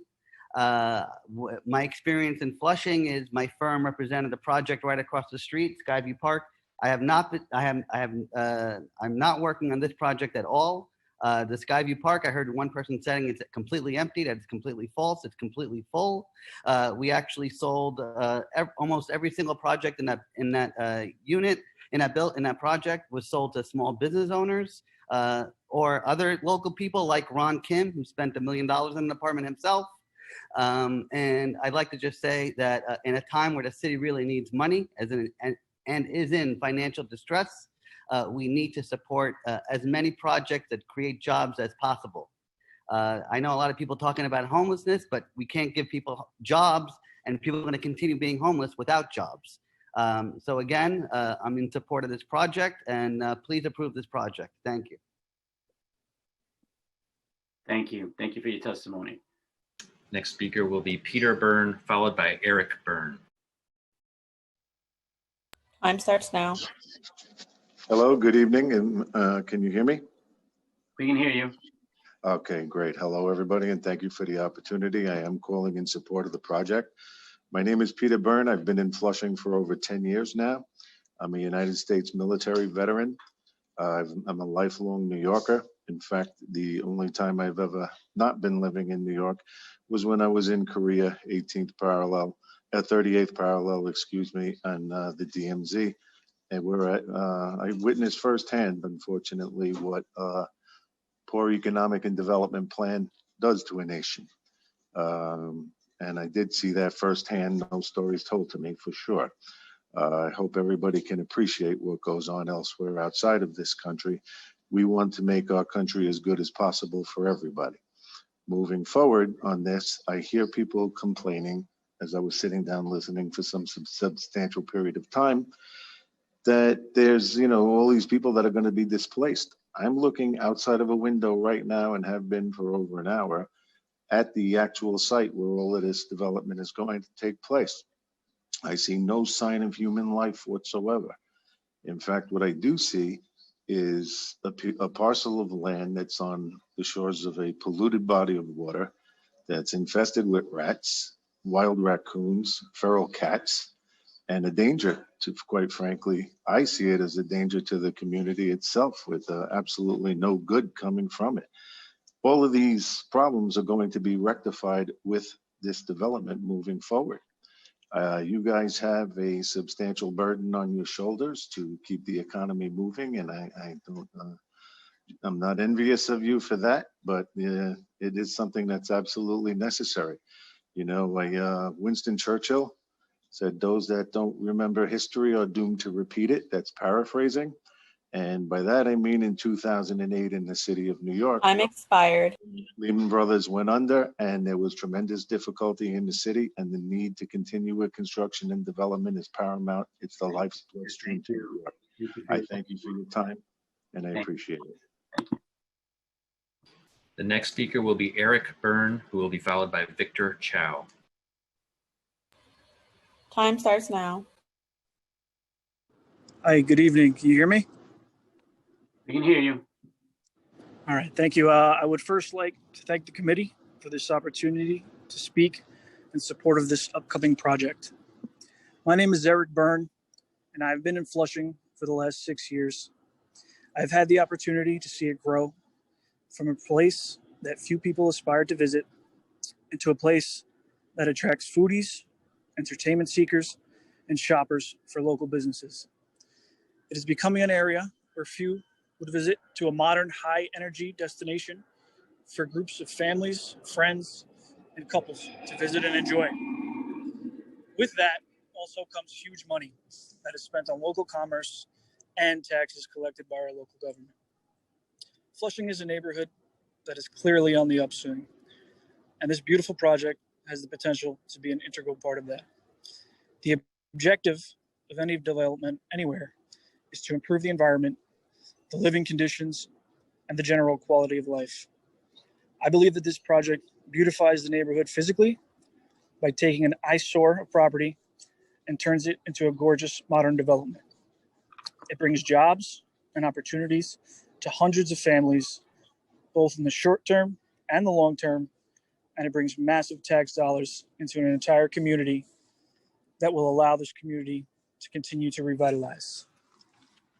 So basically, in summation, I implore this committee to please approve this magnificent project for the benefit of all.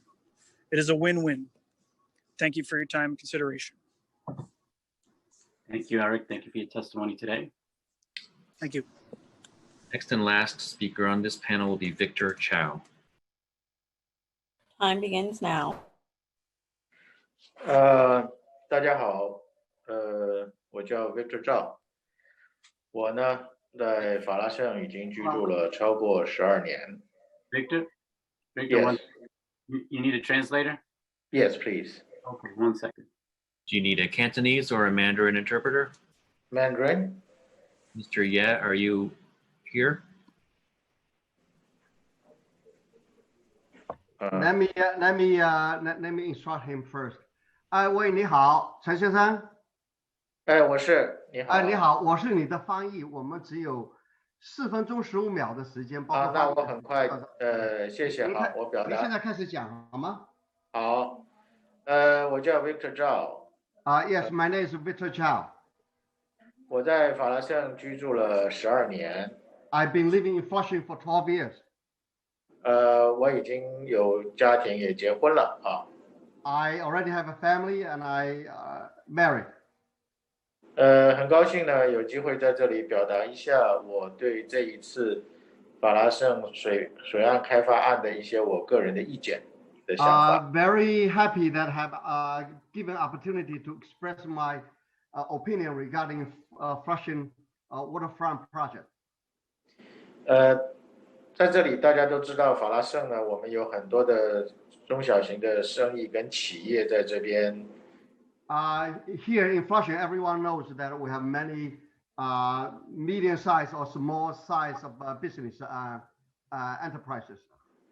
同样呢，也有很多的新移民来这边努力的工作，也希望追求他们的美国梦。Also, there are many new immigrants who came here pursuing American dreams. 我们都希望这个城市能够持续的发展跟成长。We all hope that this community will continue to grow and continue to prosper. 而在成长的时候，我们更多的商业活动，我也能够增加更多的税收。During this process of growth, that there are more, we are hoping that there are more commercial activities and also generate more tax income. 有更多的税收，也就能够完善更多的公共的服务。More tax income, that means will create more, complete more public facilities. 所以呢，我很赞成这个计划，也希望看到这个计划的成功。So I am very supportive regarding this project and also hoping this project will be successful. 谢谢。Thank you. Thank you, Victor. Thank you for your testimony. 谢谢你提供的证实。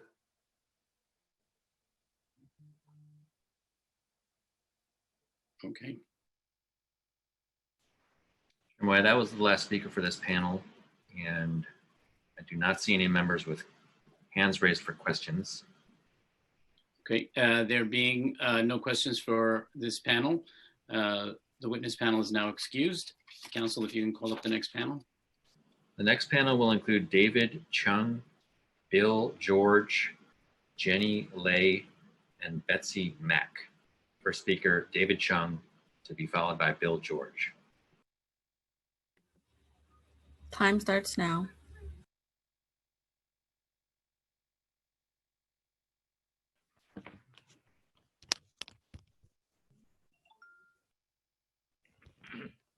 Hello.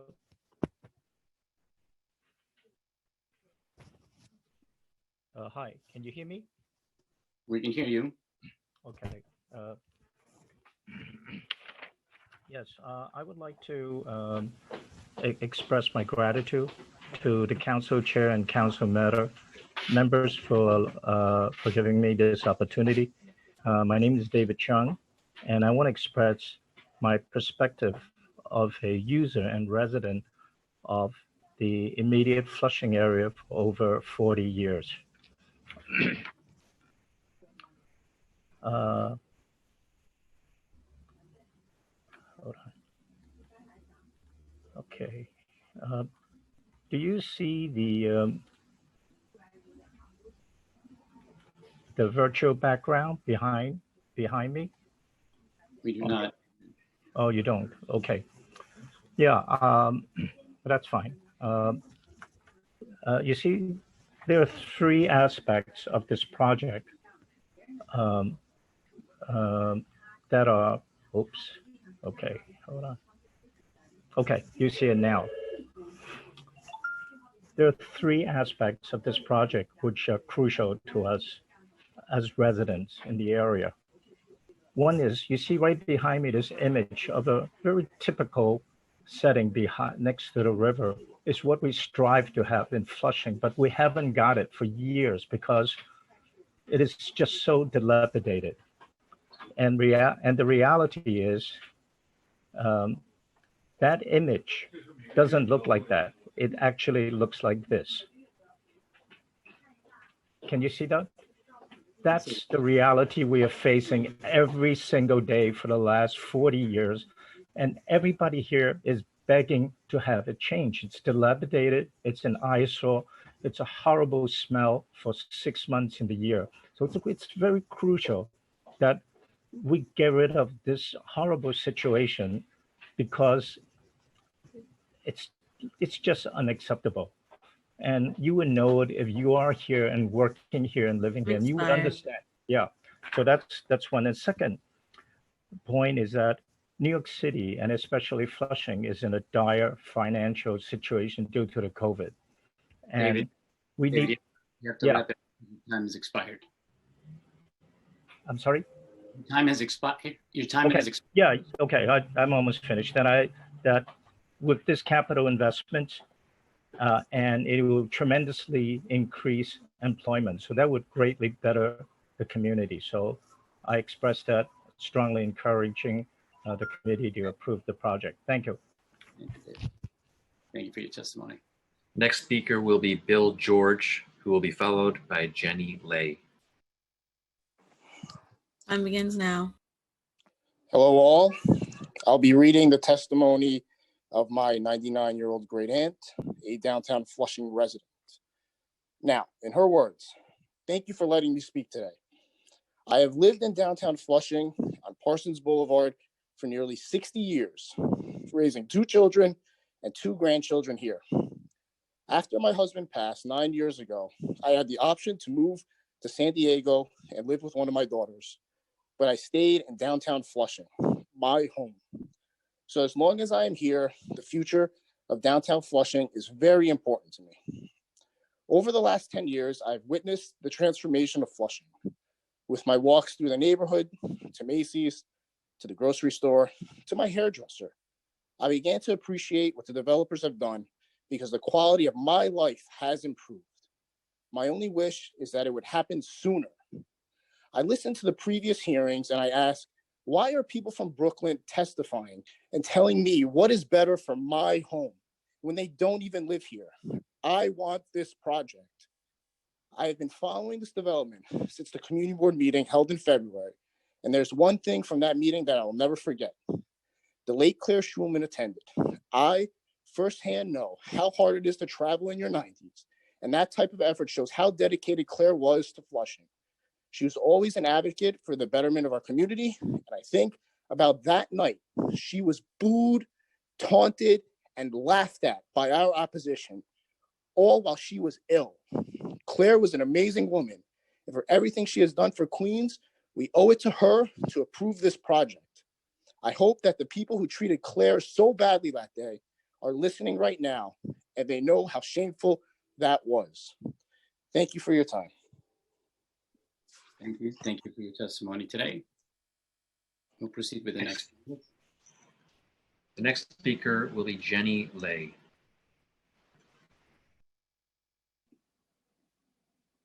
Hi, everyone. Can you hear me? We can hear you. Okay, great. Hi, everyone. Thank you. My name is Jenny. My family immigrated from China to America when I was a little kid. I grew up in Flushing, and currently I am a final year student in Queens College, majoring in finance. As a long-term resident of Flushing, it is my honor to express my full support for the Special Flushing Waterfront District today. For over 10 years, I have surprisingly seen many great changes, such as modern buildings, gorgeous hotels, nice restaurants, better amenities in our neighborhood. I sincerely believe Flushing has been transformed to a global destination. As a food lover, I really love trying different types of authentic cuisines around Flushing. Flushing is my home, and I constantly follow the public news about Flushing. When I heard the next potential of Flushing is to transform the waterfront last week, I decided to pass by College Point Boulevard. As of now, there is absolutely nothing there. So now with private investment by developers, we finally have an opportunity to achieve the goals that my friends and I have always hoped for. That include a waterfront public park, more jobs for fresh grads, less traffic congestion, and much needed amenities. So this project is needed now more than ever, as many of my classmates are having difficulty to find jobs during the economic recession due to COVID-19. So today, I strongly support the Flushing Waterfront Development Project, and I hope you will do the same. Thank you. Thank you, Jenny. Thank you for your testimony today. If we can proceed to the next panelist. The next and last speaker on this panel will be Betsy Mack. Hi, Betsy. Time starts now. Hi, can you hear me? My name is Betsy Mack. I'm an executive board members of Flushing Bid. I'm also a board member of CB7. Today, I'm testifying on behalf of my own self.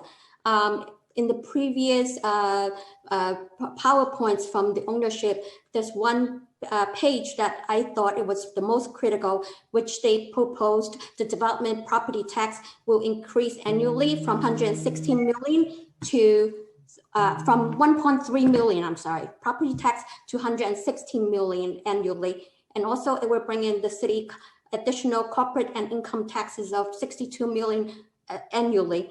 But I believe that they also missing certain tax revenue that we can, from the city can benefit, which is the real estate taxes transfer tax. In New York City, there's a transfer tax of 1.425%. New York State has transfer tax of 0.4%.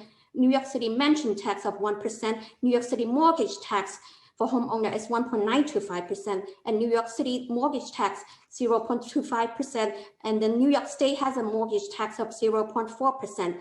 Out of the 1,725 residential units, if they all sold out, our city will have additional $90 million of tax revenue, and the state will have 15 million.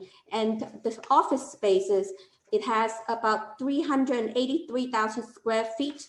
That's equivalent to the New York transfer tax 2.625%, New York State transfer tax 0.65%, New York City mortgage tax 2.8%, New York City mortgage tax 0.25% to the lender, New York State mortgage tax 0.625.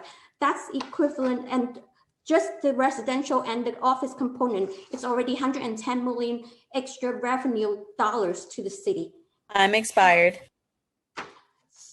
So this comes in a very critical time of a lifeline. This project is like a lifeline to New York City for all these additional tax revenue.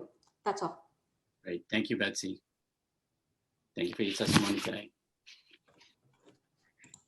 Council, do we have any council members that wish to ask the panel any questions? Chair, I see no members with questions for the panel at this time. Great. There being no questions for this panel, the witness panel is now excused. Council, if you can call up the next panel. The next panel will include Ting Liu and Bo Miao, who I understand may need to testify with the assistance of a Mandarin interpreter. Ting Liu and Bo Miao.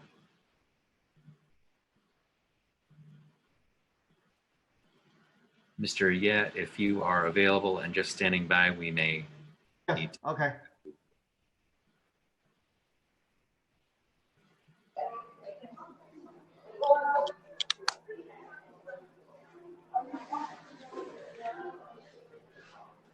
Mr. Ye, perhaps you could ask whether the witness needs translation.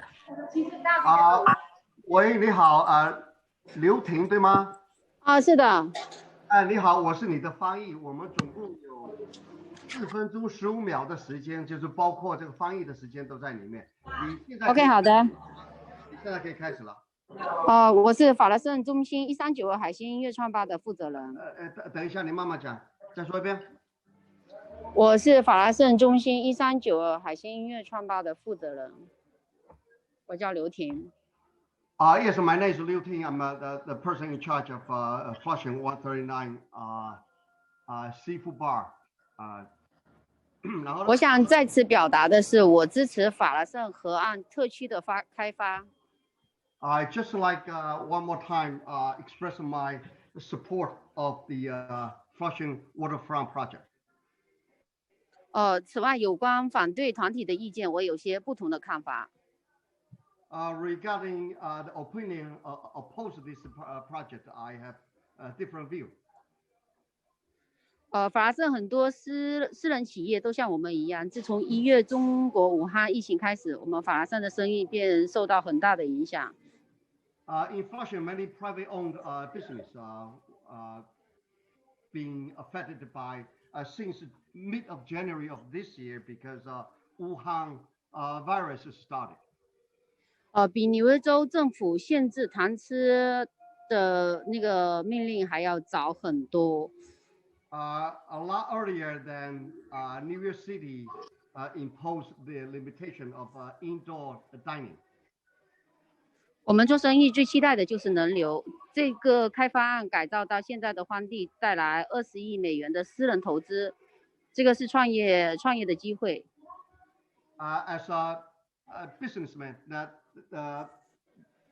the most important concern is the customer flow, and then this Flushing Waterfront project would generate about $2 billion. 我觉得这个对于法拉盛社区有很大的利益，未来可以让皇后区成为一个同时可以生活、工作和娱乐的地方。So I think it's very tremendous beneficial to Flushing community, especially a place can create a Flushing as a place to work, to live, and to leisure. 我非常支持这个开发，我们相信可以帮到我们的公司重新获得业务。I really supported this project, and I believe that this will be helpful to my company's business as well. 我希望说不要再推迟这个开发案的计划下去了。I hope not to delay this project. 谢谢。Thank you very much. Thank you for your testimony today. 谢谢你提供的证词，今天谢谢。谢谢，拜拜。Thank you, bye bye. We can call the next panelist now. Second and last speaker for this panel will be Bo Miao. Mr. Ye, I think we may need you again. Okay. 喂。Hi, this is Bo. Hi. I have been working for the city. I'm city employee for the Parks and Recreation. I have been working in the Almacy Center. It's just nearby the US Open in Flushing. And the thing, I've been working for there for 10 years, so I have been seeing the Flushing developing very well. And for me, for this project, I fully support this project because it's like Brooklyn. They have Barclays Center. They have this kind of like new landmark, and they run all the business running very well. The people like getting more place for the entertainment and more residential area. And I think Flushing is gonna be the same thing like the Brooklyn downtown, like. We have the City Field, we have the US Open, we have the big Fresh Meadow Park. It was like used for the water fair. So this place need this kind of project to support all this landmark. So it's gonna be create more job and more opportunity for everyone. Even gonna be the new metro center for the Queensboro. So I think that's all my opinion. So I fully support this project. Thank you. Thank you. Thank you both. Thank you for your testimony today. Council, do we have any questions for this panel? Here, I see no hands from members for questions for the panel. Great. There being no questions for this panel, the witness panel is now excused. And Council, if you can please call up the next panel. The next panel will include Jeffrey Wong, Dean Yep, Dion Yu, and Alice Chang. First speaker will be Jeffrey Wong, followed by Dean Yep.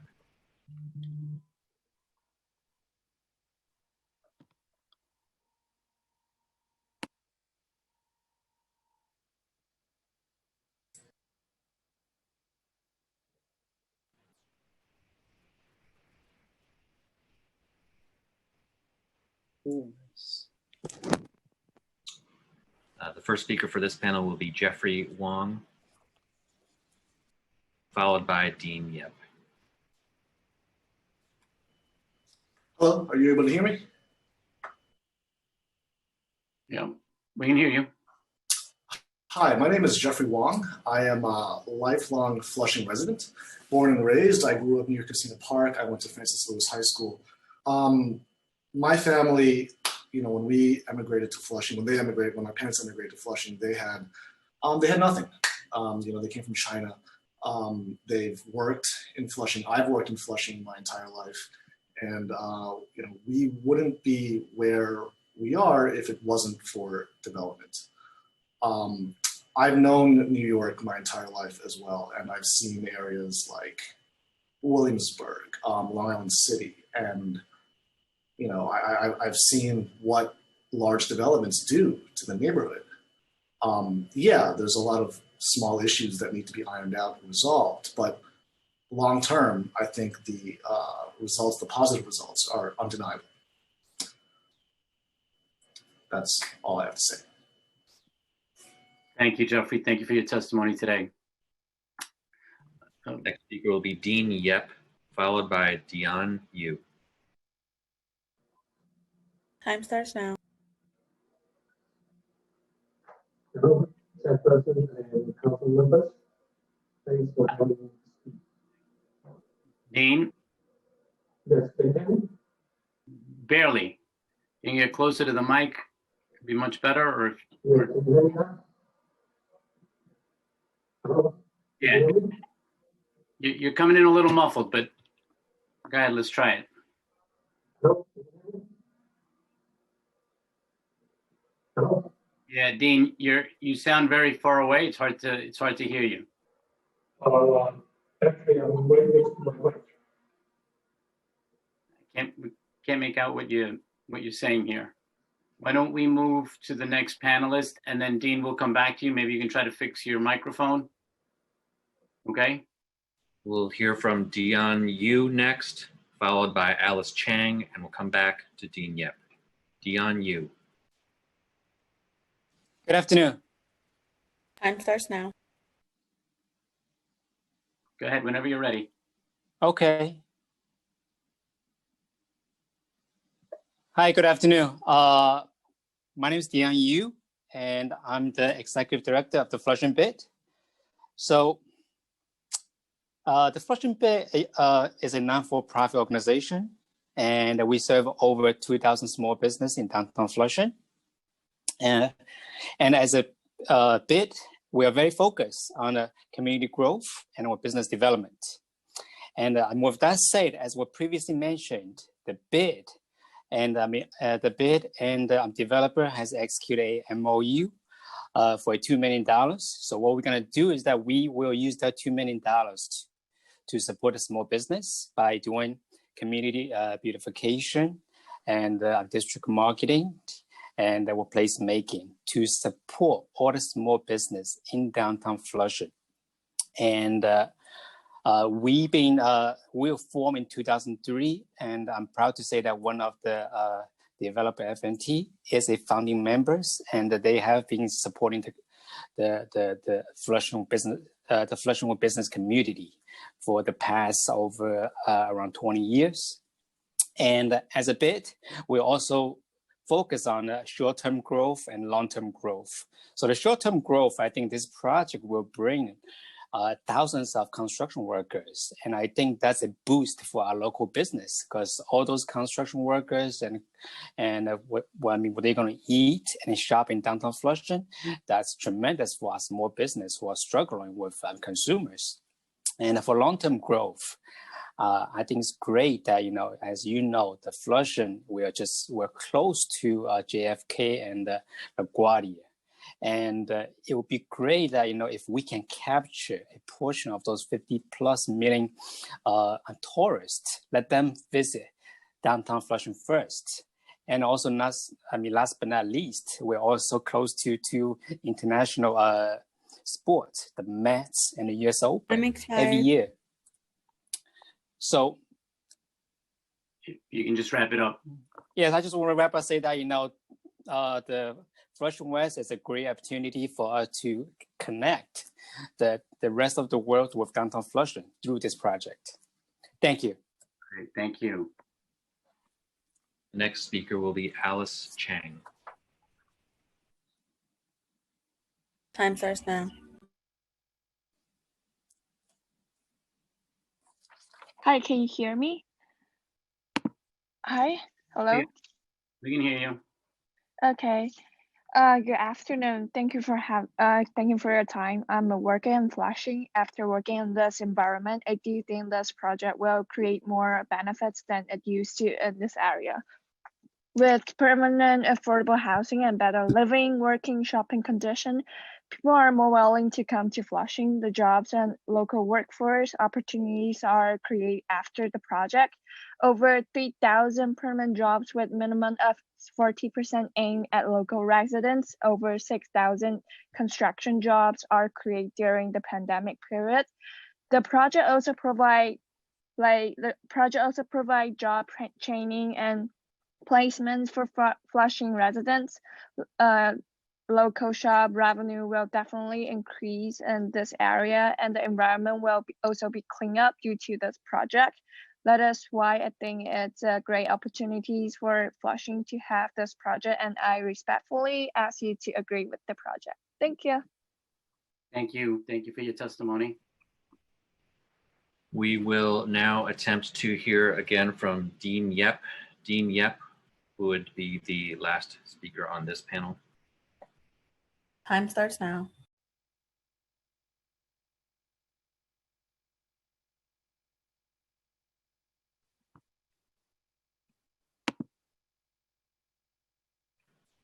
Dean, can you hear us?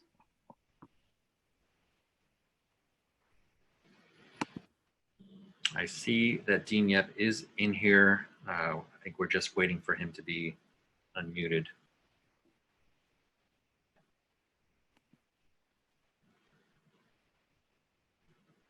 Oh. Hi, Dean. Let's try it one more time. Now, can you hear me? You're a little muffled, but let's try it again. Hello, can you hear me now? It's very low, Dean, but go ahead. Well, I'm hearing you now. Can you hear me? Hello, can you hear me now? Now we can hear you, Dean.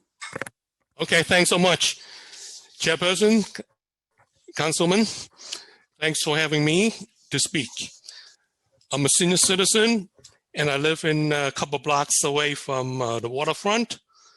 I definitely want to support. Hold on one second. Let me stop you one second. Sergeant at Arms, can we just start it over at 2 minutes again? Just because of the technical difficulties. Dean, please, you can begin. Oh, thank you so much. Thank you for having me to speak. I'm a senior citizen and living in Flushing. I live 2 blocks away from the waterfront. And I definitely want to support the Special Flushing Waterfront District. In the past 20 years, I can see the Flushing Creek, is sitting waste for many years.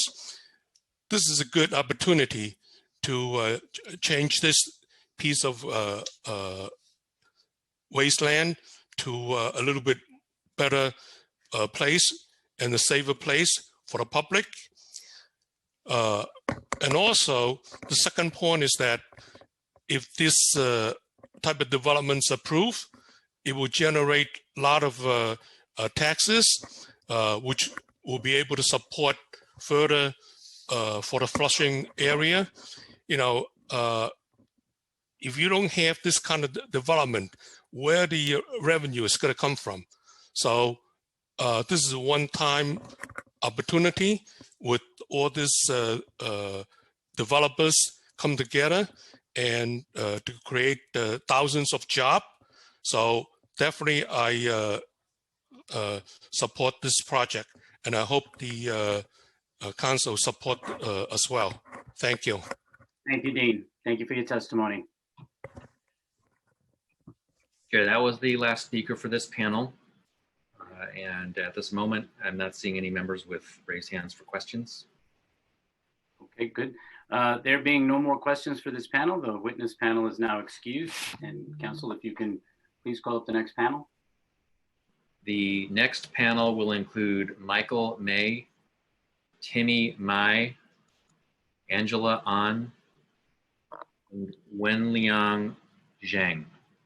First speaker will be Michael May, who will be followed by Timmy Mai. Hello? Can you hear me? We can hear you. Michael, Hello? Can you hear me? We can hear you, Michael. Hello? Yeah, Can you hear me? We can hear you. You can start whenever. Hello? Michael. Hello? Michael, Hello, can you hear me? yes, we can hear you, We hear Michael. you, we hear you. Hello? You can begin, Michael. Yeah, can you hear me? We can hear you. We can hear you loud and clear, Michael. Can you hear me now? We can hear you. What we'll do is, why don't we go back to, we'll come back to Michael while we sort out some of the technical difficulties that he may be having. We'll hear from Timmy Mai. Your time will begin now. Hello, can you guys hear me? We can hear you, Timmy. All right, thank you so much for having me. And I know it's getting a long hour and getting late. I try to, make it short and make it easy for you guys. No worries. Oh, yeah. Yeah, so yes, I'm a mortgage consultant working in a bank for over 15 years. Getting people become a homeowner, helping them achieving the home ownership is my long time passion and my goal every day. Actually, the bank worked very closely with the local community and the government to help move a lot of current renters to become homeowner. And happened to be this waterfront community area is considered a low to moderate income area, which is allowed the bank work with the government to provide very minimum down payments with very easy financing option to help a lot of people to become homeowner, such as little as 5%, and some lender able to give up to 3% for a home buy grant and up to $15,000 of closing costs. Make home ownership very much easier. With this project being sitting in the low to moderate income area, I'm sure that it would create a lot of more affordable unit, and with the easy financing option, we can help a lot of more homeowners. Instead of renting, they can actually just own affordable property in this beautiful area. So we totally support the great benefit of building this waterfront project. Thank you, Timmy. Thank you for that, your testimony today. Thank you. The next speaker will be Wenliang William Zhang, and then we will try to get Michael May again. Wenliang Zhang. 你好，我需要翻译。我需要一个翻译。Mr. Ye or Mr. Lau, I'm going to ask if either of you could assist the witness. Yes. Let me check out what language he speaks. 我讲国语。Okay. Yeah. I will be the one. Thank you. 你好，我跟你讲讲，我是你的翻译，但是我们总共有4分钟15秒的时间，就包括翻译的时间，好吧？你现在可以开始了，你现在可以开始了。好，我名字叫郑文亮，谢谢大家给我一个表达我想法的机会。Yes, my name is Zheng Wenliang. Thank you very much for giving me such opportunity to express myself. 我是支持河岸开发方案的。I am the one who support this waterfront project. 我是一名来自中国的移民，我在纽约大学毕业。I am an immigrant from China. I graduated from New York University. 我在法拉盛工作了超过10年，我的工作跟电脑行业相关。I have been working in Flushing for 10 years. My job is related to computer field. 我见证了法拉盛最近10年的发展。10年前，法拉盛很脏、路很差，还有旧。Yes, I personally witnessed in the past 10 years the development of Flushing area. 10 years ago, Flushing is a place where dirty, disorganized, and backwards. 对，有些街道还有强烈的臭味，你不得不捂着鼻子走过。你再说一遍，我听不清楚。有一些街道还有强烈的异味，你不得不捂着鼻子走过。Has expired. 我讲快点，有4分钟了吗？已经。There were some streets that the very smelly. I have to close my nose to pacify the area. 我讲快一点，我觉得这个河岸改造区域呢，会带来超过很多的工作岗位，而且会让这个整个法拉盛的变得更干净，市容市貌都会变得更好。I support this project. I feel that this project will bring many more job opportunities and also would make Flushing cleaner, and also the totality of a city appearance will be better. 我讲话就是这样。谢谢大家。That's all I wanted to say. Thank you very much. Thank you. Thank you for your testimony today. 谢谢。谢谢你今天讲话。Thank you. The next speaker will be Angela An. And then we will try to get Michael. Angela An. The time will begin.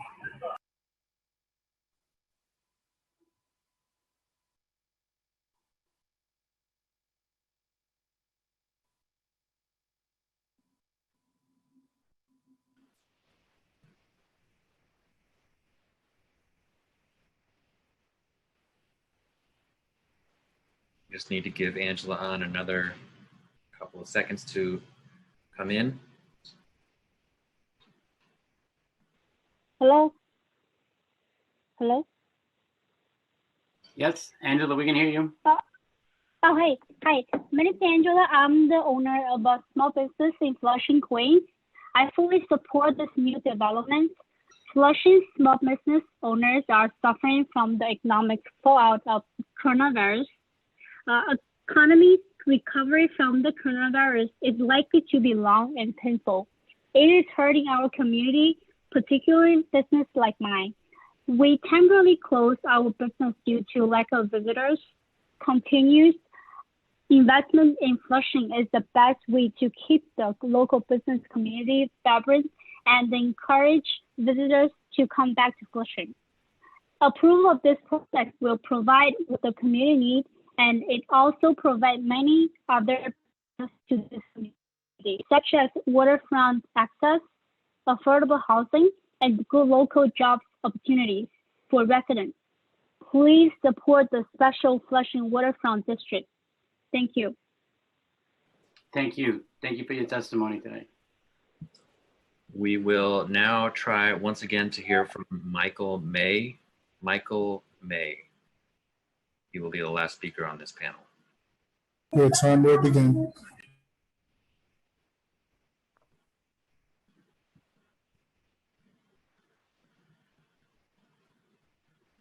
Okay, Michael, you can unmute yourself.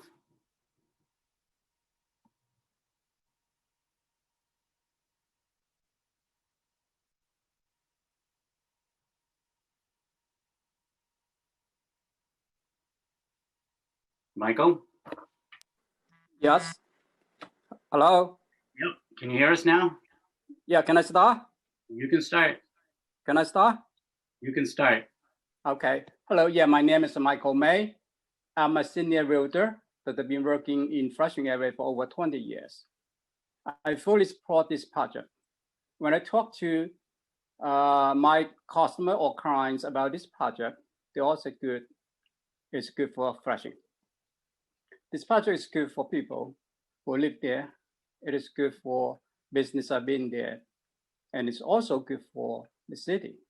With a $2 billion investment in the unused land, this project could create thousands of jobs and will create a lot amount of revenue for the city. Flushing needs more remarkable features to attract tourists in order to become more prosperous. I think this project will become a star attraction that will draw people to this area. Also, Flushing needs more public open space. This project will build a new waterfront promenade to provide a public outdoor space for people to rest and relax when they come to Flushing for shopping, among other things. In terms of housing, I feel currently that more and more people in real estate market are buying condos. Condos in this project could be the preferred residence of buyers looking in this area. I believe with more people living in downtown area, more business opportunity will be created, and that is what this more local business are looking for. Thank you for listening. Thank you, Michael. Thank you for your testimony today. Council, any questions for this panel? Chair Moya, I see no members with questions for the panel. Great. There being no more questions for this panel, the witness panel is now excused. Council, can you please call up the next panel? The next panel will include Kenley Liu, Andy Liang, Frida Sui, Yang Cao, and Benjamin Lee. The first speaker will be Kenley Liu, followed by Andy Liang. Your time will begin now.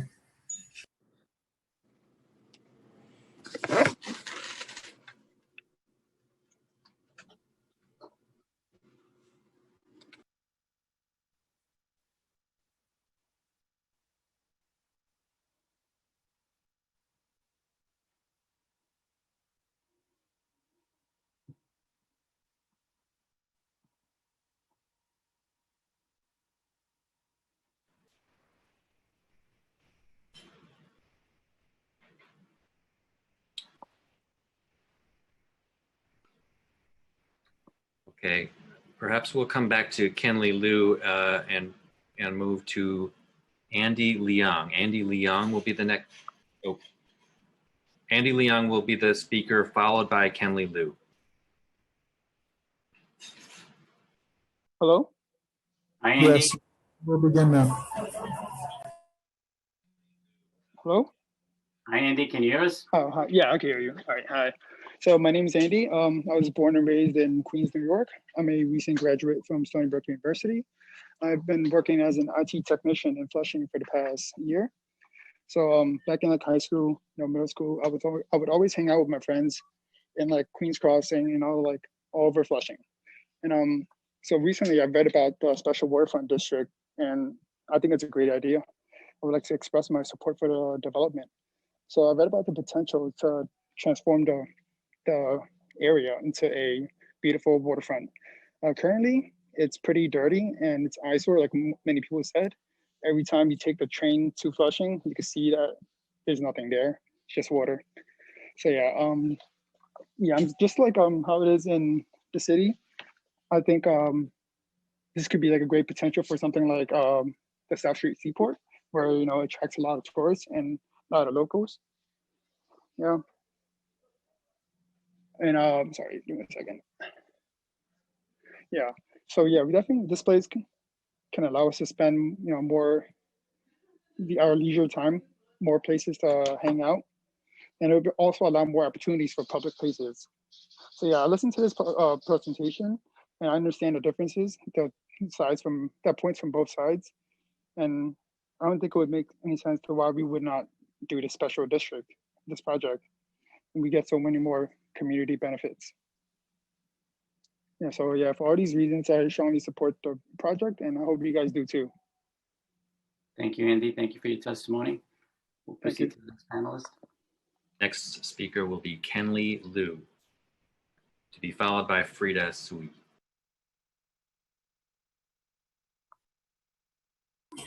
Your time will begin. Hello, can everyone hear me? We can hear you. Okay. Hi, everyone. I'm Ken. I'm currently a Flushing resident, and I am a graduate student at NYU.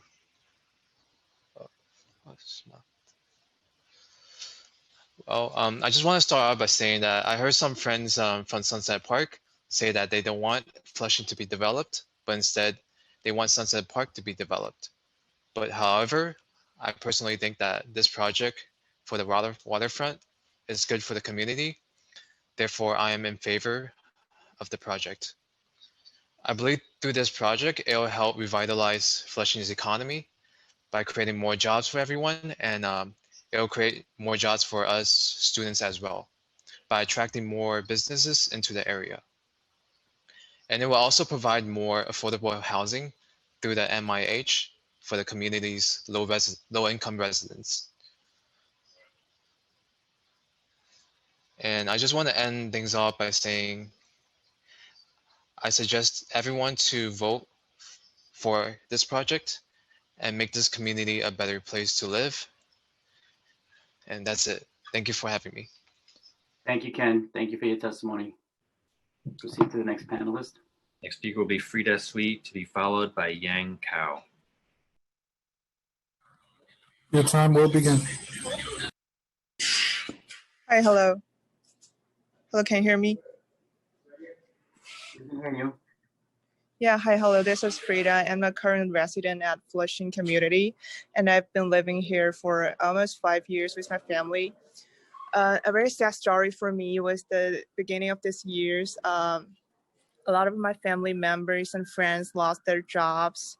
So because there's a lot of new construction project paused because of the COVID-19, and most of them works in the real estate industry. So what got me most excited is this project can create 1,000 jobs, and they prefer hiring locally, and that's a really good news for us because I want my family members to get the job and pay for the family.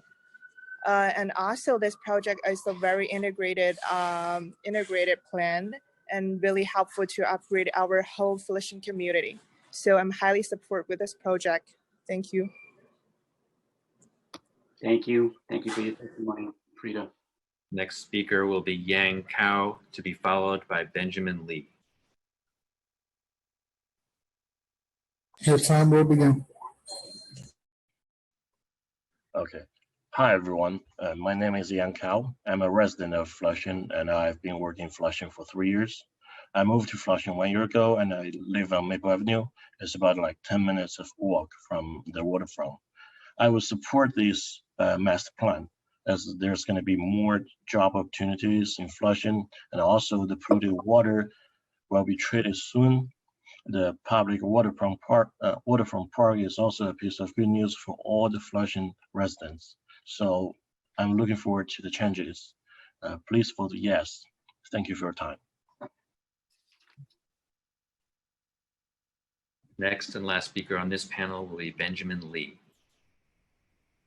Your time will begin. Hi, good evening, everyone. My name is Benjamin Lee, and I was born and raised in Flushing. I've been a resident here for 33 years. I have seen the drastic changes in Flushing throughout my life. The first job I ever worked was when I was 16 years old in a new development at the time, Flushing Mall, which is now Tangram. The company that I worked for was one of the first businesses to occupy the mall.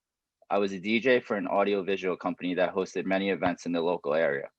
My parents were immigrants from Taiwan who came here in the 1980s. They started a wholesale restaurant supply company that I now own. We cater to many of the local restaurants in Flushing. The influx of restaurants has been good for my business, and I think that this project would be great for the future of Flushing.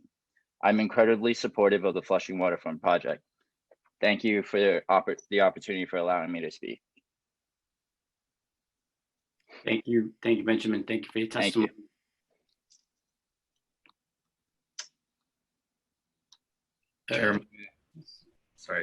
Chairman, I see no members with questions for this panel. Okay. Do we have any council members who wish to ask the panel any questions? See no raised hands from members for the panel. Okay. Seeing none, we will now dismiss the panel. And council, do we have any other panelists? The next panel will include Denny Tang. Denny Tang. Your time will begin. Hi, can you hear me? We can hear you. Great. My name is Denny Tang. Thank you for allowing me to speak at this hearing and for this Flushing Waterfront project. I am absolutely in favor for this project. I'm born and raised here in Flushing. Flushing has always been very, very close to my heart and to all my family. Anyone that knows the area knows that that area is completely swampland. It serves no purpose for the community. I mean, even when you drive by it, the area it has an odor. This development will be great for the community, for jobs, development, for the progress of Flushing, and for all of us to move forward in the community.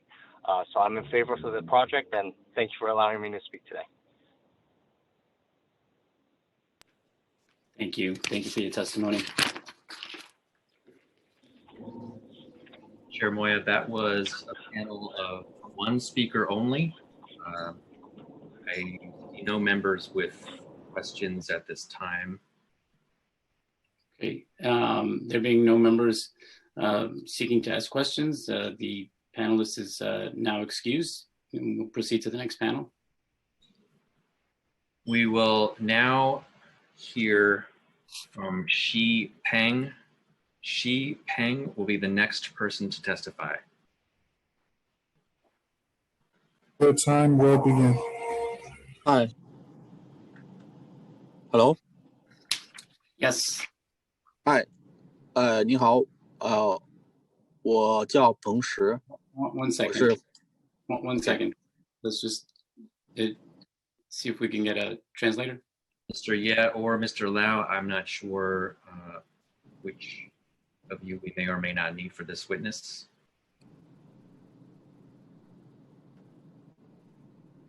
Mr. Ye, perhaps you could ask the witness if he needs translation. 您需要翻译吗？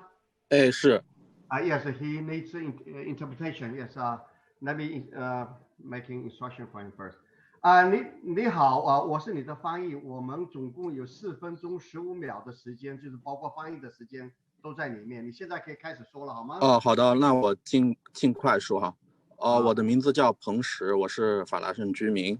Yes, my name is Pan Shud. I am a resident of Flushing.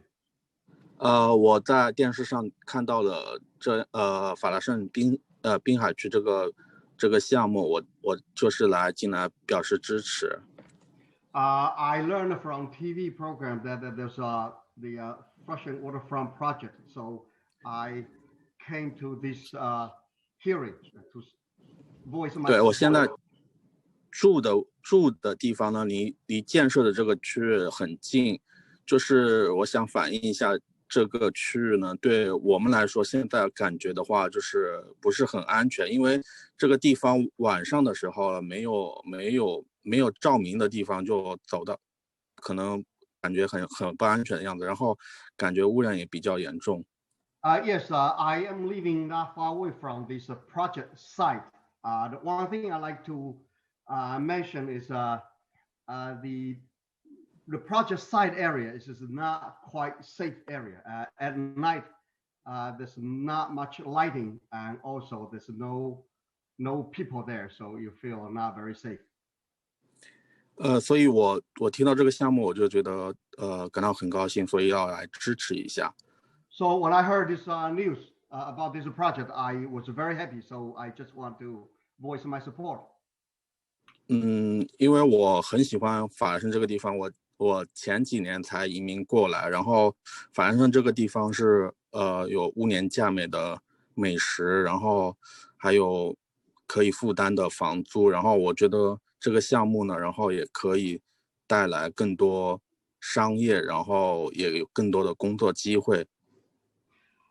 Yes, I immigrate here. I've been living here for several years. The reason I like this area because there's many delicious foods, and also there's affordable rent, and also many. So I feel like this project will provide commercial activities and also many job opportunities. That's all. 所以感谢。That's all, but thank you very much. Thank you. 好，谢谢。Chair Moya, you could ask if there are any questions for this speaker. Is there any questions for this panelist? I see no raised hands for questions. Okay. There being no questions for this panelist, the panelist is now excused. And council, do we have any other panelists? The next speaker will be the caller with the number ending 0634. The unnamed caller with the number ending 0634.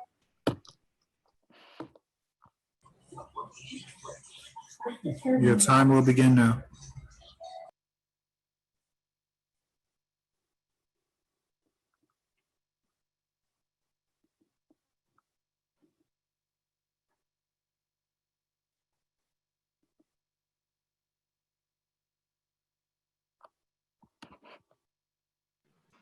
Chair Moya, it appears that caller 0634 has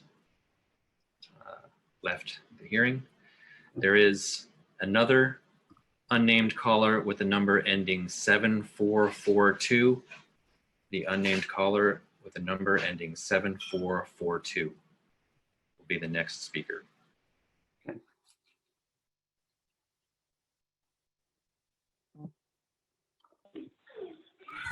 Hello. Hi, this is the caller with the phone number ending in 7442. How are you? You can just identify yourself. I'm sorry, say that one more time. You could just state your name. My name is Ping Young. Okay, Ping. You can begin. Hi. Hold on one second. I'm sorry. Can we just put the clock back at two minutes? Ping. Okay. You may begin. Can I start now? You can start. Yep. My name is Ping Yang, and I am here to voice my support for the Flushing Waterfront District project. My family has run a food distribution business in Queens for more than 30 years, and we have a lot of customers in the Flushing area. From what I understand about this project, it takes a currently unused, uninhabited plot of land by a polluted stream, and it will turn this unused land into housing, office and real estate, retail space, playgrounds, and usable and attractive space that's accessible to the public. The polluted stream will be cleared up. The new homes being built will add to the housing supply.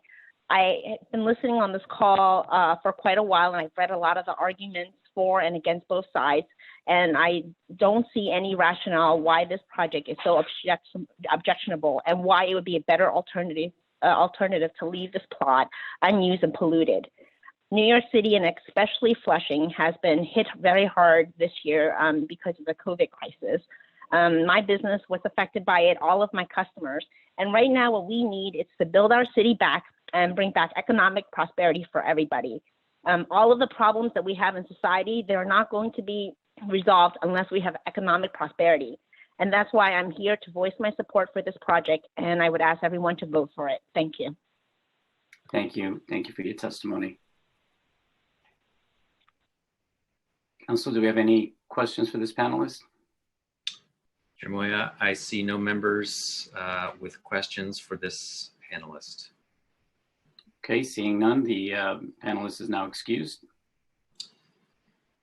If there are any other members of the public who wish to testify on the pre-considered LEU items for the special Flushing Waterfront rezoning proposal and have not already done so, please press the raise hand button now. The meeting will stand at ease for a moment while we check for members of the public.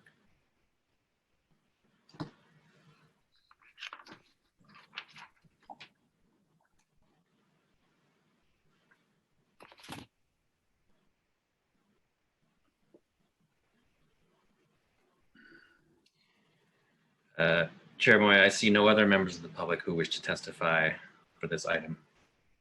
Okay. Before we close, I just want to turn it over to Councilmember Koo for some closing remarks. Thank you, Chair Moyer. Thank you for all who come to testify today.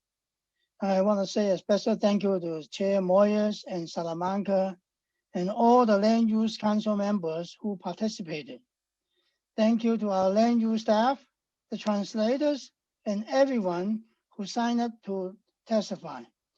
We had over 105 people testify today. So thank you all for your advocacy and participation. This is what democracy is about. So enjoy the evening, everyone. Thank you. Thank you, Chair Moyer. Thank you, Peter. Thank you for your testimony. Thank you for your closing remarks. There being no other members of the public who wish to testify on the pre-considered LEU items for the special Flushing Waterfront District, the public hearing is now closed and the application is laid over. I would also like to remind anyone who didn't have the opportunity to testify, you can always submit your testimony to landusetestimony@council.nyc.gov, and you can email your testimony to us there. That concludes today's business. And of course, I would like to thank the members of the public, my colleagues, the committee, council, the land use staff, our council staff, the Sergeant at Arms for participating in today's meeting. In particular, I want to thank my co-pilot here, Arthur, who's done a tremendous job. Thank you so much. And Angelina as well, who stepped in. Thank you to the Sergeant at Arms, to all the land use staff, and to my staff member, Megan Taddeo. Thank you. With that, this meeting is hereby adjourned.